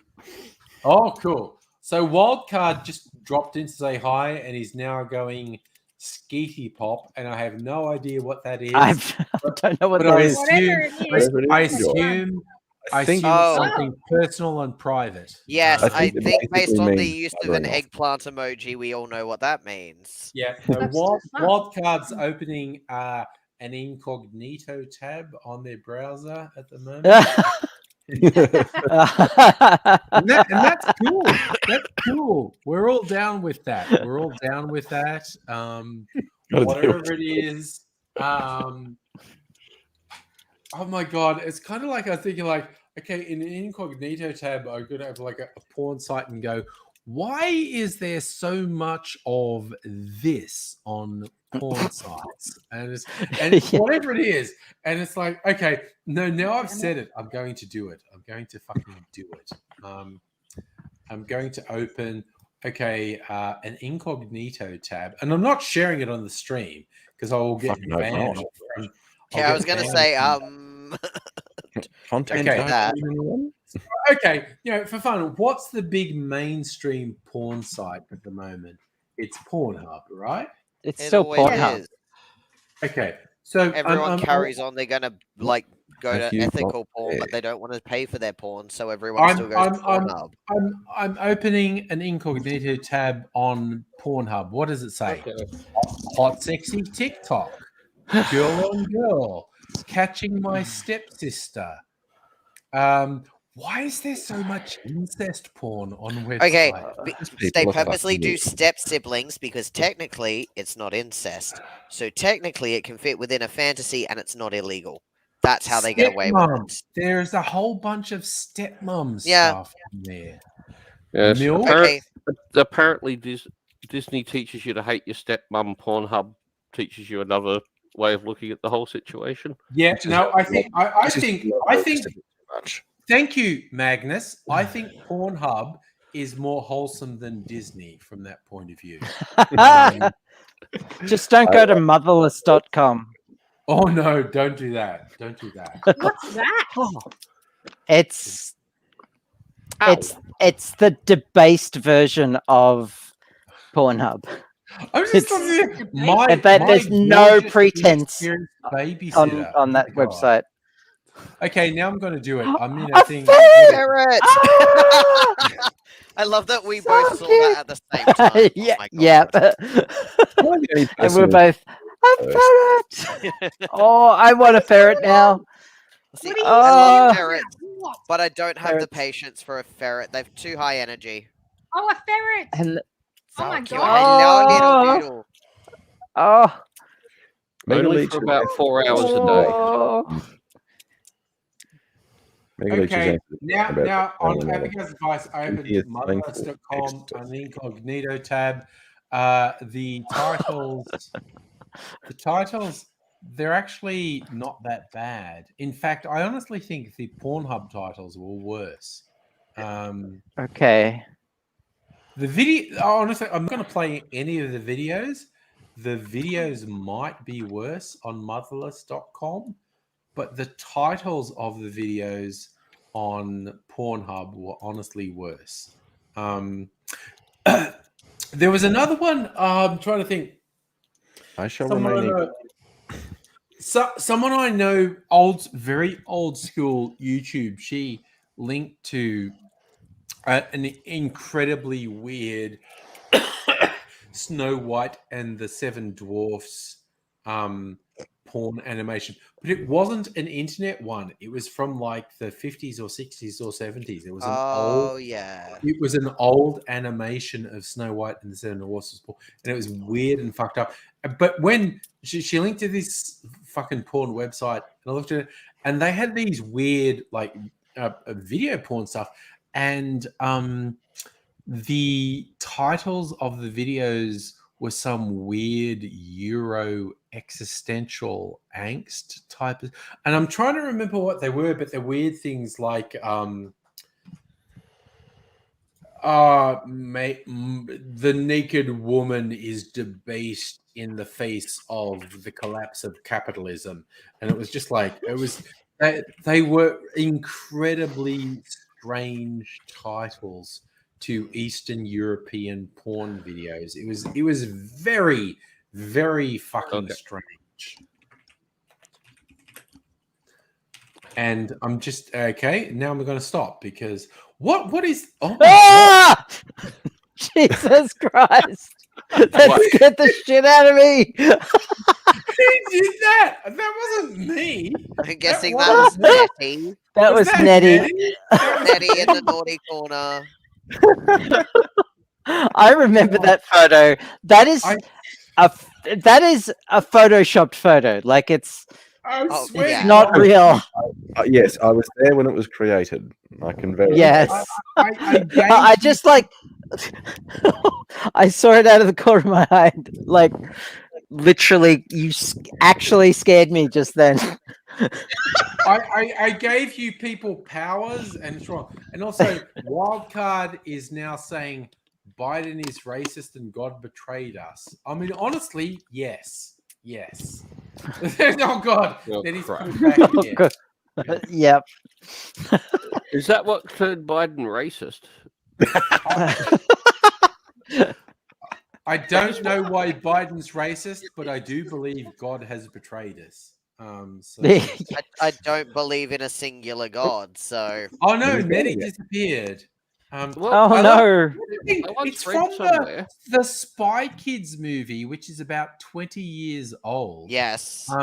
Where Steve Buscemi at one point, Yes. there's a thing where he goes, "Do you think God has abandoned us because he fears his own creation?" And I was just like, Wow, that's deep. That's a Oh, kids yeah. movie. Why? No, is it's not. kids movie It's saying never that? a kid's movie. It was meant to like make you critically analyze and think about things. Yeah. There's a lot of that in kids' movies that then people go, why do the kids, want social justice? Well, you raised us on Captain fucking Planet Yeah. and other like showed us in Disney how much disproportionate wealth is not beneficial to people. Yeah. It's Pocahontas. There is a line from one of the guys who's working for the big rich man who's brought the colonizers over, going, "Why won't these savages like us?" And he's like, "Well, maybe because we're like destroying their land and stealing all the wealth out of it and killing their people." It's like, yeah, thank you, Pocahontas, for making that point. Also, if you could have done that without actually destroying the story of the actual Pocahontas, would have been great. Mm. Without Mel Gibson, even better. Jesus Yeah. Christ, Mega Leech. What did Legolas say? Nettie's gone to get the strap Mega on. Leech is Nobody's scary. the bottom now. Nobody's a bottom. Nettie's getting a strap on. I did Well, look Mega Leech, at I guess, ordering a shirt the other day that was Pegasus.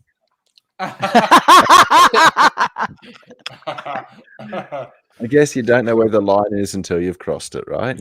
Yeah, no. Oh my God. You've got to keep working. It's kind of, we were talking about Disney's Pocahontas.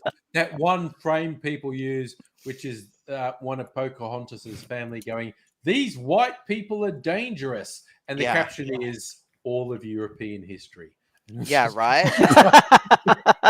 But this is like, there are so many of those movies that were out in like the 90s and early 2000s that were just like, how fucked is shit? And then, like, now that we're all adults, and so many of my friends who have kids are teaching their kids the same thing. And then we've got people going, "Oh, why do people want to change things? Why are they now suddenly saying that racism's bad?" It's like, racism was always bad. You just didn't It's always have been any bad, yeah. consequences. Now there's consequences for your actions. Well, Yes. What's the thing in Megamind where Honest in kindergarten, it's coming to get you. Yeah. Yeah. Definitely.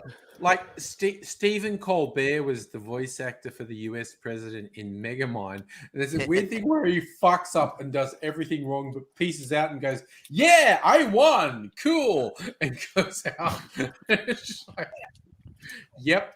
No, that's American politics. That's American politics. Right? Yep. And it's just like, fuck. I don't know if we have any Americans. We often have Americans in the stream. And I don't know if any of our American friends are here at the moment. So I feel like we can just mercilessly shit on America at the moment. Well, Yeah. I've noticed in the chat nobody has asked for anything translated into freedom speak. What? I haven't. Oh, not you, nobody, but the literal Literally nobody. But again, that's Yeah. why Nobody is the best screen name ever, because we just get to go, well, nobody said Oh, we said American 3 times.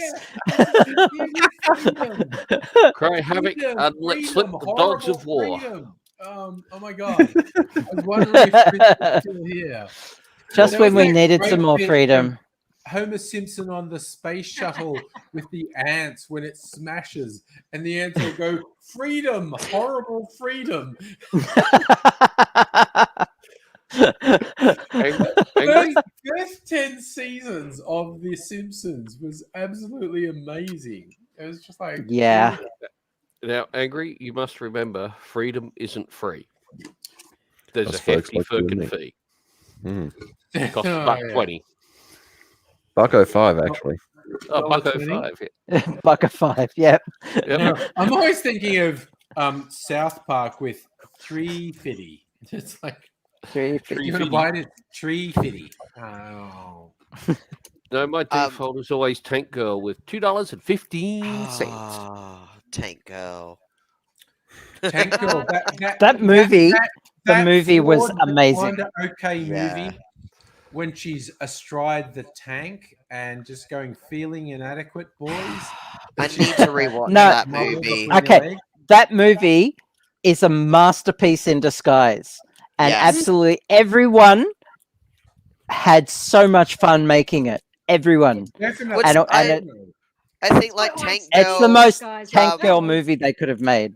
Tank Girl, Repo the Genetic Opera, like a few of those kind of movies that people like to piss on. You're just like, but they were made to be ridiculous, and everyone had Yeah. fun.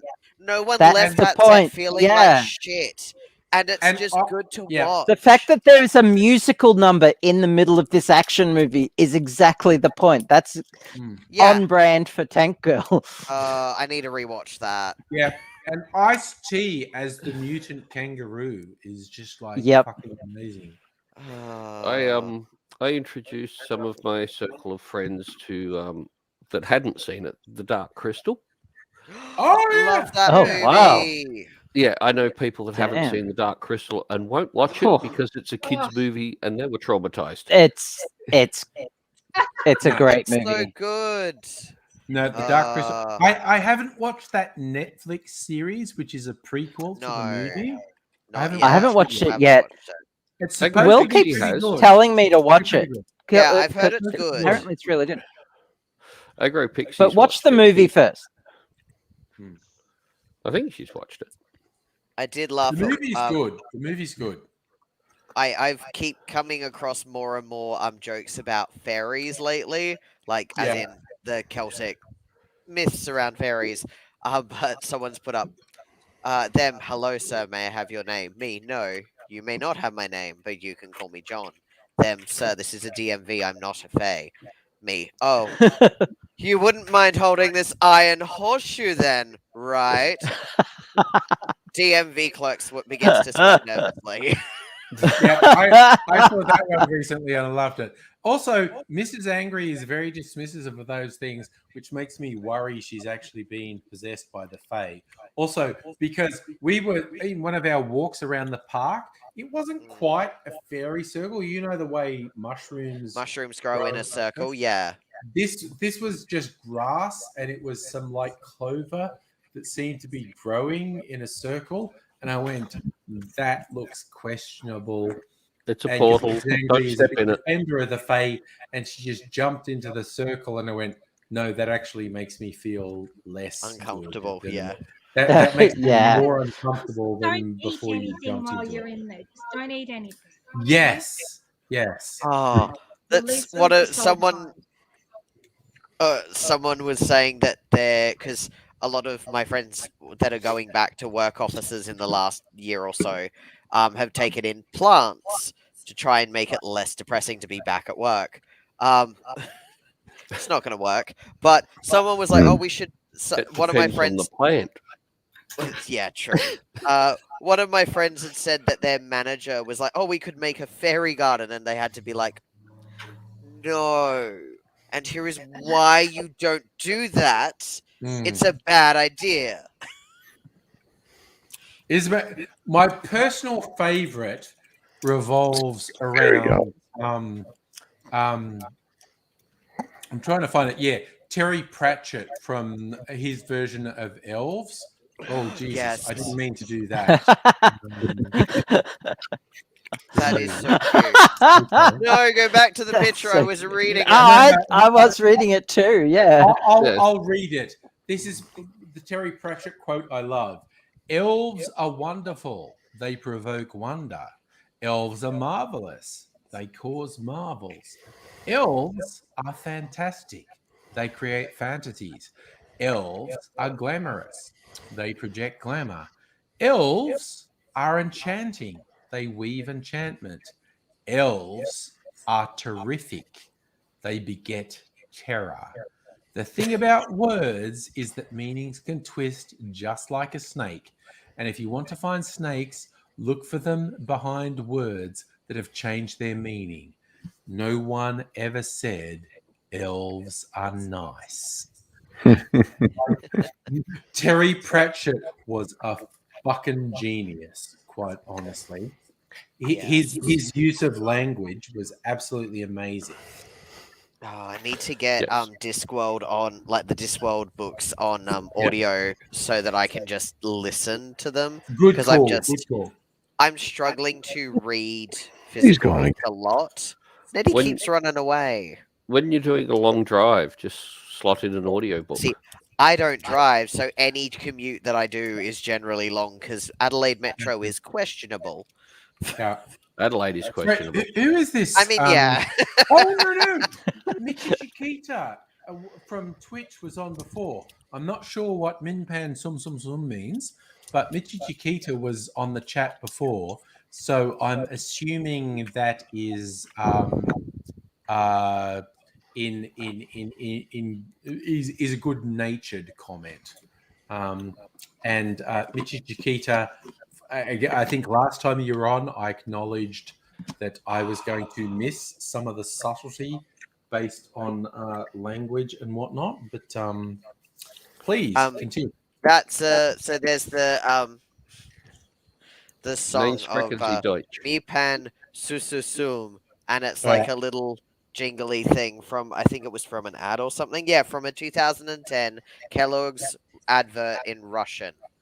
And it's become a like huge piece of audio because of things like TikTok and Instagram and all of that. People were putting posts to it. So that's what that's from. Yeah, I mean, I shared a thing on socials the other day because I was just randomly going through stuff on YouTube. And YouTube threw up, do you want to watch this? And it was from 15 years ago. It was the guy doing the lip sync to Numa Numa. Which is a Numa guy. Weird Eastern European thing. And this dude's lip syncing to Numa Numa is still amazing. I fucking love that guy. It's kind of like I love that guy, and I love Star Wars guy. The guy, and both of them apparently got terribly bullied and whatnot, which I feel very bad about. But both Numa Numa guy and Star Wars guy. Star Wars guy was some kid who had a stick and he was doing a whole thing that he thought was lightsaber moves, and he did record it. And some shithead he was at school with put it on the internet to humiliate them. But when I look at it, I go, no, that's cool. You're cool, dude. I like you. You're cool. So the Numa Numa guy got... Oh, sorry. Oh, the guy who did Chocolate Rain. Yes. He went on to do more music, and he made a proper version of that song. Yeah. And if you listen to it, it's actually about systemic racism. Yeah, no. Like, it's a proper song. He's pretty good. He's pretty good. I hope Aussie Gun Bunny's joining us. Hello. Nettie's going to come back in a bit. Megalici's going to switch to mobile and watch us from bed. I'm not saying you should touch yourself intimately while you're in bed while you watch it, but I'm not saying it. Better to touch yourself intimately in bed than standing at the front of a school. True. Yeah. Wise advice. Objectively. Again, wise words, Magnus. Very wise. The Numa Numa guy that did get bullied for a bit, he then got like a whole music video for this, like, and did a Numa Numa 2. The second one where he do a whole thing, yeah. And I love that. Like, it was a total fuck you to the people who tried to pick on him, because it was like, no, this guy's just being joyous and fabulous. Yeah. No, and also Rebecca Black. Yes, Rebecca Black. Yes, she has gone on to make some amazing songs and is queer. Yes, and also I still didn't need that song Friday. I'm sorry. No, the Friday none of us song was did, terrible, but it was terrible. But there is a Rebecca remix of it, Black, and it's still bad. she's great. I made a Yeah. video ages ago where I pointed out how Rebecca Black's Friday was by far a better song than Insane Clown Posse's thing about magnets. And I mean, pretty much just You know- any ICP it would have been better than. So yeah, To But be, I haven't also- listened to anything by Insane Clown Posse. I should they're okay. try. there was the great thing they did like 10 years ago, magnets. How the fuck do they work? And it's See, just I like- know how they work. Yeah, but Insane Clown Posse did this thing. I don't understand how it works, therefore it's not real. So I got to Abigail, explain how magnets work to MC Frontalot. That's my claim to fame. Nice. So, Dr. Abigail, you Yes, understand how magnets work. I do.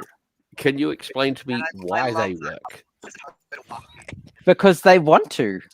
They're just chilling out. They have magnetic personalities and they just want to be next to something.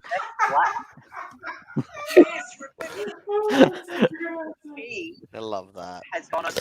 It's why am I hearing a? I'm hearing an echo. I don't know where it's Yes, from. strong work ethic. That's why they work. Strong work ethic. Thank you, Bum Fungus. yeah, Wizards And Mega did it. Leech. Wizards did it. Yep. Yep. I personally Yep. think we can blame all men except Brendan Fraser. Brendan Fraser is a legend and a treasure. As a male, I take offence at that. I had nothing to do with magnets. Magnets were doing Alright. their thing long before I was around. We'll add you to Fair. the list. Okay, Yeah. Wizards done so it. I'm offended by the Wizards. fact I'm getting blamed for magnets. We can add When- you to the list of exemptions. You'll be under. You have no Brendan Fraser. evidence. I made sure of it. The question is, can you blame me for it? No, Because then you're 'cause I got- blaming Well, nobody. okay, I can Would you because like of the to be blamed magnetism for between you and Charlie? Nettie.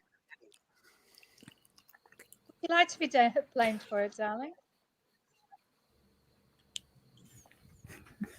You two he are didn't terrible. I- say no. I'm feeling strong magnetism towards Sulumi Yeah. right now. And me being on top here, I'm wearing no pants. So Answer for suckers.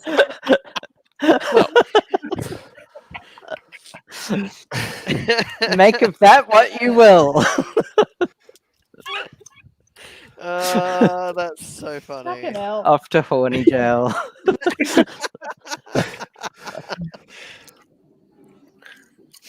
Well, See, I when can say angry that. goes away, you Thing guys for the are sake- Oh yeah, It a all good thing for descends the into sake- horniness. Yep. he's the horny police.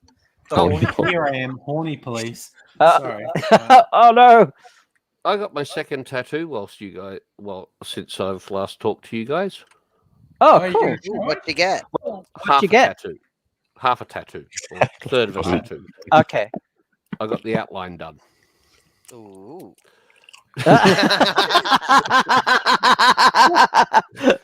Oh, the There's OG. honking in horny jail. Yep. Jail has appeared.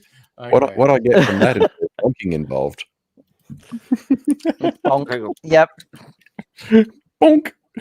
I'll have to show you the picture because it's sort of Oh, it's on your back, but There. you've got a picture. Okay. yes, it's there. Hang on. So that's my very first tattoo was on my back, and I mean I don't regret it, but I never get to see it. That's my very That's first my tattoo. first one, and I'm gonna get that covered. Hang on, I'll try to show you what I got done. Okay. Magnus is going to show us. Yeah, get naked. Sorry. Oh, not that naked. No, totally. Get it all off. We- Sorry. You're your gonna have to gear just like turn right around and get Sorry. your nipples out. This is cracking me up. Sorry. Just Oh god. This is what the fuck? This is just cracking me up. This is hilarious. No, you just show us a photo, Magnus. The bum fungus. I saw a nipple. nipple slip. Bum Fungus is pretty excited. He saw a nipple. Yes, but it was okay. Did that side boob excite you? If someone Because that was actually my back. platforms Let's see this just in- came on at that moment while we're all laughing hysterically, going, "Bum Fungus saw a nipple," and they're like, "What the fuck? What the fuck am I doing to?" Sorry. I I don't still know if can't you can see really. that. What is it? Yes, Oh, fungus. This is okay. what happens on Fridays. Yeah, So yeah. Yep. quite Ah, big. That's a bit of line work. I can see that. What I it's still going to don't know look what it like- is. Well, I'll show you what it's supposed to look like when it's done. As Well, soon as I show us. remember how Yes, to bum use my fungus. phone. This is what happens on Fridays. This is Yes. what happens. on Total Fridays. madness. I mean, Yes. admittedly, we're pretty tame tonight. It has been more. What? Oh god, that was Nettie typing in. Do you guys want to see the Zuma kitten meme again? That fucking. Oh, I didn't. And he's type just causing trouble. because I'm still Nettie logged is in on trouble. Nettie thing. Nettie is just doing my head in. Michael, so Well, While I we're didn't- waiting, does anyone want to see my back tattoo? Yes, Yes. please. Yeah, why not? I don't know how I'm going to do this and keep Is it gonna be- it so- PG. It's hang on. It's going to look like that Sorry. when Fine it's with a done. nip slip there, Abigail. Okay. Okay, so that's Oh, Oh, nice. that'll look cool. yeah. Wow. Because cool. my Okay. my totem animal is a fox. My historical Yeah. totem animal is a fox, and my Chinese horoscope animal is a copper dog, Okay. Cool. which I think sort of Apparently- covers foxes. Even though foxes are Apparently closer to I'm a- cats than dogs. I'm born under the dragon. Oh yeah. No, I don't know that's if you good. can see. It's a Wow. fairy dragon from D&D. Nice. Oh, Oh okay. yeah. Yes. Yeah, no, that's good. Yeah, that's cool. I like that. But I don't get to see it because And that's It's the on my problem with back. tattoos. Yeah. Well, yeah. see, I had to get my fox put there so it's whispering in my ear. Oh, that's cool. Oh, nice. Ah, nice. I nice. like Well, that. It's my totem animal, so Yeah. No, that's good. That's good. I like that. yeah, I just had to find one that wasn't pink and fluffy. Yeah. Yeah. I wanted one that was more grey and lumpy. grey and lumpy. Okay.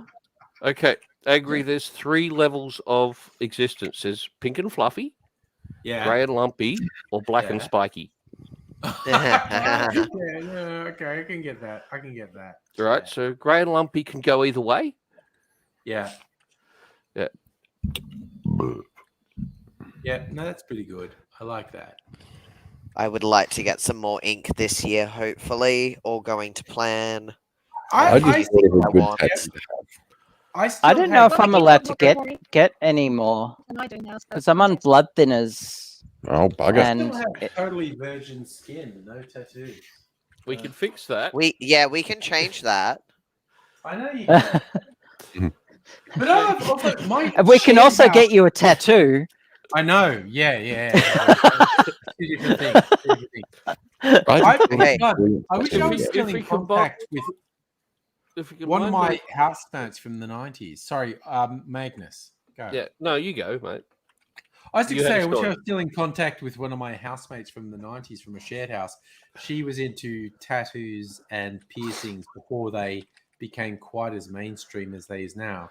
She had a lot of tattoos that she mostly designed herself because she's an artist, but she had piercings going all the way around her ear. She had like 20 or 30 piercings around each ear, and in various bits. And in the 90s, that was comparatively unusual. It's less unusual now, but she was a bit ahead of the curve back in the 90s. But I lost contact with her, so I don't know what she's doing now to try and stay ahead of the curve. So I was originally looking at getting that lasered, and for the cost of that getting lasered for like 3 sessions to get something else over it, it's literally going to be cheaper to get blackout tattoo over it. Okay. Do and I'll just I'll just do blackout tattoo. Work it into something. Because of where it is, it's fucking painful to fit into any design that's painful not area solid. to get a tattoo. So it'll just be. I'm just gonna look at getting like there's a really great artist in Adelaide that does blackout tattoos, where then they'll do absent line work, where the absence of the blackout gives you your design. So if we put that as like black and then have the absence design here, that would work better. And then I'll see it more because I don't look at my wrist that much. Yeah. I was watching a music video the other day, and it was from about 10 or so years ago, but the guy was singing. I think it was tattoos. I thought like his hands were all black, and there was it went down to his wrist a bit, and then his neck was all black. And I thought, at first I thought it was like makeup or paint or something. I went, I think that's a tattoo. He has tattooed all of his hands black, and it sort of folds up his arm, and his neck is tattooed as solid black. Like it's not a pattern, it's a solid black.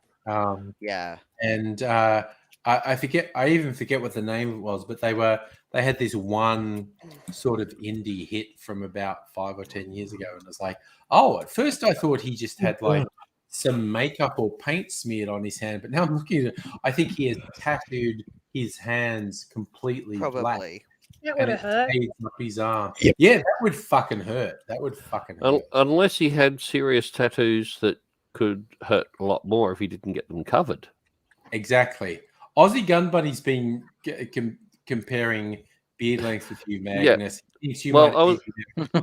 I was about to say that Aussie Gun Bunny, a beard is a personal thing. It's a personal challenge. You shouldn't compare your beard to anyone else's. It's your beard. It's what you do with it. It's not about the size. Right. Yeah. Exactly. And you are both prodigious beardy dudes. So, and which we embrace. Also, if I ever get a chance to get another tattoo, I'm going to get really small right here, 6.02 times 10 to the 23. Which is... it's the nerdiest tattoo ever. It's a chemistry joke. Okay, what is it's Avogadro's number. It's the number of molecules or atoms in 1 molar mass. Yeah, and so it's a mole, and it's really small on my arm. Yeah. Okay. I like that. It's funnier if you studied chemistry, but okay. I remember a stupid tattoo joke. A white guy. Thank you, Bum Fungus. a white guy who had his wife Wendy's name tattooed on his dick. when his dick is flaccid, it shrinks, and all you see is the W and the Y. And one day he's taking a piss at a urinal, and a black guy is standing next to him taking a piss, and he sees a W and a Y on the guy's dick as well. And he goes, "Is your wife's name Wendy too? Because I've got Wendy on my dick." And when it's flaccid, it just WY is visible. And the guy says, "Oh no, I work for the Jamaican Tourism Board, and my tattoo says, 'Welcome to the Republic of Jamaica. Have a nice day.'"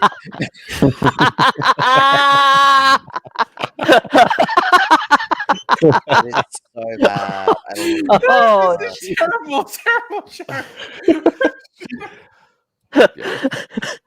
I thought of a good tattoo to work if you're to wear if you're in church circles. The piece of scripture that tells you shouldn't have tattoos. Yeah. No, that would be the perfect one. The chapter from Leviticus that said markings on your skin are an abomination. So does that count scars? No, Yeah, I hope not. because tattoos go back a long way. So there's a thing Yes. that. but so does scarification Yeah, as an art form. scarification Scarification, which is culturally has all- existed for ages. Since Just Noah the played record fullback for that scar Jerusalem. was not intentional.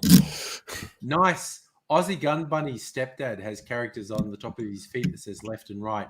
Again, here's a webcomic joke that I like, because you know the whole thing where you get the capture things that says prove you're not a robot by saying what this weird scrawly thing is. And there's that joke about people getting like Asian characters that says, and they say this means strength, and it actually says sweet and sour chicken or something. Yeah. And there's a webcomic which I think is beautiful. It's two robots, and one of them has a tattoo, which is a capture thing that says wanker, and the robot's pointing to it and saying to the other robot and says, it means strength. It was like meta joke that was on Thinking of so very many particular set of levels. I muscles. loved it. See, every time I complete a capture and they say, and it says you are not a robot, I feel a bit sad inside. Yeah. You know, what if I want to be a robot? The Yeah. Yeah, I irony- know, right? I The want my irony robot is- buddy. Rumor has it those captures are actually about training AI to recognize shapes. So Yes. basically, a robot can fucking solve them. Yes. Yeah. No, I've read that as well. That those capture. I've things- met AI researchers who do that. Like Um, it's a thing.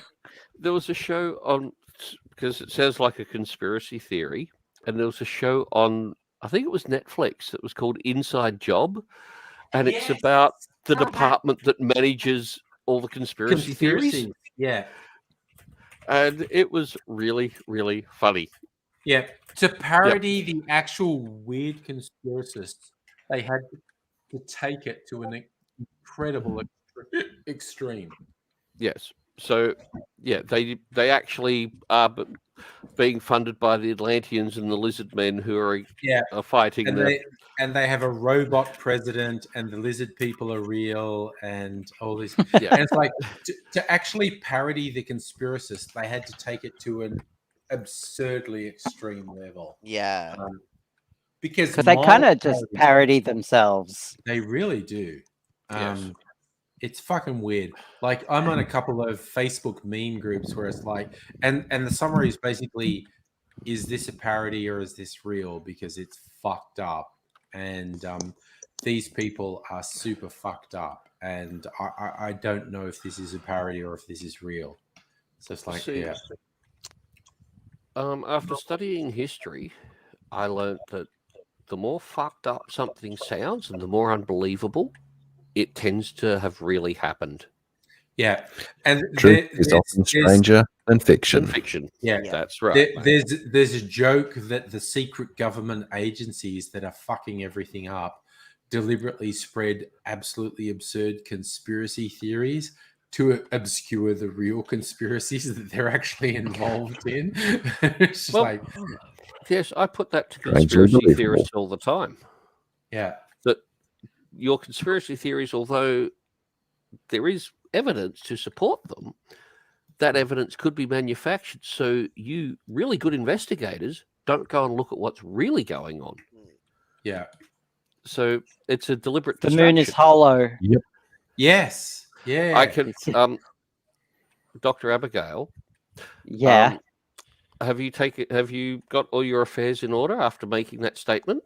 Because I'm sorry. I can neither confirm nor deny that you may have to disappear after that statement. Oh no. You didn't read the fine print of your secrecy clause, did you? Oh no. Abigail's disappeared because she's worried that they're onto her. I just disappeared. Yeah. But now that you're back, are you the real Abigail? Good question. Good Okay, question. so have you got your affairs in order there, Magnus? I try to keep my affairs and my lovers separate. Ah! But Gotcha. Ironically, that's my notification tone, and this is the only time it hasn't gone off. It usually goes off with perfect timing. Yeah. Rim See, I'm shot. I'm Yep. I'm into relationship anarchy, so I'm just with it. Same. You're a free spirit. Yes. So Alright. my affairs and my Mistresses Yeah. are all together in the relations.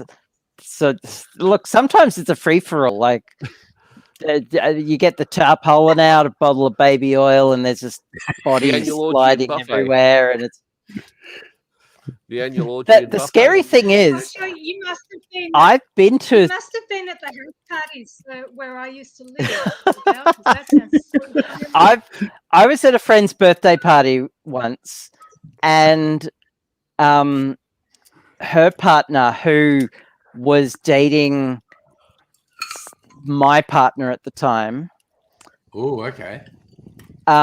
we're at this birthday party, and then like this dude just said, "I'm gonna go get a tarpaulin and some oil," and we're like, and all of a sudden everyone was naked sliding around on the floor. It was like legit. Well, you weren't even, Everything you didn't got even have the crazy. excuse of playing Twister. Sorry, what was that, Nettie?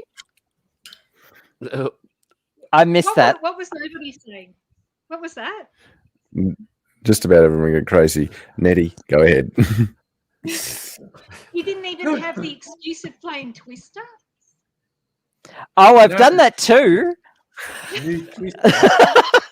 Naked Twister is great. Naked Oily Twister was a party game.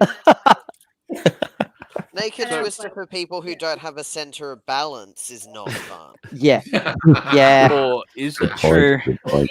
Not because I just end up with mystery bruises that I don't remember how or when they got there. It's not a good time. darling, just turn 45. You'll have them anyway. See, No, I've always had. I don't have depth Self burn, perception. those are rare. Oh my god. That's harsh. at a place I was working once, I found these plastic bags, and they were slightly larger than a queen size bed, like a plastic bag, slightly bigger than Okay. a queen size mattress. That and a bottle of baby oil, and it's a plastic bag, so less mess. Slide. Just slip and slide. Less Yeah. mess. The old slip and slide. See, the problem with a plastic bag is that it's too light and it can stick to you, and it could be a choking hazard, and Unless they're Well. like consenting that. unless they're into that. I remember I was at a Remember, club. big. It was the size of a I was queen size bed, and one side was completely open, so it was Okay. reasonably safe. Yeah. I was at a club, and sitting next to me on the couch was this woman completely wrapped up in Glad wrap. Sure. Yeah, Damn. I had a I had friend my- their had my husband first wax experience at that club too. Ooh. Oh shit. Yeah, okay. Oh. Yeah, I it was couldn't pretty do good. that Was it with the woman that mummification. was wrapped up in Glad wrap? Sorry, Was it Was with she the woman that happy? was wrapped up in Glad wrap? no, she was doing her own thing. I could not do Was happy? mummification. No. I don't think I I'd do had it a either. friend where, like, we were all smoking a fair bit of the you know what, and That plant that The you should devil's take to work lettuce. to make work more enjoyable. Work fun. Yeah. Anyway, so there was this party at my friend's place, and then I started hearing this screaming, and I come out, and she is wrapped in Glad wrap. People are twirling her around and wrapping her in Glad wrap. She's like, no! She's not happy. Don't wrap people in Glad wrap unless they give consent. Consent is king. Yeah. Yes. Did you know that Glad wrap I'm- was It's either invented fun as for a everyone bird or it's field not fun dressing? at all. Hmm. And to me, that is the weird thing with people who are into the sort of BDSM side of thing. You get, and it's particularly guys who are horrible and awful and just want to hurt people. But to me, by far the sexiest thing about BDSM is a sub who is consenting. You go, oh no, someone who wants you to do the naughty things is way fucking hotter and sexier than forcing yourself on someone. So that's Nettie, my sense. The guy who ran PEMSO. Which What? Guy. When we were at La Trobe, the guy that ran PEMSO, the really big guy. Oh, that guy, yep. Yep. Fucking hell, okay, He was a professional dom. Yeah. He was a witchy dom. He got professional dom. He got paid to torture people. Yeah, okay. I actually know Yeah. somebody who did that. Yeah, I can see that. Yes. Yeah. Yeah, his scariest Yes. moment That's was he why being pushed. an academic doesn't pay enough. Well, he was telling That's us scarily of- true. He was telling me that his scariest experience was one night he had a customer, and where most people use the safe word and bail out, she wanted more, and he couldn't go any further without actually doing serious harm to her. Yeah. Yeah. So Yeah. someone has extreme bailed? limits. That's a lot. Yeah. Sorry, on a completely more innocent level. Okay, Aussie Gun wants to join us. So I'm posting a link in, but Redem Hunter on Twitch says they love the shirt, so I'm just going to show off on a completely more innocent that's a front. good That's my one. cocktail shirt. I believe that name may be Red Demon Hunter. Yeah. Okay. Yep. So Red I'm Demon more Hunter drunk X. than you. Okay. Yeah. Sure. Okay. Not Demon Redem. Okay, fuck. Okay, fuck. Okay. He was such a dad. I'm a drunk dad. Okay. Sure. Used to be cool, man. Here he is. Yeah. Just a No, drunk no, old okay. dad. That's the flaw in your argument. my friend. No, I didn't. No, I See, but Oh, angry Bum being Fungus is cool saying is it's knowing 1 that a.m. you're not give him cool a and not break. caring. didn't. Thank you. No, Bum it's It's Fungus. 1 a.m. and Angry he's Ozzy's got drunk. Bum Fungus on his side. No, it's only 12:36 in South Australia. Yeah, That's because you're half an hour behind. that's Oh not no, we're normal further than frequency. just half an hour. I can guarantee you that. Yes, oh no, that's- Abigail's frozen on top of me.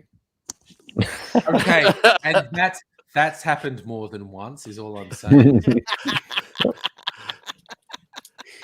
Sorry, I'm just going Oh, to no. make everything Now she's sexual. No, she buffering. came back and now she's buffered. Okay. Aussie Gun It's Bunny. been so long since I've been buffered. Yeah, I know, right? I need a good buffering every now and then. But I was gonna say with Magnus's story of this professional dom who couldn't hit a subs limit.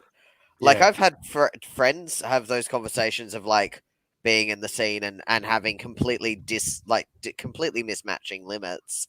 And it's like, but that's why safe words are important just as much for doms as they are for subs. And that's why like aftercare is important for both doms and subs, and both people need to be safe and sane and consensual. It shouldn't be one-sided. Ooh, But no, I don't think we talk 100% about with you. doms getting support enough. Sorry, I'm just I trying to 100% agree. and Welcome back. Hello. Aussie Gun Bunny's not quite working. But I'm that's here. okay. 1 second. No, he's got the camera there. pointing in the wrong direction. Hang Yeah, on. and The roof is a I direction. know. Sylvie's still there. I mean, because I've certainly had funny experiences in the past with subs saying, and do the following, and I'm going, really? Okay. Sure. That's a thing you want. Yeah, okay, fine. I can do that. And I am here. and there we go. Look, see, we're talking about I am here. Sorry, just give me a second. Hey. I I don't want to over sexualize the beards on either Magnus or Aussie Gun Bunny, but they're pretty impressive, both of them. See, They are very lovely. the only reason that Thank you. Streaks of darkness the only in them thing are the only quite thing a beard nice. does for me Yeah. is that I sit there and that's because Yeah. you're dribbling when you're drinking the Black Sambuca, dude. Let's be honest. But you see, Shh. a beard is the modern pipe. When you're asked an intellectual Yes. question, you can stand there and stroke the beard. Yeah. Yes. I like And just that. look all like all that. deep I've and seen meaningful. girls do that. I've seen girls doing that Sorry. on the internet. Like, Well, gets everyone- we have modern values and everything. So these days, girls can have beards. So, you know. Yeah. Well, there is that. That's Only true. they don't That have is very beards. true. These girls I've seen. Okay, Ugh. my girls, my daughters do that. They grow like this. Bloody hell. Well, you know, it does make you look all deep and meaningless. Oh, You know, when you're having a thought about, you know, did I leave the oven on? Yeah. Oh my god. I'm that deep in thought, it's normally going to lead to trouble. Oh I God, have I'm thoughts gonna that have are to go- deeper than whale shit. I'm gonna have to go I'm- over to Eddie's place and And fucking log out of a laptop because it's doing my head in. salumi? Is that how you pronounce it? So yeah, Salumi. Salumi, yeah. Salumi. It only leads to trouble if you get caught. See, but that's the fun in being a brat, is you push Oh until you my get caught when God. you want Okay. to be. And again, when Salumi starts bringing out the brat stuff, I'm like, oh no. All I'm going to say is no, I'm off in a monogamous relationship here and I'm not getting involved in that because that's just Salumi, you need flashbacks one to of previous- these. Oh my god. Okay. ooh, we're getting And you know what they serious say? now. Good axe has a knob on the end. Yeah. No, that's from I can Terry think of many Pratchett's good things with World. knobs on the end. The wizard staff should have a knob on the end. Yes, that's Terry Pratchett. A wizard staff has a knob on the end. But yeah. Well, it does. It does. It absolutely does. I'm told the knob is to stop your hand sliding off. Yeah. the witches and the wizards in Terry Pratchett's stuff is hilarious. See? Knobbly bit. Ooh, Knobbly bit. ooh, I see a Stops sword. hand from sliding. Yeah. Oh my god, there is a Yep. web comic, and I think the artist, she's actually Australian. It's called Oglaf, OGLAF.com. And it's hilarious. It's been running for like 10 years or whatever. And there was an early storyline which is called the Cum Sprite. Where there's this, it's like this sort of D&D fantasy world, which is incredibly sexual. But the Cum Sprite storyline was this guy who was working for some wicked queen, and if he jacked off, his cum actually came to life and ratted him out to the queen and said, "He's been wanking again." It's like- That sounds it was- familiar, sadly. It was. I think so I've read funny. that. But yeah, but Oglaf is still running. If you've not watched it, I'm 100% recommending it. OGLAF. As a web comic, you don't watch it, you read it. Yeah, no, you read it. I'm not sure. I'm sure the artist. I think she's Australian. There might be other people involved in credit, but it's just fucking hilarious because it's this fantasy world that then not every comic is sexual, but about half comics are really sexual, and it's like this woman just going, and she's the type of woman who goes, "Yeah, two guys getting it on. That's hot," and it's just like, Looking for group. So half of the sexual ones are really gay and half of them are hetero.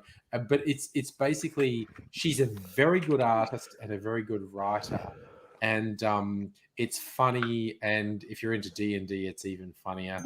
And it's weird as fuck. And she's been doing it for about 10 years, and it's just great. I used to read Looking for Group. Okay. Oh God. Abigail I haven't turned had her it in a long mic off time. just so she can have a private conversation.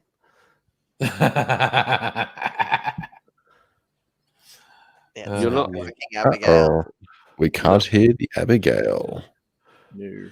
Hit it with a Does hammer. Not the We'll try Abigail, the turning it off microphone. and on again. Have you tried switching it off and switching it on again? It's No, we have absolutely lost your audio, Abigail. So that's okay. I'm not saying we just objectify you and are happy looking at the image of you, but there's a bunch of that going on as well. I'm sure many of us are happy to objectify Abigail with So that's pleasure. not fair, Abigail. You're the only one who gets to look at your boobs. That was absolutely not fair. So, where did Magnus and Aussie Gun Bunny get their respective swords? Because I saw swords. How's that? Yes. Oh, hang on. Aussie Yeah, Gun now Bunny we has- can has a We hear you sword. Yay! now. Yay! I You're- fixed it. Can you hear again? Sorry, Yay! I'll go Sword. back. Going back to. That looks Boys like are showing off their a swords again. yeah. Cool. Swords and beards. I'm not saying I'm hot. For Oh, both of that them, looks but So I'm it's- not pretty hot saying for this both It's is of my them. type, but That's this is a my sword. type. It's been, Yeah. it's been so long since I bought one. Aussie Cool Is Gun that- sword. Bunny, that- darling, those- is that a where- claymore? No, No, this it's too is, small to be a much claymore. Smaller Long than sword. That's an claymore. arming sword. Yeah, Yeah. arming sword. Yeah. Yeah. Yeah, and I've it's had this- and the handle This is is too an short arming to be a sword long too. sword. Yeah. Or a Oh, side very sword. Yeah. What have you got Yeah. there, Magnus? No, Yeah. side. This is an arming Oh, sword it's- too. Yeah. Okay. They're both arming yeah. swords. I Yeah. got Has this anyone got a claymore? 20 years ago. Well, that's rather No. personal question, isn't it? Who Do I have a was that- sword that's who long was the enough for guy- the pommel to go up to my eye? was the guy in World War II who went into battle with a claymore? wanna know He that was would a be Mad major. Jack. Sorry, He what was was a that? major. Magnus? That was Mad Jack. I think it was from Yes, memory. He Mad went when he Jack. with a long It was sword and a Mad bow. Jack. Yes. He full on went into battle in World War II with a fucking claymore. Well, no. Okay. Claymore is a corruption of a Scottish phrase that means great sword, yeah, right? But they did have these really big motherfucking swords that were like a three-hander. You got two Yeah. hands there, and then when you Yeah. go for the backswing, you put your backhand up the top, yeah, and and they were huge. They were the length of you up to your eye. yeah, yeah. But he went into. He was on the landing at Normandy with a what's called a hand and a half sword or a bastard Yeah. sword, Yeah. and he had a longbow, and he also has the last recorded kill in wartime with a yew longbow. Yeah. Nice. He was a Because he- fucking madman. He was a fucking He led mad- a commando unit, Yeah. and he used the longbow to take out sentries. Yeah. Sounds like a mad bastard. Yeah. When we're talking about claymores in modern military terms, a claymore is a type of mine that is the parabolic thing that is a directional fragmentation. Anti-personnel mine. Yes. Yeah. And Yes. what that always reminds me of is the story from Afghanistan with a Gurkha who was on forward sentry duty, and he thought he was being overrun by Taliban. And it's like the worst thing you can do to a Gurkha is make them think they're going to die, because then they will do insane shit, because they go, well, I'm going to die, so I'm going to do insane shit while I'm... And he had some claymore mines that hadn't been put, and he was just on this sentry post, and he was just digging them in, and he was hand detonating claymore mines at the fucking Taliban that were attacking them. And he actually drove them all back. He only... because hand detonating claymore mines is incredibly dangerous, and he 50-50 chance he would have been killed doing it, and it turned out he didn't get killed, and he actually drove back these Taliban, and then he retreated back to the base where he said, oh yeah, the Taliban tried to overrun my guard post, and his commander said, what did you do? And he described what he did with the claymores and stuff, and the commander, who's a Brit, is going, what did you do? And this Gurkha, who's a Nepalese soldier, he's just going, yeah, I thought they were going to fucking kill me, so I just started doing crazy shit, because I go, well, I'm dead, so I might as well do crazy shit. And the Brit is just going, what the fuck? What the fuck did you do? And What's it's just the like, spirit? "Oh." I'm a And my dead other man, I'm favorite gonna go story crazy. about Gurkhas is a guy who was on leave, and he was on a train that was going through, and it was actually going through like rural China, which was the area where the Gurkhas live, basically in the Himalayas, and some sort of gangster types sort of decided they were going to rob people on the train, and this Gurkha's going like, nothing to do with me. And then they basically started assaulting women, and they're like, they're going to rape these women. This woman going, won't someone help me? And this one Gurkha, and there's these 6 gangster types, and he's just going, fuck. It's just like an innocent person said, won't you help me? And he's just going, fuck. And he's just drawn his knife out, and it's like, shit got real nasty from that point. And it's just like, and it's the same deal. The guy got debriefed later and said, what happened? And he's going, well, I assumed that because there were 6 of these guys, so I assumed they would kill me. So I just did some insane shit with my knife, and it turns out they weren't fully prepared for an insane guy with a big fucking knife. And It's not that big. They're only about. I killed them all, and the rest of the civilians were like, "That was cool." Yeah. Magnets. Yeah, the knives are about that big, and they're called a kukri. The kukris. There are these big bent knives the Gurkhas use, and they're just like they have a notch at about that far from the cross guard, and that stopped the blood from falling onto the handle and making them lose grip. But, they never draw it unless it draws blood.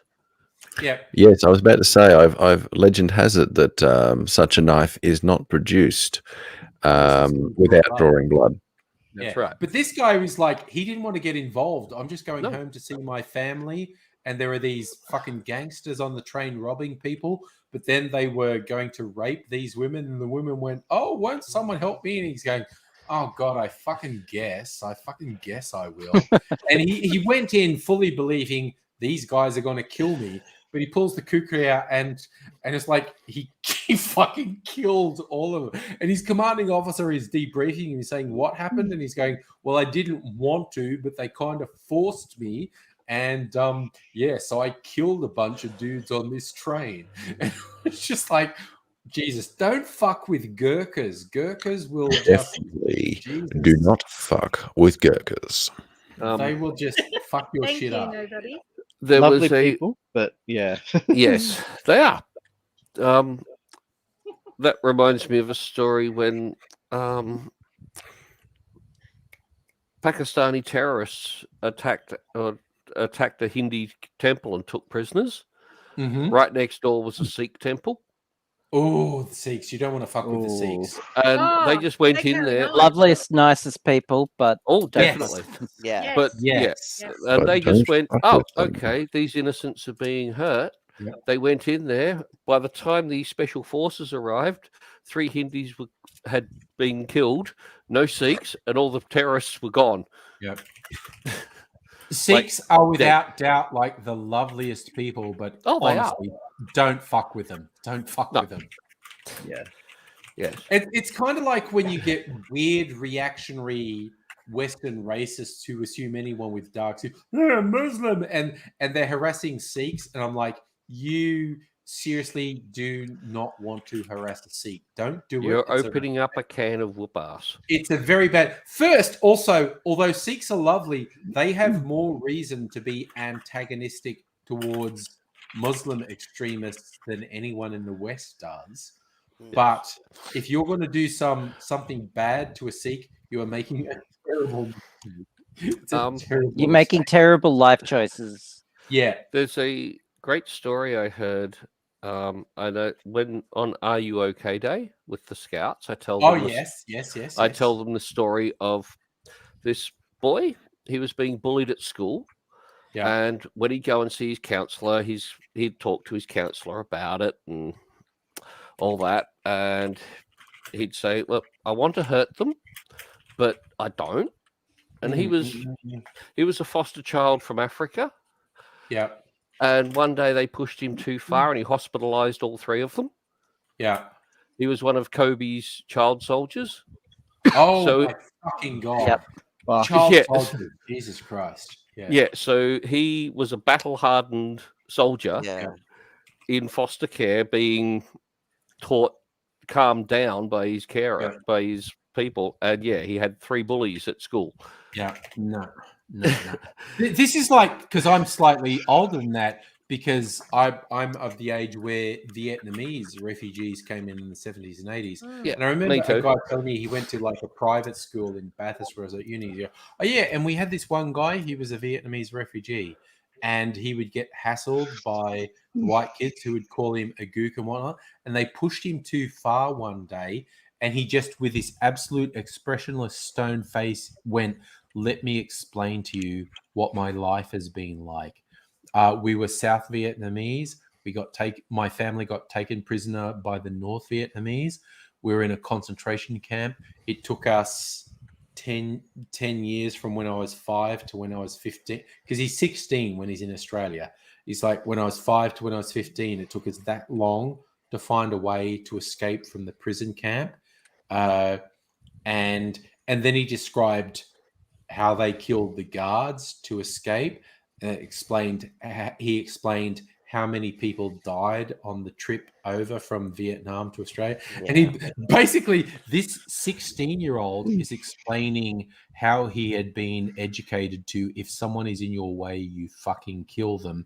And he's just really calmly, because he's only, again, he's a Vietnamese 16-year-old, Vietnamese. He was only 5'2", and the kids who were bullying him were from 5'8" to 6 foot tall. And then he's just with his stone face explaining how he had been taught to fucking murder anyone who got in his way.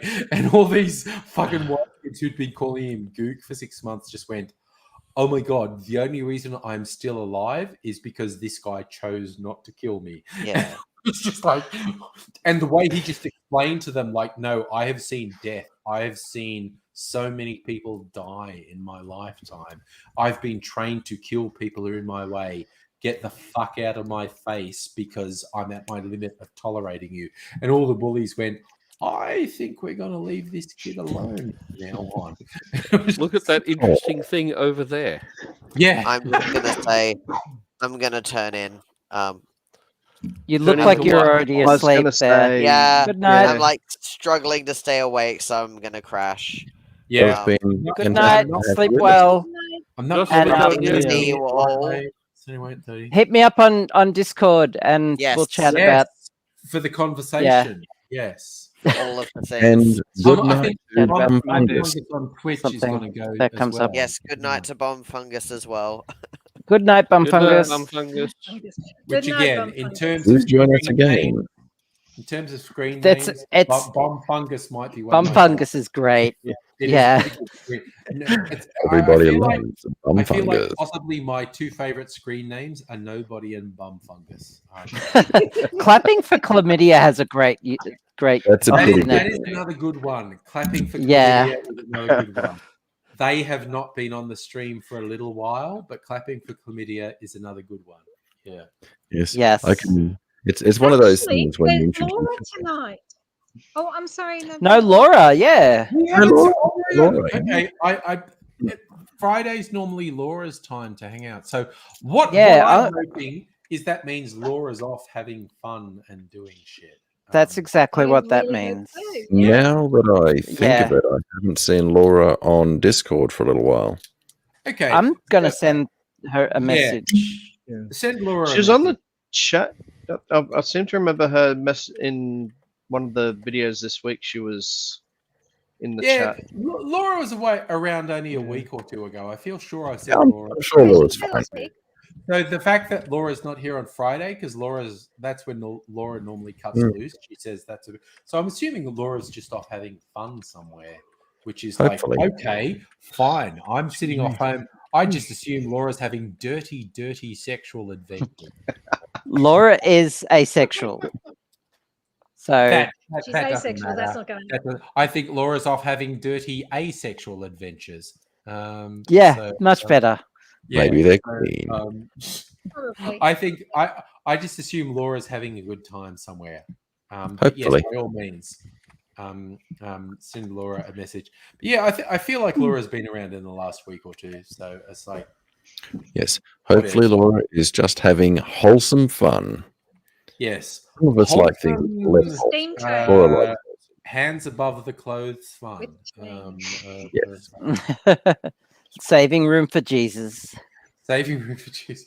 Ironically, Every now and then see stuff, and it's like people, and they throw in these jokes about like, and this, because I watched the first episode of Peacemaker, which is the John Cena the spin-off from the Suicide Squad, and it was just like, I don't know, I kind of like John Cena. He's very funny, he's very wholesome, because he spent the last 2 decades visiting several hundred kids with serious or terminal illnesses, but at the same time inventing a cinema version of himself that is extremely weird and fucked up.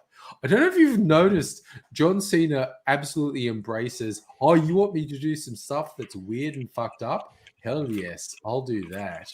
And he's done comedies, and because he plays Peacemaker in the Suicide Squad movie, and there's a streaming series that's just started where it's a guy who he's going, I am so committed to the idea of peace, I don't care how many people I have to kill to achieve it. And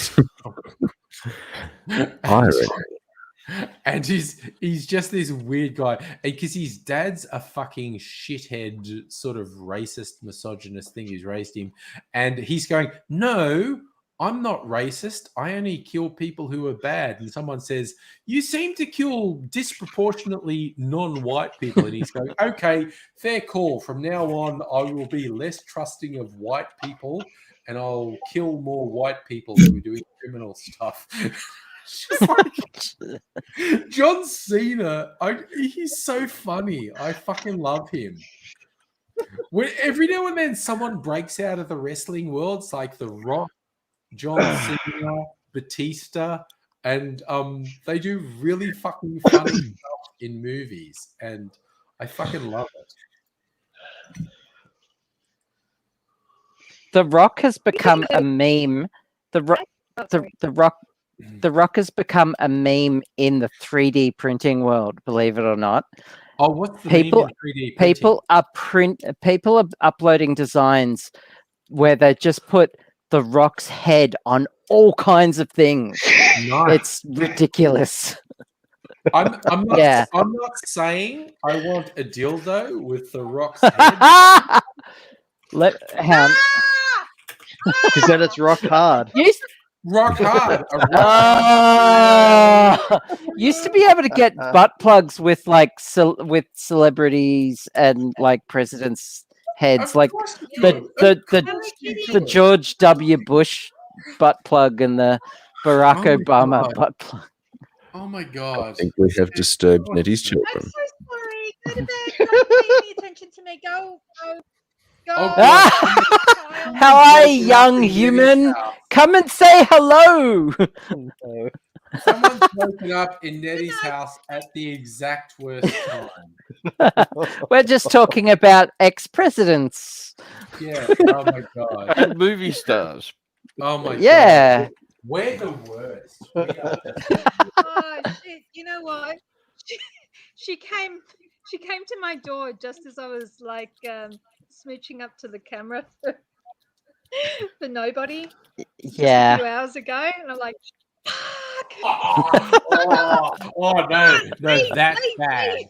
That's bad. That's bad. Yeah, no. That's bad. Yeah. Oh, shit. I'm sorry.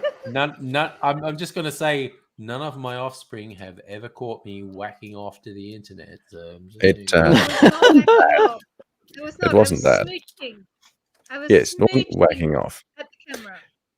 We wait till we're in the same room before we get. Okay, you say that wasn't what happened, but the pair of you are dirty little stop-outs. I don't deny that. In fact, I really admit that with pleasure. That's gay. I'm drinking a Gay. That's gay. Nobody's pleasure gets Quite. all over the place. Look how depleted my freezer martini is. I'm trying to find some high octane gin to fill it up, and I'm possibly slightly too inebriated to tell the difference between bottles in my collection. Yay, inebriation. Yay, inebriation. We always talk about how Tim Smith am I. I think I'm about 75% Tim Smith. Yes, at I the was going moment. to say 3/4 of the way. Three quarters tips. Like, I don't think I would crash a car into someone's fence at the moment, which is what Tim Smith But that's did. because you're not an asshole. I'm not an asshole. I'm just going to fucking stay in my house. What you say? At least your local members. Sorry, I was just going to say, at least your local members only run over fences, not people on motorbikes, like like our mayor did. Sorry, Ozzy Gun Buddy, your mayor ran over someone on a motorbike? Yeah, and they may or may not have been drunk at never the work. time. Oh my god. Oh my god. Where are you? She may or may not have been drunk at the time. In Oh Townsville. my god. Oh my god. Oh, Yeah. my Dang. sister lives in Townsville. Yes. Aussie Gun Bunny, my sister lives in Queensland. Townsville. Oh, really? Oh, Yes. there you go. She went up Yes. there for like a 2-week holiday and never came back. I unfortunately bad. moved up here 22 years ago with the army, and then when I left the military, I had already met a girl and kind of settled down. So I was like, oh well, I guess I'm here now. Yeah, my brother was stationed up there too. Oh, okay. Whereabouts? What unit? 3rd, 4th Recon Cav. Ah, okay. Also Cool. part of the Scorpion Club. Very cool. He No, drove a Leopard tank. I was over at Fourfield Regiment, artillery. Oh, so you're good at lifting heavy things. Yeah. I can lift concrete, but I can't spell it. Yeah. Yeah. My brother was in second cav. Up My in brother was in Darwin? second cav in Darwin. Yeah. Yeah. Okay, here's one for you. My father was in 1st, 2nd Ground Liaison Group. In what, sorry? 1st, 2nd Ground Liaison Group. That sounds That sounds like, yeah. He was an Air That's Force like it should be radio impressive if operator. You know what it means. He was an Air Force radio operator that went out with a commando unit to go behind enemy lines and visually call in airstrikes on high value targets. He was a Ford observer. Oh shit. Yes. Cool. Yeah. Yes. And one night Can I when tell he you what was my dad did? Yeah. What? Can I tell you what my dad did? He was in Z Special yes, in the Second World War. Oh, that's right. Your dad was Nice. in. We've talked about this before. Your dad was in Z Special. Yeah. Then he was yes. in Army Wow. Intelligence. That's cool. Yeah. And my sister was in ASIO. Yeah. But I don't know That's that awesome. shit. You can never, Okay. you can neither confirm nor Neddy's deny family about are your fucking sister. narcs. Sorry. I knew a guy who he worked in ASIO, but for one of the most menial jobs ever.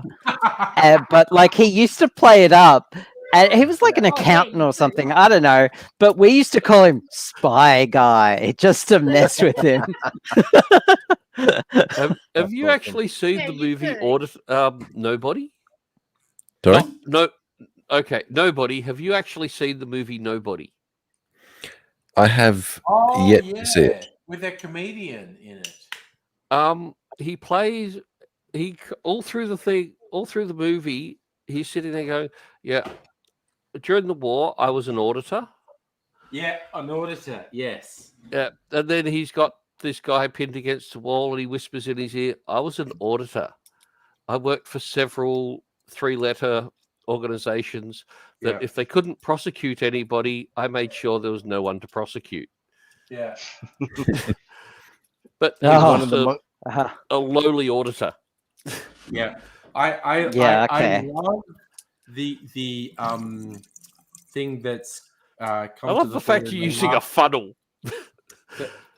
What are you picking on my funnel? I'm just fucking I'm fucking doing my fucking freezer martini. I love the Jesus. fact you're using a funnel to pour a drink. No, I'm putting it back into a bottle to put into the freezer.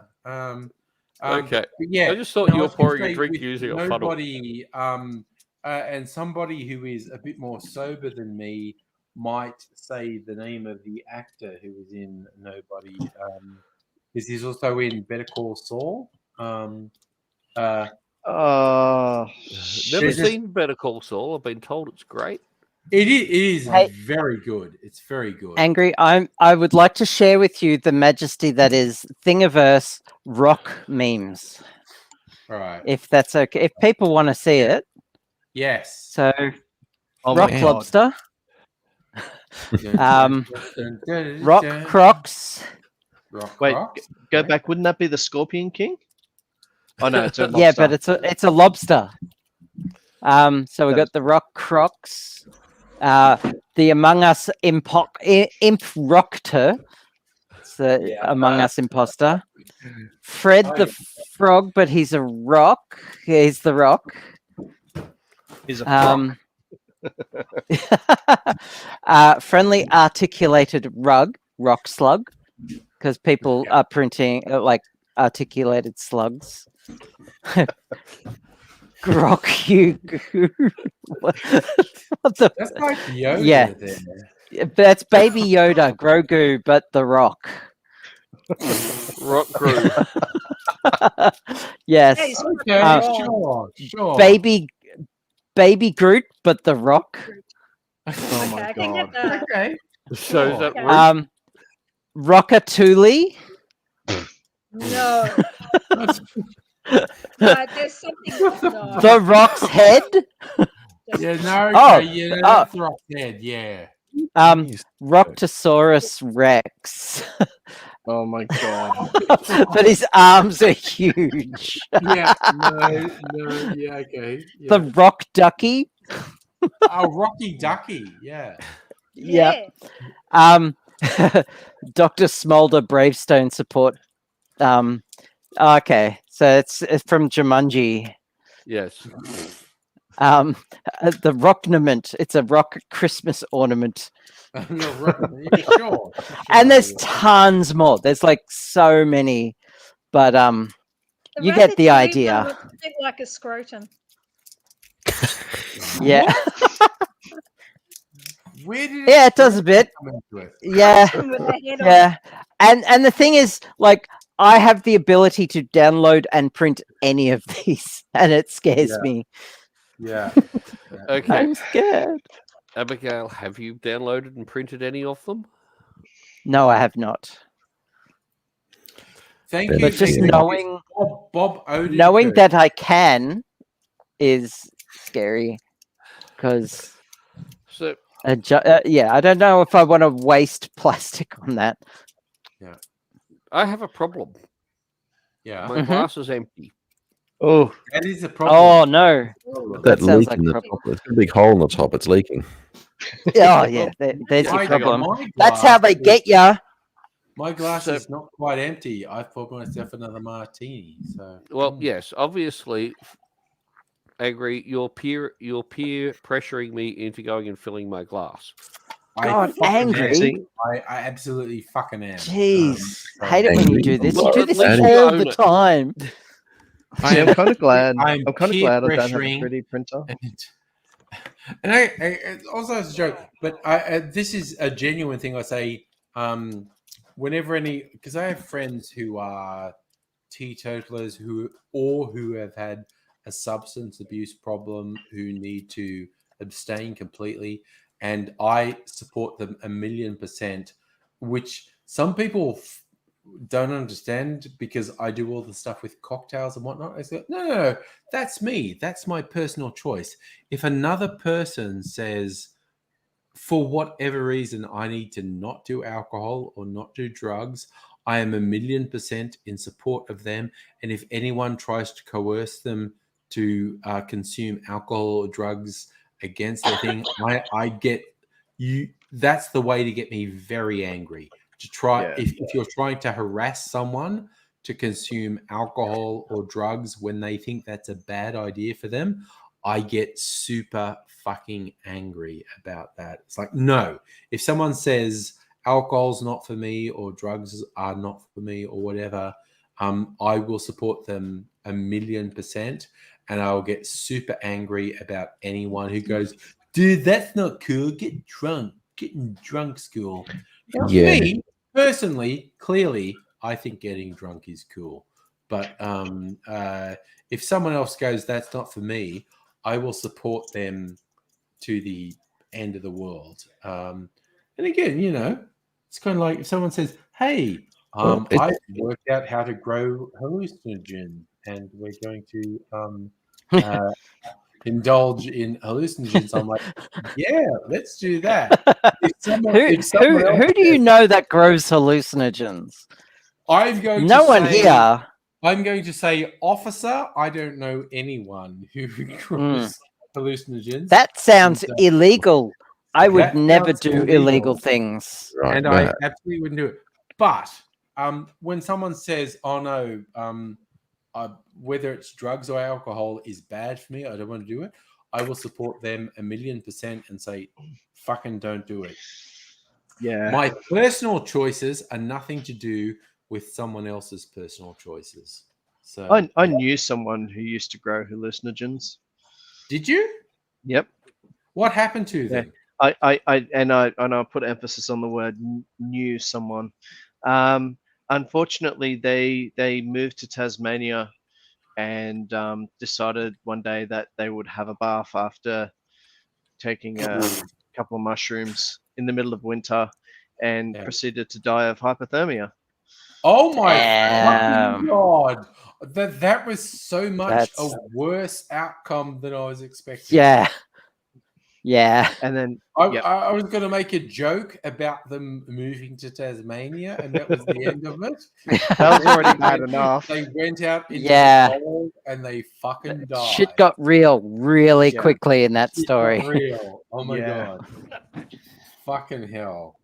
Damn. Okay. Yes. Okay, I'm going to throw it out. Kids, anyone watching this, whether it be alcohol or drugs or whatever, something that makes you not understand the repercussions of your actions, you need somebody to look after you. Because if you've gotten into the stage where you don't understand the repercussions of your actions, someone else has to manage the situation. Because Jesus Christ. Yes. Drugs and alcohol and bathtubs in general are usually a very, very bad combination. Oh my God. Way back in the fucking 90s when I was in a shared house. When I was a young warthog. Yeah. No. When I was a sperm. They talked out about how one of their housemates a couple of years before I'd lived with them had, I think it was heroin, but it was some drug or other. They got into a bath and way too much, and they had sunk below the water level and died in the fucking bath. And it's just like, well, that's fucked. Thanks. That's fucked. Yeah. Yeah. So basically, it's not. Sometimes with people, it's not even drugs. It's just their view of the world. You need to understand when someone is in a space where they are in danger, and you need to help them and support them and stop them from dying. But yeah, drugs and alcohol are kind of super obvious. Oh yeah, no, if that person's taking either alcohol or drugs too far, they might die, so you should stop them from dying. But with some people, it's not even drugs or alcohol. It's just you need to look after them and help them and support them. So yes. And he says drinking a martini. So sometimes all get a trip sitter, kids. Yes, sometimes all people need is to know that you understand what they're dealing with. Yes, thank you, Magnus. That is beautiful. And that is why we in Australia, we have some studies going on at the moment as to whether either cannabinoids or hallucinogens can help people with various mental and physical health issues. Well, I know that is correct. I do know that in order to, you can't overdose on cannabinoids. The most likely way of dying will be to smoke yourself to death, which would require you to smoke 30 kilos of pot in 30 minutes. Oh, But yeah. You would die of suffocation first. I was going to say you'd pass out before you managed to. Yeah. This is the weird thing. Like, okay, look, I've got a bottle of alcohol. This would kill me if I drank it all. And this is legal. This is fucking legal. But this would kill me if I drank it all. And I choose not to do that. Cannabinoids can't really kill you. There are some other drugs that can fuck your brain permanently in a bad way and whatnot. But it's absolutely surreal that alcohol, which is legal in various forms, can absolutely, definitely kill you. And has been responsible for a lot of people going on violent benders. Oh, yeah. And other drugs which are illegal, it is quite difficult to kill you with those drugs. But, what the hey? Name me one stoner that's got up and killed someone that wasn't in a 50s propaganda film. Fucking yes. Marijuana users, cannabis users don't fucking kill people. And because they can't be fucked. Yeah, no. They're too relaxed to kill it. They just can't be bothered. My father smoked weed every day, and he was a fucking abusive cunt. Yeah. Oh, yeah. Okay. Okay. So- Yes. Yeah, and almost killed my mother one time. So let's There are exceptions to the rules. No. Over my life, I have definitely seen people who have done too much weed, who have damaged their brain. I've definitely seen people who have done too many hallucinogens that has fucked their brain permanently.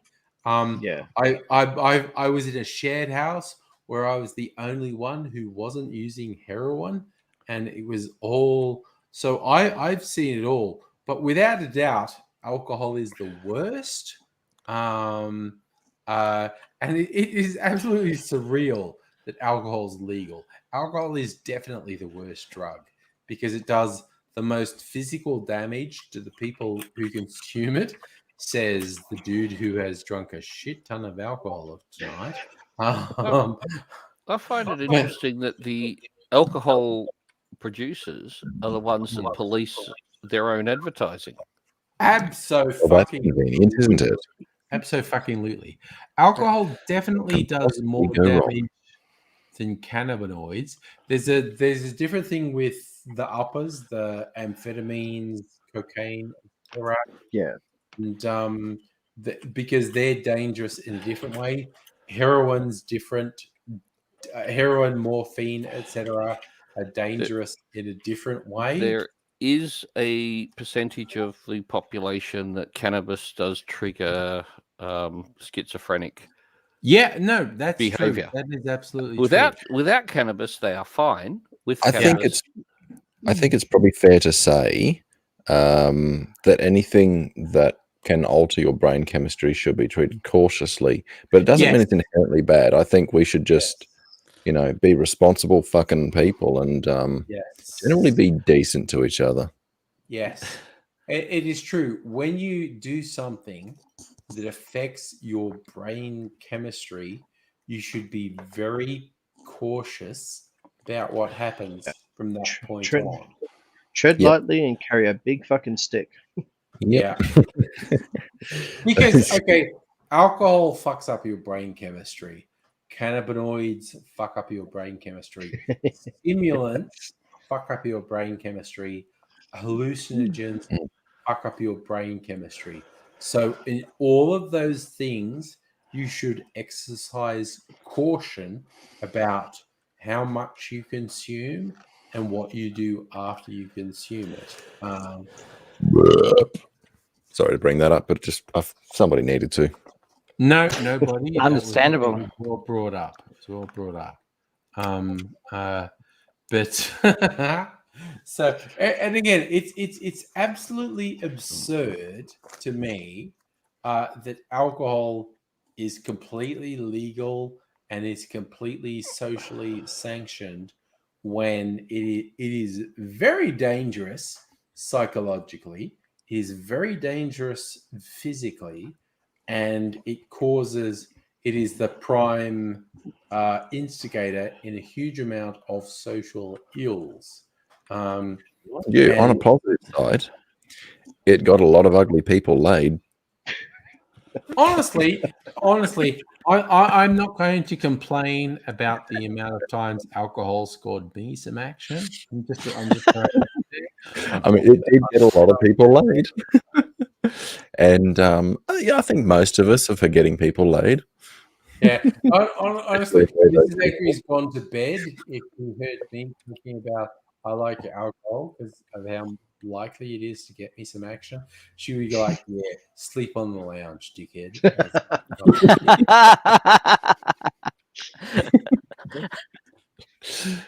Okay, that's fine. That's fine. That's because you're married.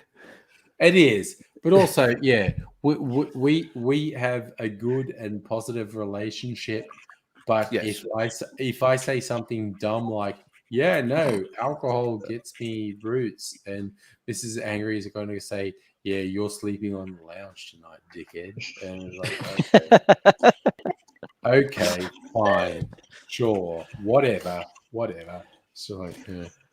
Yes. Okay, this is one of those points where I wish Aidsy was here with his terrible abuse of various substances, where he would.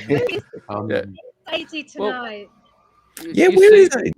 There is that whole thing. No, Aidsy messaged me last night. He is at the moment supporting Boss of the House. Boss of the House has a bunch of shit happening that needs Aidsy. Because again, everyone who personally knows Aidsy knows how much he helps in critical situations. Aidsy has a big heart. Yeah, and I love fucking messing with Aidsy and shitting on Aidsy and doing stuff. But when push comes to shove, when you need someone in your corner, Aidsy will be like a Aidsy's always got your back. And at the moment, Aidsy is looking after his boyfriend, Boss of the House. So he needs to let us go off and do our silly shit here on the streams because he's looking after Boss of the House. So, well, I for one endorse that. So yeah, you can tell Aidsy with pleasure that nobody endorses him. Yeah. Oh. Yeah. So he the joke that keeps on giving. Okay, I'm going to bring up. Oh shit, my phone's upside down. Okay. I find it funny that Angry, you were just talking about all these harmful drugs, and then you've got and how much they can fuck you up and fuck you around and mess with your head. Then you've got Aidsy. It was done. Oh no, Aidsy's on a different level to the rest of us. Aidsy's immortal. Let's not forget that. Zombie kin don't count in this conversation. We're only talking about us mere mortals. Okay. That is quite true. It's quite true. Now you guys know that I have a theory about Aidsy. Yeah, do go on. Only one. The Dark One is keeping him alive to torture him. Well, because I have met someone very, very similar up in Sydney. Only he went the other way. Like Aidsy has gone very left wing, community conscious, liberal with his morals, I suppose you'd say. Whereas the other one, Slasher from Newtown. Oh Christ, Slasher. Okay, yeah. Slasher from Newtown, who put spikes on his crutches when he had to use them, who has nearly died a number of times. The biggest one that I know of was when he fell over, near train tracks, and the top part of his head got fucked with by a train. Oh shit! Damn. Yeah, but he's a Satanist, so he survived. And so, Damn. yeah, Damn. apparently he's been Heavy metal. hooning around on his scooter. By scooter, I think what they mean is those mobile, like granny scooters. Do you know what I mean? The ones that go on the sidewalk. Yeah. He's been Yep. hooning around on Yeah, that all fuck, these scooters, yeah. and he's gone all white power. Oh, no. It's like Yikes. we have two opposites. You know, Yeah. AZ, Yeah. who we all love, and Slasher, Yeah. who no one can love. No. Well, they say that if you like conjure power into the world through magic, that the world balances itself out with the opposite of that. Yeah. And so obviously what's happened is like AZ's brought in all this positive energy and the world is balanced out with this fuck knuckle. Yeah. Yep. No, AZ is a big believer in chaos. I think you might have a point, Abigail. It's a point well made. It was also an episode of Buffy. So yeah. Yeah. I think AZ is also Buffy's on better board than with the the Bible philosophy of sometimes, Buffy. you know. I So love Buffy. yeah, speaking about that's white supremacists, did I ever tell you what happened when I started learning about Azatru? When I was learning about like the Norse gods and that. Go for it. Azaratu. So, anyone that doesn't know, I've been practicing Azatru for quite a few years now. But when I first started, I learned about this group called. I'm just trying to remember what their name is. Oh no, they're pretty hard. They're really full on, aren't they? Yeah, the Adinic Rite of Australia, and then they're talking about being about being folkish and stuff like this, and I'm like, oh, that doesn't sound so bad. The folkish, you know, they like, you know, making crafting stuff and things like that, not realizing what that word meant. And then it wasn't until one of my friends. Hang on. Just pause for a minute. What does folkish mean? So folkish in this terms of the word folkish, they are talking about how you have to be from northern descent, so coming from one of the Germanic countries to be able to practice the religion. Oh, okay. So from Norway, Sweden, Germany. Continue. You know. Anyway, so that's not what I thought it meant. I thought it meant folk. Yeah. Anyway, Yeah. so one of my friends dragged me to the side and said, don't think you want to get involved with these guys. They're white supremacists.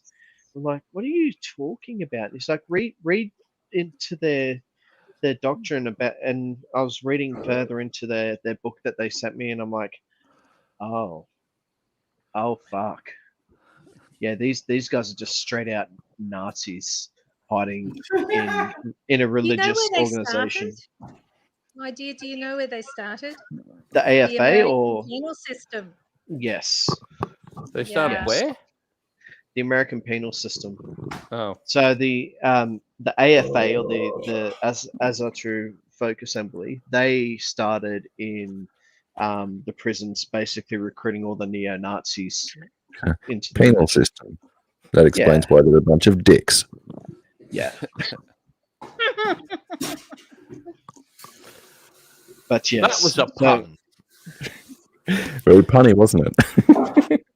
No. And every now and then we, because I joined another group called the Azatru community, which is the complete opposite. Like they don't care who you are, they don't care what your sexual orientation is, they don't care where you come from. You know, as long as you're a good person, you're okay. Which And group is that? they call themselves TAC, or the Azatru community. Oh, okay. And yeah, they're complete polar opposite. And they started a group called the Shield Wall to basically try to explain what the religion is supposed to be, not, you know, racism and white supremacy. So But yeah, I Spielberg. thought that was interesting how they try to weasel their way into our religion, Hmm. try to corrupt Well, people. Yeah, People I have- came across that when I was on BME Zine. I am BMEzine.com. So that's where Goatsy comes from. And so